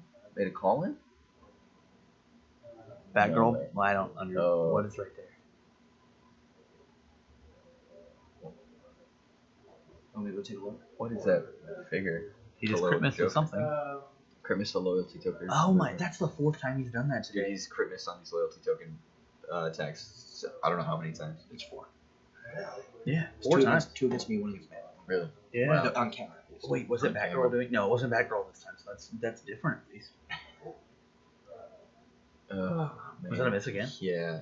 He's missed so many He times. misses more loyalty attacks than he does actual attacks. But then he hits Yeah, I his know. attacks, right? Right. Then, So he's then wasting he the rolls misses. three 8s in a row to KO Thanos did. and He did. secure the game. This is my fault. Because he had to roll an 8 to pop Uni. Right. Yeah. Oh, man. Yeah, he had to roll That the 8 was to pop dude. Unimind. I think that was like the defining moment of the tournament for. Oh, it was yeah. Just like, Oh yeah. I can't believe I did it. Thanks, Took one for the team. Everybody Yeah, here. because if it turns out that I just win that, then it's a boring game. a little bit, you know. Like, Yeah. if I don't lose, it's not exciting. Oh yeah, it'd be you That's and like- Matt in the mirror. Well, actually, no, it's not true. I guess if he gets it, but then doesn't get the Thanos, it's still exciting. 'cause I Oh, have there to was find a way to tank. kill You have the to find a way. There was a successful tank throw. Oh, he's gonna. Oh, he's. How the Does hell? he have a line? Is that a Cyclops? Mind control or Blaze? Yeah, it's Professor X. I can see yeah, the silk yeah. now. Yeah, mind control through walls. Hey, Mike. No, that's good. That's Going it puts at Star Fox out. Star Fox? Like, I think that's something you save until you can arrow. Oh, he can arrow him. Wow. Because he'll have the action from the leadership. If he hasn't used any other actions, Batgirl can shoot the wall out and have a direct diagonal with arrow. Arrow ignores characters, right? I'm not crazy. Yeah. He might kill Star Fox right here. It comes down to a freaking super senses. Tom isn't. Dude, Tom's a genius. Yeah. Oh, dude, man. He's crushing these games. Oh man. Yeah, Aaron, he definitely shoots a here it Star comes. Fox. Yeah. Yeah, like he has the line to kill Star Fox. Oh man. Here This comes. is and he has Batgirl prob. Mm-hmm. Yeah, it's the direct diagonal. Free attack. This is dangerous. Free attack to move the thing. You get a +1 attack. Don't crit miss. It's not another one. That's a 7, so it maybe. moved. Yep. Yeah, no, this is oh my That's gosh. it? Yeah, like he doesn't have to Really go looking damage. deep He down. can just go. He can 1, just go 2, 15 3, attack. 4, 5, 6. Boom. Yeah, he just goes 15 attack with a prop. Oh, don't worry. He'll just crit him. Dan has That's rolled right. an absurd amount of super senses with Star Fox today. 2 consecutive top 8 or top 16 and top 8. He rolled a 6 on senses to not lose. It's gonna be a great hit. Isn't that what he just did to Matt? Yeah. Oh man, that's a hit. That's an hit. Oh, Dan senses. What was it? Dead. For 3. Oh, yeah, it kills him. Oh man, wow. that's dude. huge. That's I mean, it's by no means over. right. By no But means. that's a tempo. huge Tempo. It takes away Like, it's the points aren't flurry even what's important. Mastermind. Yeah. So we agree he shouldn't be caught locked out with Star Fox. Yeah, like that's what I was saying. Like Star Fox stays home, Lockjaw comes out, but he got punished for it. Mhm. Like as if I was in Dan's shoes, I am completely okay with being outplayed and losing. Like if somebody sees something that you don't see, congratulations. Yeah. You deserve the win more than I do. Yeah. It's Like, but if it's just like, man, I hit like 7 super senses in a row, right. I don't feel good about that. Yeah, like it's supposed to be but like that technical that's perfect. that level of technical play, yeah, seeing that he can get the Professor X call in, right, and do the replacement effect with the tank. Yep. Get Star And Fox use the into a leadership direct line element, of like fire, it was yeah. literally everything had to work that way. Yep. that sequence of play. Yeah, no, it's great. And then he just free moves his back row. Exquisite, dude. Yeah, Exquisite. flawless turn. Tom for POTUS. Tom for what? Tom for POTUS. Oh yeah, Aaron, I completely agree. The game's not over, but like that's really big. Yeah, no. I don't know. I feel like just the basic plan still works. Yeah, it does. Like that's what I'm saying. It's not over, but that makes Dan have to play a lot different. Like what? No, I don't 15 actually think it does. It's just a move locked up on the point. Like, it just works. It still just Well, works. like, And Lockjaw actually, still has wait. the same plan. That's 80. Realistically, it's 100. Like if Dan kills tank, plus and plus both penguins. Yeah, that's the lead. Yeah. Like it's and actually, and Green Arrow can be killed with just poisons. Yeah, but like he's also a lot deeper. I think you focus on the penguins because that's enough points to win. I mean, if you're already adjacent to him, assuming he's in the area, like it's 1-0 for the penguin. Yeah. Yeah. No, I know. If you can catch him in it, great. But I think the square you want to be in is like back row penguin. Because also, I know that Dan knows this. You can free attack his penguin to take the loyalty mark. It's not friendly. Yeah, any character can free attack that loyalty penguin. So he can move the loyalty marker to Lockjaw. It's pretty nice. Yeah. But then he's supposed to attack. In response. Yeah, he's supposed to attack. I mean, you can do it back. He can take it back, but it makes him do it. Right. You know, make him go through the motion. Mm-hmm. But the only thing is, if like time starts to get low, Dan can't afford to waste the time.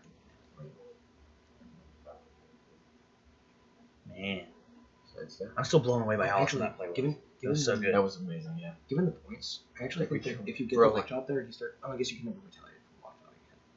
No, you can't retaliate when Lockjaw gets damaged. Unless he takes an unavoidable for actually, some of their he should actually probably retaliate the tank. Okay. You can't.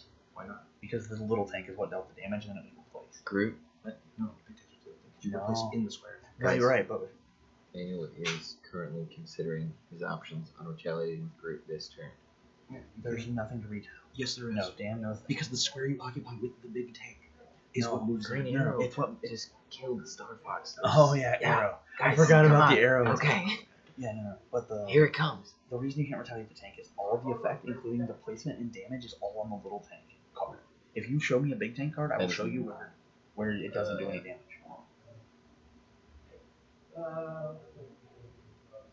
Yep, you definitely can problem with arrow there. It's like you can't do anything with one token anyway. Off the table. Table prop. That is the hit. 3 damage to Green Arrow. Yep, pop out a walking wood, try to 40 shoot out. When he gets that, he's parity on points, right? Yeah. Well, then he's handing 20 points right there. Yeah. But then that's not there's also 50 points on the table. Oh, and the 50 point tank, yeah. So yeah. Yeah, if he can score it here. What? I don't know what arrow has on those clicks. Did he take 3? Yeah. Super senses. That's reflexes, super senses, super senses. We just yeah. Okay. And like, I don't even know what his damage power is there. Anything relevant? Outwit. He gets outwit? 2 clicks. Oh man, that guy. Does he still have sidestep? Oh, that's traded. That's traded. I think it's running shot. It's. That's a dead arrow. That's a dead arrow. Good return. Good return. Yeah. And this no sidestep up. Yeah. Yep, sidestep up. I think you still go in the lockdown. Just off the pressure. Yeah, like there's no reason not to. Well, because maybe you want to sit back and kill the tank. Yeah, that was. I think you just Oh. Equal. I mean, you can just like pickaxe play with lockjaw and just kill the tank. Just I don't think it's take worth the the lead. tempo. I think you actually just move the star over and start calling into it. Right. I mean, this is like an equivalently effective response, right? 80 to 80, right? As far as it's like 100 to 80 because of the group. Right. Well, but it's also right, like so 100 to 130, right? But the whole point is that retaliation it feels so much less significant. Yeah. Because it's just retaliate or move up. You know, like Tom, it wasn't a good play. It Tom was made just this Groot. excellent sequence of actions, right? In that turn, Played the perfect turn, and then Groot just returned the I favor. played a 20-point figure with a special power. You know, you can like, all right, neat. You know, it just feels different. You know, but Yeah, it's, I mean, because retaliation should be. it's as far as the game is concerned and lines Yes, of play as far as moving the game is- forward, it's equally retaliation should important. You know, and as far as the game is concerned, retaliation should not exist. At least not. This is a pretty good example. at of least that. not. Yeah. Like, this is the perfect example of why Tom- it shouldn't exist. Yeah, Right. Tom just outplayed Dan, Right. and then And didn't get Dan rewarded doesn't get- for it. Yeah, Dan doesn't get punished. Right, because there's no positioning necessary for retaliation. Right. It's just You do it and then hope do you it. get lucky. Yeah. Like he needed to roll. I mean, he actually had to roll pretty big. No, you rolled 8. The Yeah, I need to the roll rerolls were against due to Rock. like cockeyes sitting on tokens. It wouldn't have been against her. Updated. She wasn't there. She was back there. It's And really there's a I mean, he had the theme prop with Eric. Like that's what I'm saying. He had to roll 8. Yeah. And then and then so hard. and then Flurry against, and then Florian hit against. I don't think people get to talk to me about how hard it is. Yeah, no. You mean 8. 8. Yeah, How how many more times do I need to roll this? Yeah. Oh, none? Sweet. You got it. Hey, it's alright, man. He's still in the money. That's true. I'm technically in the money, but I'm not happy about that. And 600 is like real money. Yeah, I got 100. For I sure. got $100. 100 for sure. Yeah. I mean, my trip was paid for, but There you go. Was it? Pretty good. yeah, I got $75 for my judging kit, for my judging stuff. Nice. I paid for my hotel, and then the $100 definitely pays for my part of gas. And I ate on rock points all week. Hell yeah. Like I'm in like nothing on it. And I even had enough points left over to let people play battle royales for like 8 hours a day. Right. That's Like pretty 2 great, different man. people played VRs all day on On my your rock point? points. Yeah. Wow. I mean, I got all the pieces, Sure. but You yeah. still just sit around and play versus the rock. Okay, sorry. Back to the game. Back to the Oh, game. right, stuff and things. There's a thing that's still happening. Oh, It's very important. I thought just kind of nothing was happening. He just goes up next to the. We're going against the walking wood. Oh, charge. The free charge. Yeah, you free charge. You gotta get through the walking wood to get to grid. Right. If he hits the. Did he outwit shape change? Yeah, because that's how he charges. We got a little dice bowl. Man. Yeah. You have to use the outlet to get the charge. That's a Pat thing. He always makes that happen on the streams. So he probably just squeaked it in there. And to prevent the table propping. So that's free. Yeah, that's a She free. has access to another attack.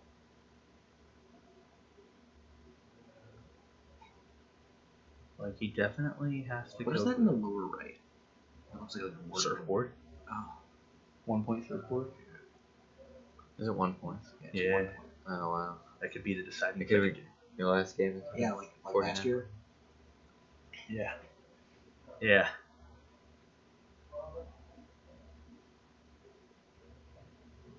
Did he miss again? He missed again. Oh man. Can't theme it either. No. Oh wait, no. Because now Groot can retaliate again. Yeah. Generate another walking wood. Yeah. Yeah. Now he's just like He's got to there's make no a reason. call out. Yeah. There's no reason he just doesn't reach out every turn. Right. Well, yeah, it's already in there. Yeah. So calling in a Cyclops. Like it sucks for Tom that he has to do that. What he has to do, he's got to get Groot off the map. Well, not but Again, retaliation. Should do this. Wait, but if he's using the Cyclops here, doesn't Watcher just kill the tank and then Dan wins and he'll start again? Basically, I think he's already out if he kills the tank. Yeah. Yeah. Right. But spending these resources on Groot means that you can't actually pressure Star up, and there's still Oh, four Star right. Well, he still is able to generate penguins. Yeah, but it don't really matters. You use a block him with Starfights, it just takes too long. Like it is still a time game. No, I agree. Oh man, you can't outwit defensive powers of the tank. Nah. Oh my I god. guess you could Did just he punch him. not hit that loyalty token thing? Oh, No, loyalty that's attack, but okay. dude, he like, I don't know. It's like Yeah. 20% accurate. 20%. He needs a 7 with no problem. Tom's a little flustered. Man, Gets that it. hits there. Gets it. So it gets it for So the now tank. he has a lead. So now the plan with the tank is you just punch it naked, and then if it hits, take. poison Actually, you to it. probably just take like CCE and just go 1-1 and kill it. Yeah. Just try to roll a 6. Like you have infinite amount of time for lock charge. I guess you have sit to there with it. you have to make an attack roll anyway. So Yeah. might as well. Yeah, just go CCE and take the +1 and hope to roll a 2. Like Is that more consistent than just one of the ID person really has? I still wouldn't even use it. I wouldn't even take the gamble when lockjaw is just capable enough to do that. You know, like it's a non-issue. Well, no, but based on where everything is, because the tank destroyed the blocking, I don't know if it's possible. It might be possible for him to like use Gene, or not Gene, but to get the back row in there to incap if you end up rolling a 6, the lockjaw. So like Man, how great would that be if that's how it ended? How's that? With like lockjaw, lockjaw insta dying to a back row in cap. You're wonderful. This- Honestly, it'd be I love happening. Dan, but man, if a game's gonna end, That's the way that I would want it to end. Absolutely. that's close, Aaron. But I don't think you have IDs counted in that. I mean, Tank the ID is ones just are ready there. Here it Close comes. to even. I think he's just gonna What is he gonna do? Did he call it? He called Chamber. in Cyclops. Oh, Chamber. Chamber's fine. No, we don't. It doesn't play Chamber. Oh, you don't play Chamber? No. Chamber would be really good there. Is he just No gonna rolls. shoot the tank? I think he's gonna punch it for free. Like a Lockjaw probably picks Prob, right? Oh. Yeah, he 11 just rolls a or 6 to 17. kill it. I just don't agree. Yeah. Dead tank? What did Lockjaw roll? 3. Okay. That's super safe. Oh, and I guess doing it that way lets you see them first. You take the Prob and you just Yeah. It gives you a chance, yeah. That seems good. Yeah, Dan's got a good lead now. Good, comfortable lead and no arrow to worry about. Yeah. I don't know the back row can do it.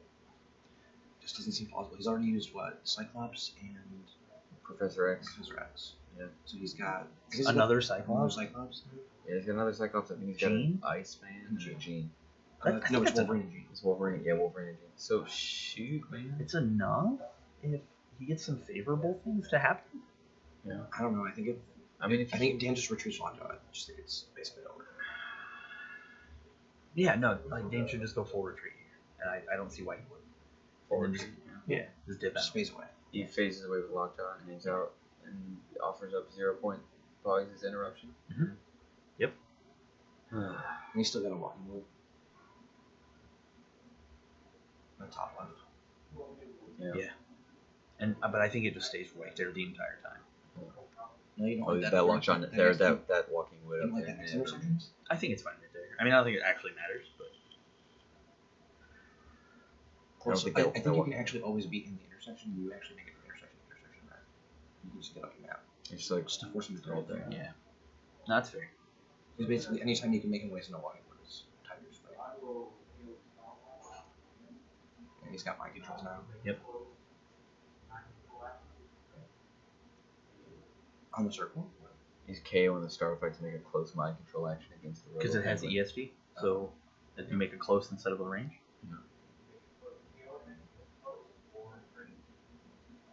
I know the ruling exactly word for word. Okay, they're good. They agree with you.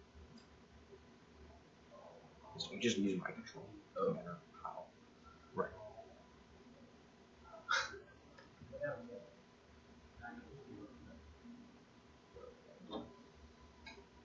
So who's in mind control? The penguin. The Penguin. It's what? The Psychic Blast one? I have no idea. It doesn't matter. Well, then ESD has got to be the Psychic Blast one. I mean, realistically, if he's only targeting one thing, it just doesn't matter. He probably, if it's not the side blast one, he probably just wanted to do it as close to do it. I know Dan well enough that he just wants to do that at least once. You know, like Oh, he hasn't done He's it gonna yet? punch back up. This is 0 cost, basically. He could have crit missed with Star Misses. and didn't have a problem. yeah, there's no. Yep.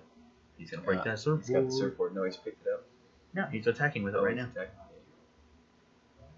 Yeah, with the Oh, Star. and that's a point. Yeah. Yeah, it scores a point. Yeah. Well, hey, 1 point's 1 It's point. efficient. Yeah. And yeah, I've seen how much 1 point Yeah. can get it. Yeah. Holy shit. On Adam, ripping on Adam Great, constantly. great. It feels good. So, yeah, it's great. Sorry, no, it's good. fine. It's good. I don't know if you know this. It's an official international hobby. Yeah, we're doing it. All right, tight, man. Yeah, Glad we to be a enjoy part of it. Yeah, they got a full holiday for it. I gotta go to England. Yeah, Yeah, man. It's a real Adam November. It's on July 6th, my birthday. July 6th, perfect. Oh, Yeah. this is pod racing. This is a good game. This is a great game. I'm gonna be honest. It's a better game than what I thought it was gonna be on this map. Hmm? It started out really boring, and then it then that- happened. Yep. And then it all came at once. Now things are really happening. But this is Tom's now behind on points. Oh, he's very fine. Star Fox is gonna, or Lockjaw's likely to retreat, and Yeah. now, I mean, Tom's got a lot of pressure on him. Tom has to just commit. Right. Realistically, he has to go all the way in with everything. And just accept the fact that if more stuff dies, it doesn't actually matter. Right. Right.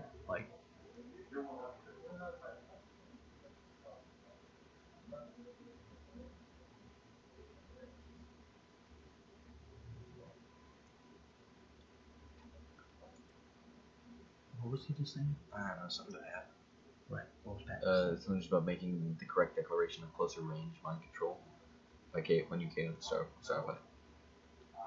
You seem pretty clear about it. I think I just said you can't do close. You can do close. You definitely can. I'm You 100% sure. Okay, cool. Because you can close at a distance with Starro, Because And he's then the star fight says you can make the attack regardless of line of fire. and Giant Reach specifically says within range and line of fire. Yeah.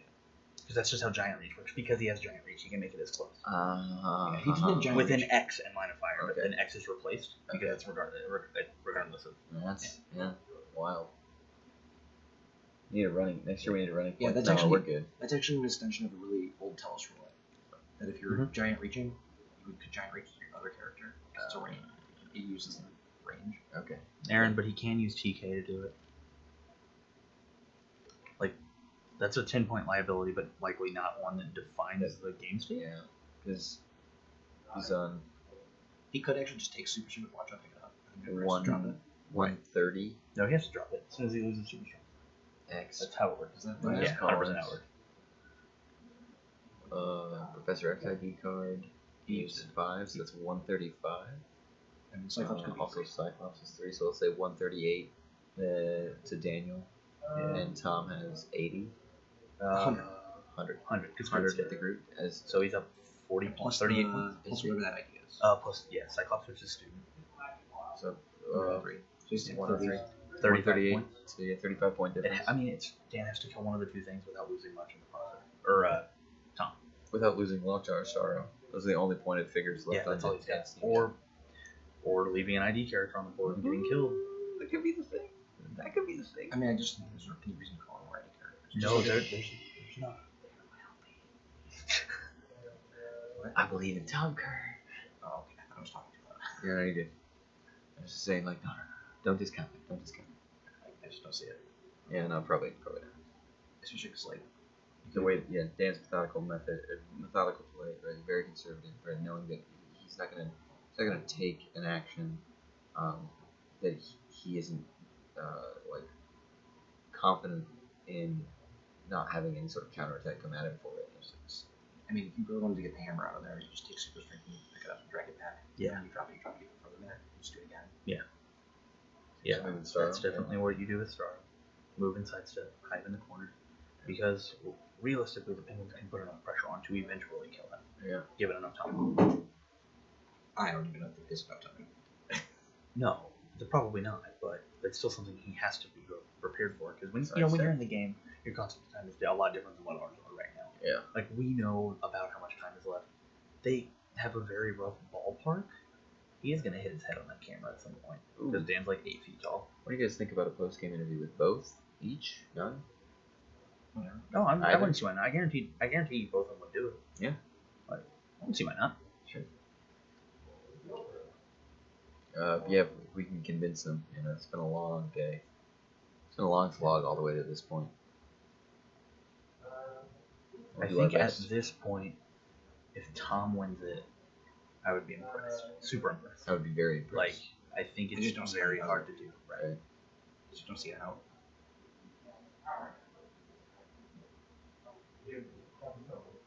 Like, I don't think getting Joker in there to call the IDs to try and take a star is enough. There is an available line of play. There is. It's like It's very low probability. 0.001% I'm not even chance. sure it's Like, there. Because the problem is the stars can just climb up there and prevent Joker from advancing. They're using a tray, and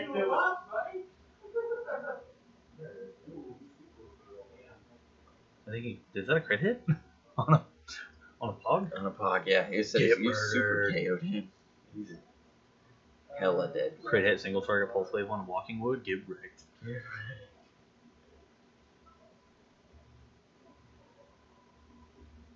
Yeah, so we're gonna lock out with double poison. There's no double poison. He There's doesn't. no poison. Well, a Joker has Joker it sometimes. has- Like, yeah, that's not. You can't even rely on it. No, because you roll randomly off of it. Yeah. And you can't even get to it from every time. Tom sounds like hecka calm. He's Oh, yeah. I mean, like he's working through and figuring out. He's I mean, he's got to be processing the line of play that's going to give him the best chance, which is highly improbable, right, at this point. But it does exist. Like it's not like there is no out to this game. It exists. It's just going to take a lot of things I actually. going sort of like very correctly in order for that to happen. No, like, and really what it comes into is like, right now is like the most important time for him to be doing the best processing and making the most correct actions, because that's going to compound forward. If he makes a mistake now, that's also going to compound forward. It's only going to take him further away from actually being able to get the win. Yep. Yeah. And Tom, I think, is very capable of finding that line of play. He's shown time and time again, that he can find it. Maybe it was more readily available prior to this game, right? But we'll see. It's Match. No, he said it's Patrick. Oh, it's because they're all of the star fights are okay. Patrick.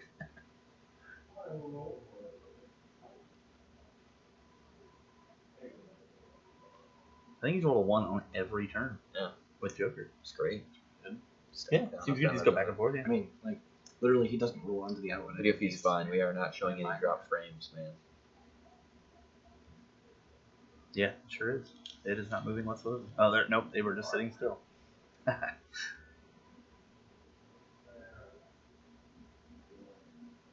Yeah, Brad, it's just your crappy internet.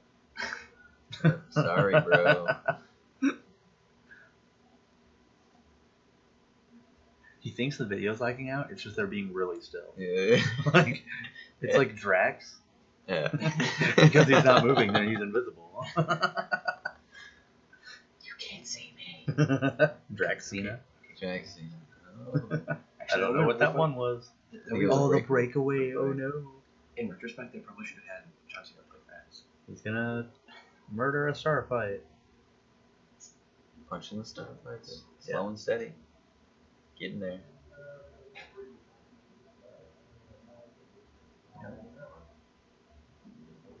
He is not going anywhere at all. I'm curious why Dan chose that square. For lockjaw? Yeah. Well, I think it's to have one player on the side. yeah. To the right. Similarly, that's what I should have done. Do Starfights get adjacent or right? Adjacent. Oh, yeah, no, it's adjacent. It's generate. Dr. Teeth, the point totals are roughly 138 to 103 right now. Ish, with Daniel Powell in the lead. More accessible. So, game breaking. Yeah, this map is very difficult to navigate. Maybe, but I mean, Tom just showed it's Yeah. pretty. It's not as bad, right? Yeah, it's not as long as you have the tools. Yep. I mean, I think that actually just shows that, like, that's what you have to do in order to even have a shot. Yeah. Also That's- fair. even that's, like, Also true. often not enough. The perfect sequence of play in that turn. Right. And, like, if anything goes wrong, it just falls apart. Exactly. You know, just because you can build a meticulous mousetrap doesn't mean it's just gonna Right. crumble. Yeah.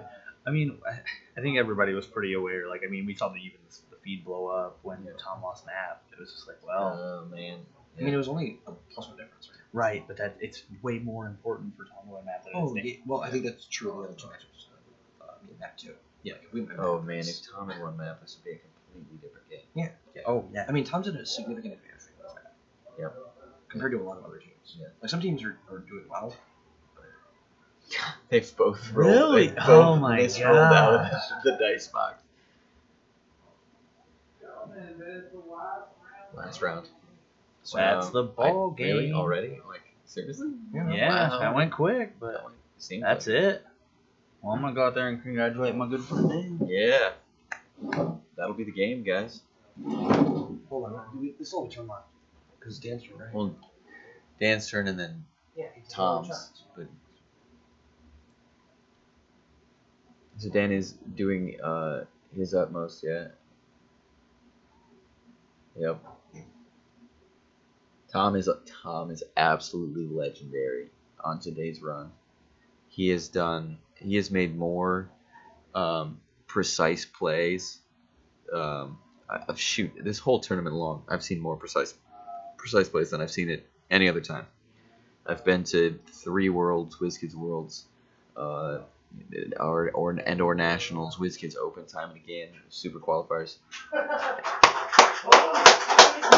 Daniel Powell is your 2-time defending ROC Cup champion. Give it up for Daniel Powell, everybody.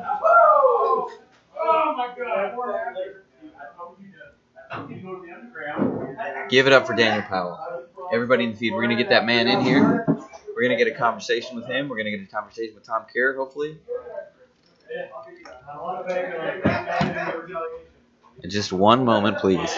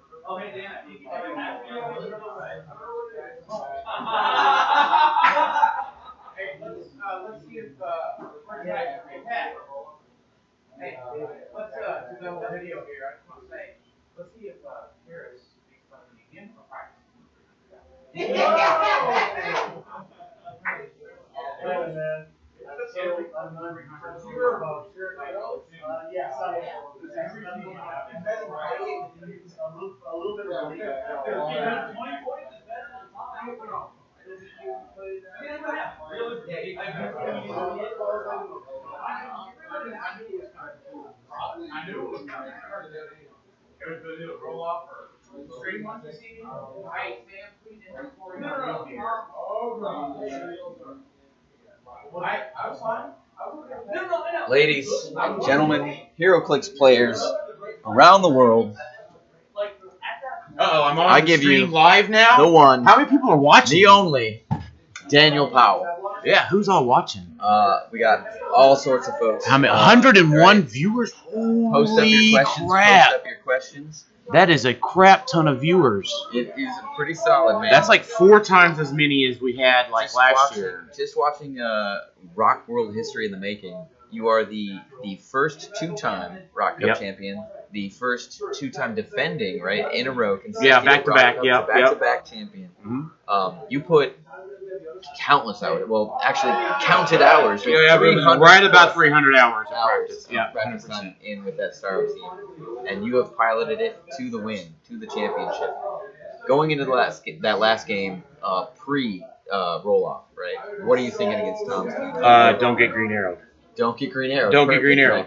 Right, and I'm not worried about. So to be fair, I know Star Fox got green arrow, poor guy, but I had the senses, which was I had the high defense. Let's say an exquisite play. I mean, absolutely. So if I had hit the hypersonic brake off the tank, I'd fly over, shoot the green arrow, and outwit his combat reflexes or ESD or whatever he has. Then Groot.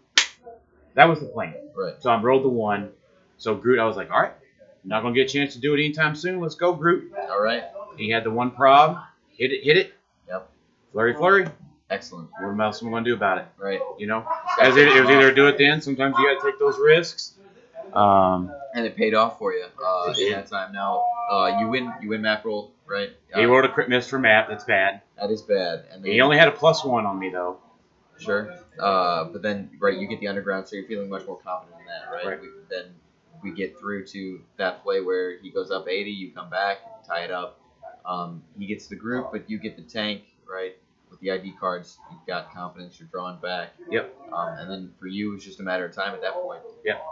Excellent, man. It's just a matter of time. Yeah, I mean, I can't thank my team clicked off enough. I can't thank PJ Bolin enough for spending the time on the team with me. It was a heck of a night and a heck of a day. I think we're going on 14 hours of HeroClix. Yeah, absolutely, 14-hour day. Yesterday, 14-hour day today. I mean, it has been a long slog to get here. Well worth it though, right? Thanks. Yeah, this is state of the art equipment. Broadcasting equipment here in the back room of Lucky Dice. If you guys can't see, that is a straw that my mic is clipped to. Right? We are working with only the best. Do you attribute your great beard as the reason for your victory? No, you know what? It is here. It is staying. It worked last year. It'll work this year. It worked this year. 300+ hour beard. Yes, 300+ hour beard. quick question from Dreamer: what map are you considering to make? You've got the Powell Farm, right? Which is an excellent looking map. Right. Very Appreciate great. that. Yeah, I really like the design of it. Any ideas for this next one? I don't know. No yet. All right. You're still basking I don't- in the victory that the hard fought, hard won victories. I do know if I get to make the pod, a Marvel guy. All right. This year was the Infinity Gauntlet. Excellent. I think next year will be the 10 Rings of the Mandarin. Whoa, all right. And the overalls, of course. Oh, and the overalls. Absolutely. Absolutely. Any other questions quickly, if possible? Yeah, okay, yeah, sure. Chase, I'll see you Tuesday, buddy, too. Let's just give one more round. Wow, look at that. Look at that. Yeah. Look at that. That guy's really angry at me. You don't worry about That's that. on the internet. I'm aware of it. All right, you're aware of it. Yeah, of course. Yeah. Haters gonna hate, man. Haters gonna hate, but they ain't got that 4K in their pocket. Oh, all right. Congratulations. It just on is your what it win, is. man. Congratulations.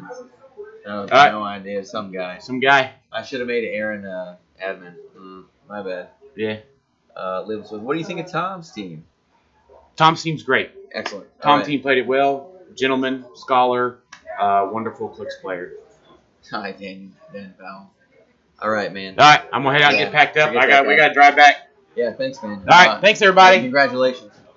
Let's see if we can't get Tom Kerr in here. Tom.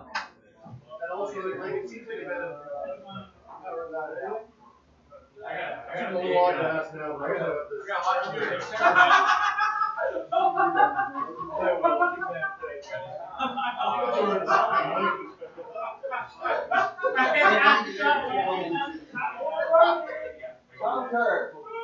Yes, sir. Excellent. All right, we are going to get Tom Kerr in here. Tom, on the way. Tom. So, yeah, congratulations to Dan Powell. Two-time ROC Cup champion. Back-to-back ROC Cup champion. Tom for the Canadian Pantheon. He is on his way. Hey, what can I do for you? The man, the myth, the legend. Take a seat. Let's Yeah. talk about that game. Are we live now? We are live now, Wow, right? cool. The people are calling for you. Oh, man. Hey. Look at this. Tom. Yeah. Tom is my rock champ. Yeah, Yeah, absolutely, that's man. mine too. No, the champ is out there. Oh, and rightly so. Sure enough. Yeah. Excellent game. Thank you. Losing map roll must have been of extreme difficulty to face. It was. I mean, I was afraid of. Honestly, I was more afraid of being put on the Flashpoint Flood. Okay. Because I kind of thought that if it was a blocking heavy map, I might have the opportunity to do the Professor X tank thing. Because that George really made that work well. All right. Yeah. Let's just cut straight to that. Because, Sure. Man. So we're having a little bit of a conversation. We look back, and all of a sudden I see Haha Joker has called somebody in, and we're leaning in. Who is that? Professor X? You're dropping the tank all of a sudden. Yeah. And we're going nuts back here because of that line of play. Well, so the star precise, fights, of course. exquisitely precise. Star fights you can't miss, right? So there was no real fear I wouldn't be able to tank. I was definitely so the only thing he had was super senses, and I was like, well, under the circumstances, I'd rather take the risk. Because if I don't take the risk, I'm hoping to be able to get call-ins to get to Groot. And he kept moving Groot over. And it was going to take a long time. And I figured I wouldn't be able to deal with the star fights in time to deal with the mind control. Sooner or later, he'd force him to come to you. Yeah, he'd kill my surfboard to just put me on like a 1-point tilt, and then he could run forever or whatever. You know, there were options there. So I figured I had to take the risk. And, it was good. It was a worthwhile risk. It did really pay off. Right? And then I also figured, because I knew the retaliation was coming, but I figured I've got an 18 or a 19 defense on his 11 attack. He gets an 8. I've got a prop against 4. He doesn't have a prop against. So you got to roll 8 twice. Right. And then he's got to pop out the guy who's got a flurry, and I've got to miss my super set. Right. So that's a lot of things that have to go against me. Right. There's a lot to put up against Dan, and unfortunately, he was able to make the hits and miss the senses and everything. So at that point, I probably should have just gone to the wall, right? Like I really should have tried to get way up in his face because Batgirl's got some free attacks. There's could be flirting with Wolverine on the other side of the board. Try to go after Lockjaw. I don't know if they could have made it, but I could have tried harder. I could have played faster. Yes. That being said, those star fights are going to be clogging up the map the whole time, right? And Starro can still just sort of sidestep, move away. Lockjaw can be phasing, right? There's a it's lot to be hard. put up. Lockjaw can just barrier and just drop a wall in front of you. So Yeah, like I had one chance and I saw it. I took it. You took it, right? The way things all played out, man. But wow, like what a game, what a run, right? Like what a tournament. Like just bing bang boom, 1, 2, 3. These last 3 matches have been you, and right, you have shown that you are one of the best players I've ever seen, right? Like exquisite play, time and time again, right? And to maintain that that level of precision and accuracy through 3 games after 28 hours or more, right? yeah, cumulatively, cumulative hours of just driving forward through this through along the road to get to here to the finals. Yeah, man, you've amazing. Thank you. Let's see if anybody has any questions. Love the team. What is the point of surfboard? And have you considered reducing ID cards for a storm break? Well, I have considered, but honestly, I only have 5 IDs to begin with, and I know that sounds like a lot, but it's the main point of the game, as I'm sure people saw from the other games they were watching the stream earlier, is like Joker just pumping people out. Right. I want to do that as much as I can. Yeah. Green Arrow is more deterrent than anything else. It's a bit of a misleading thing because I had 2 games in stream against Unimines, and the best tool against Unimines is a Green Arrow. Absolutely. So he definitely was more aggressive in that thing. But if you looked at the day in large, there were some games where Green Arrow maybe made 1 attack, and the call-ins did all the work. And nothing is more important than putting them on tilt. As to the surfboard, the point of it, and it never did come to fruition, but the idea of it is that when I win map, I go onto the Iceberg Lounge. There's lots of water. Exactly. Batgirl has an ability to remove 1 of her title tokens and move half her move for free. The surfboard gives you +3 movement into the water. Right. So if she can sidestep into the water and then do that, she can move 7 rather than 4. And that is a huge swing to bring in an ID character. Absolutely. So I've just never... the games go so fast at this point that I've never had a chance to actually equip the surfboard, so it never came to fruition. Okay. In future, I'd probably just drop it rather than give it the points, but I don't know. I like having a 300-point team. That's a point. Yeah, that's a point. How do you feel if you would have won map roll? If I went on map roll, I think it would have been a much better game for me. Yeah, Seals throwing beach ball. Seals trying to get the Groot, and I still might have done a similar thing, trying to pull the Star Fox over since it is the best chance I have. But I could also, if I can get a couple of hits away, a couple damage away on Starro once, then Green Arrow can finish him. If I've got a Perplex from Batgirl and RCE on my damage and I've backed up with enough probs, it's 8 clicks, right? So I got to do 2 damage, and then I can get him. Absolutely. So that would have been possible on the Iceberg Lounge, which it really wasn't for me. So yeah, much more difficult on the underground. Just the sort of inspiration, thought process for building the team. It all started around Green Arrow. Like, it's funny, it wound up being Gotham City. I really wanted to make Green Arrow viable as an on the force. Absolutely have been part of that. For sure. To be fair, George got there first, but George gets places first. George is go for a reason, I suppose. Yeah, that's true. But I wanted to build something around him, and I've been trying really hard. And the penguin, and 2 penguins and Green Arrow make a nice little unit, but nothing ever felt right to round it out. And I was talking with Mike White, good friend of ours, and he's on the Metal Lab with us, and we were in the car talking, bandying back and forth about the new set, talking about how much we liked Child Batgirl. Yeah. And she was kind of the missing piece to that because she doesn't do any one thing incredibly well. She does a whole ton of things pretty well, very well. Very well for her. Yeah, as long as you remember to get loyalty tokens, that's a good point. Right. Keep attacking with the loyalty tokens. Yeah. And man, I don't know how many times I saw those loyalty token shots miss, and it's just like, come on, right?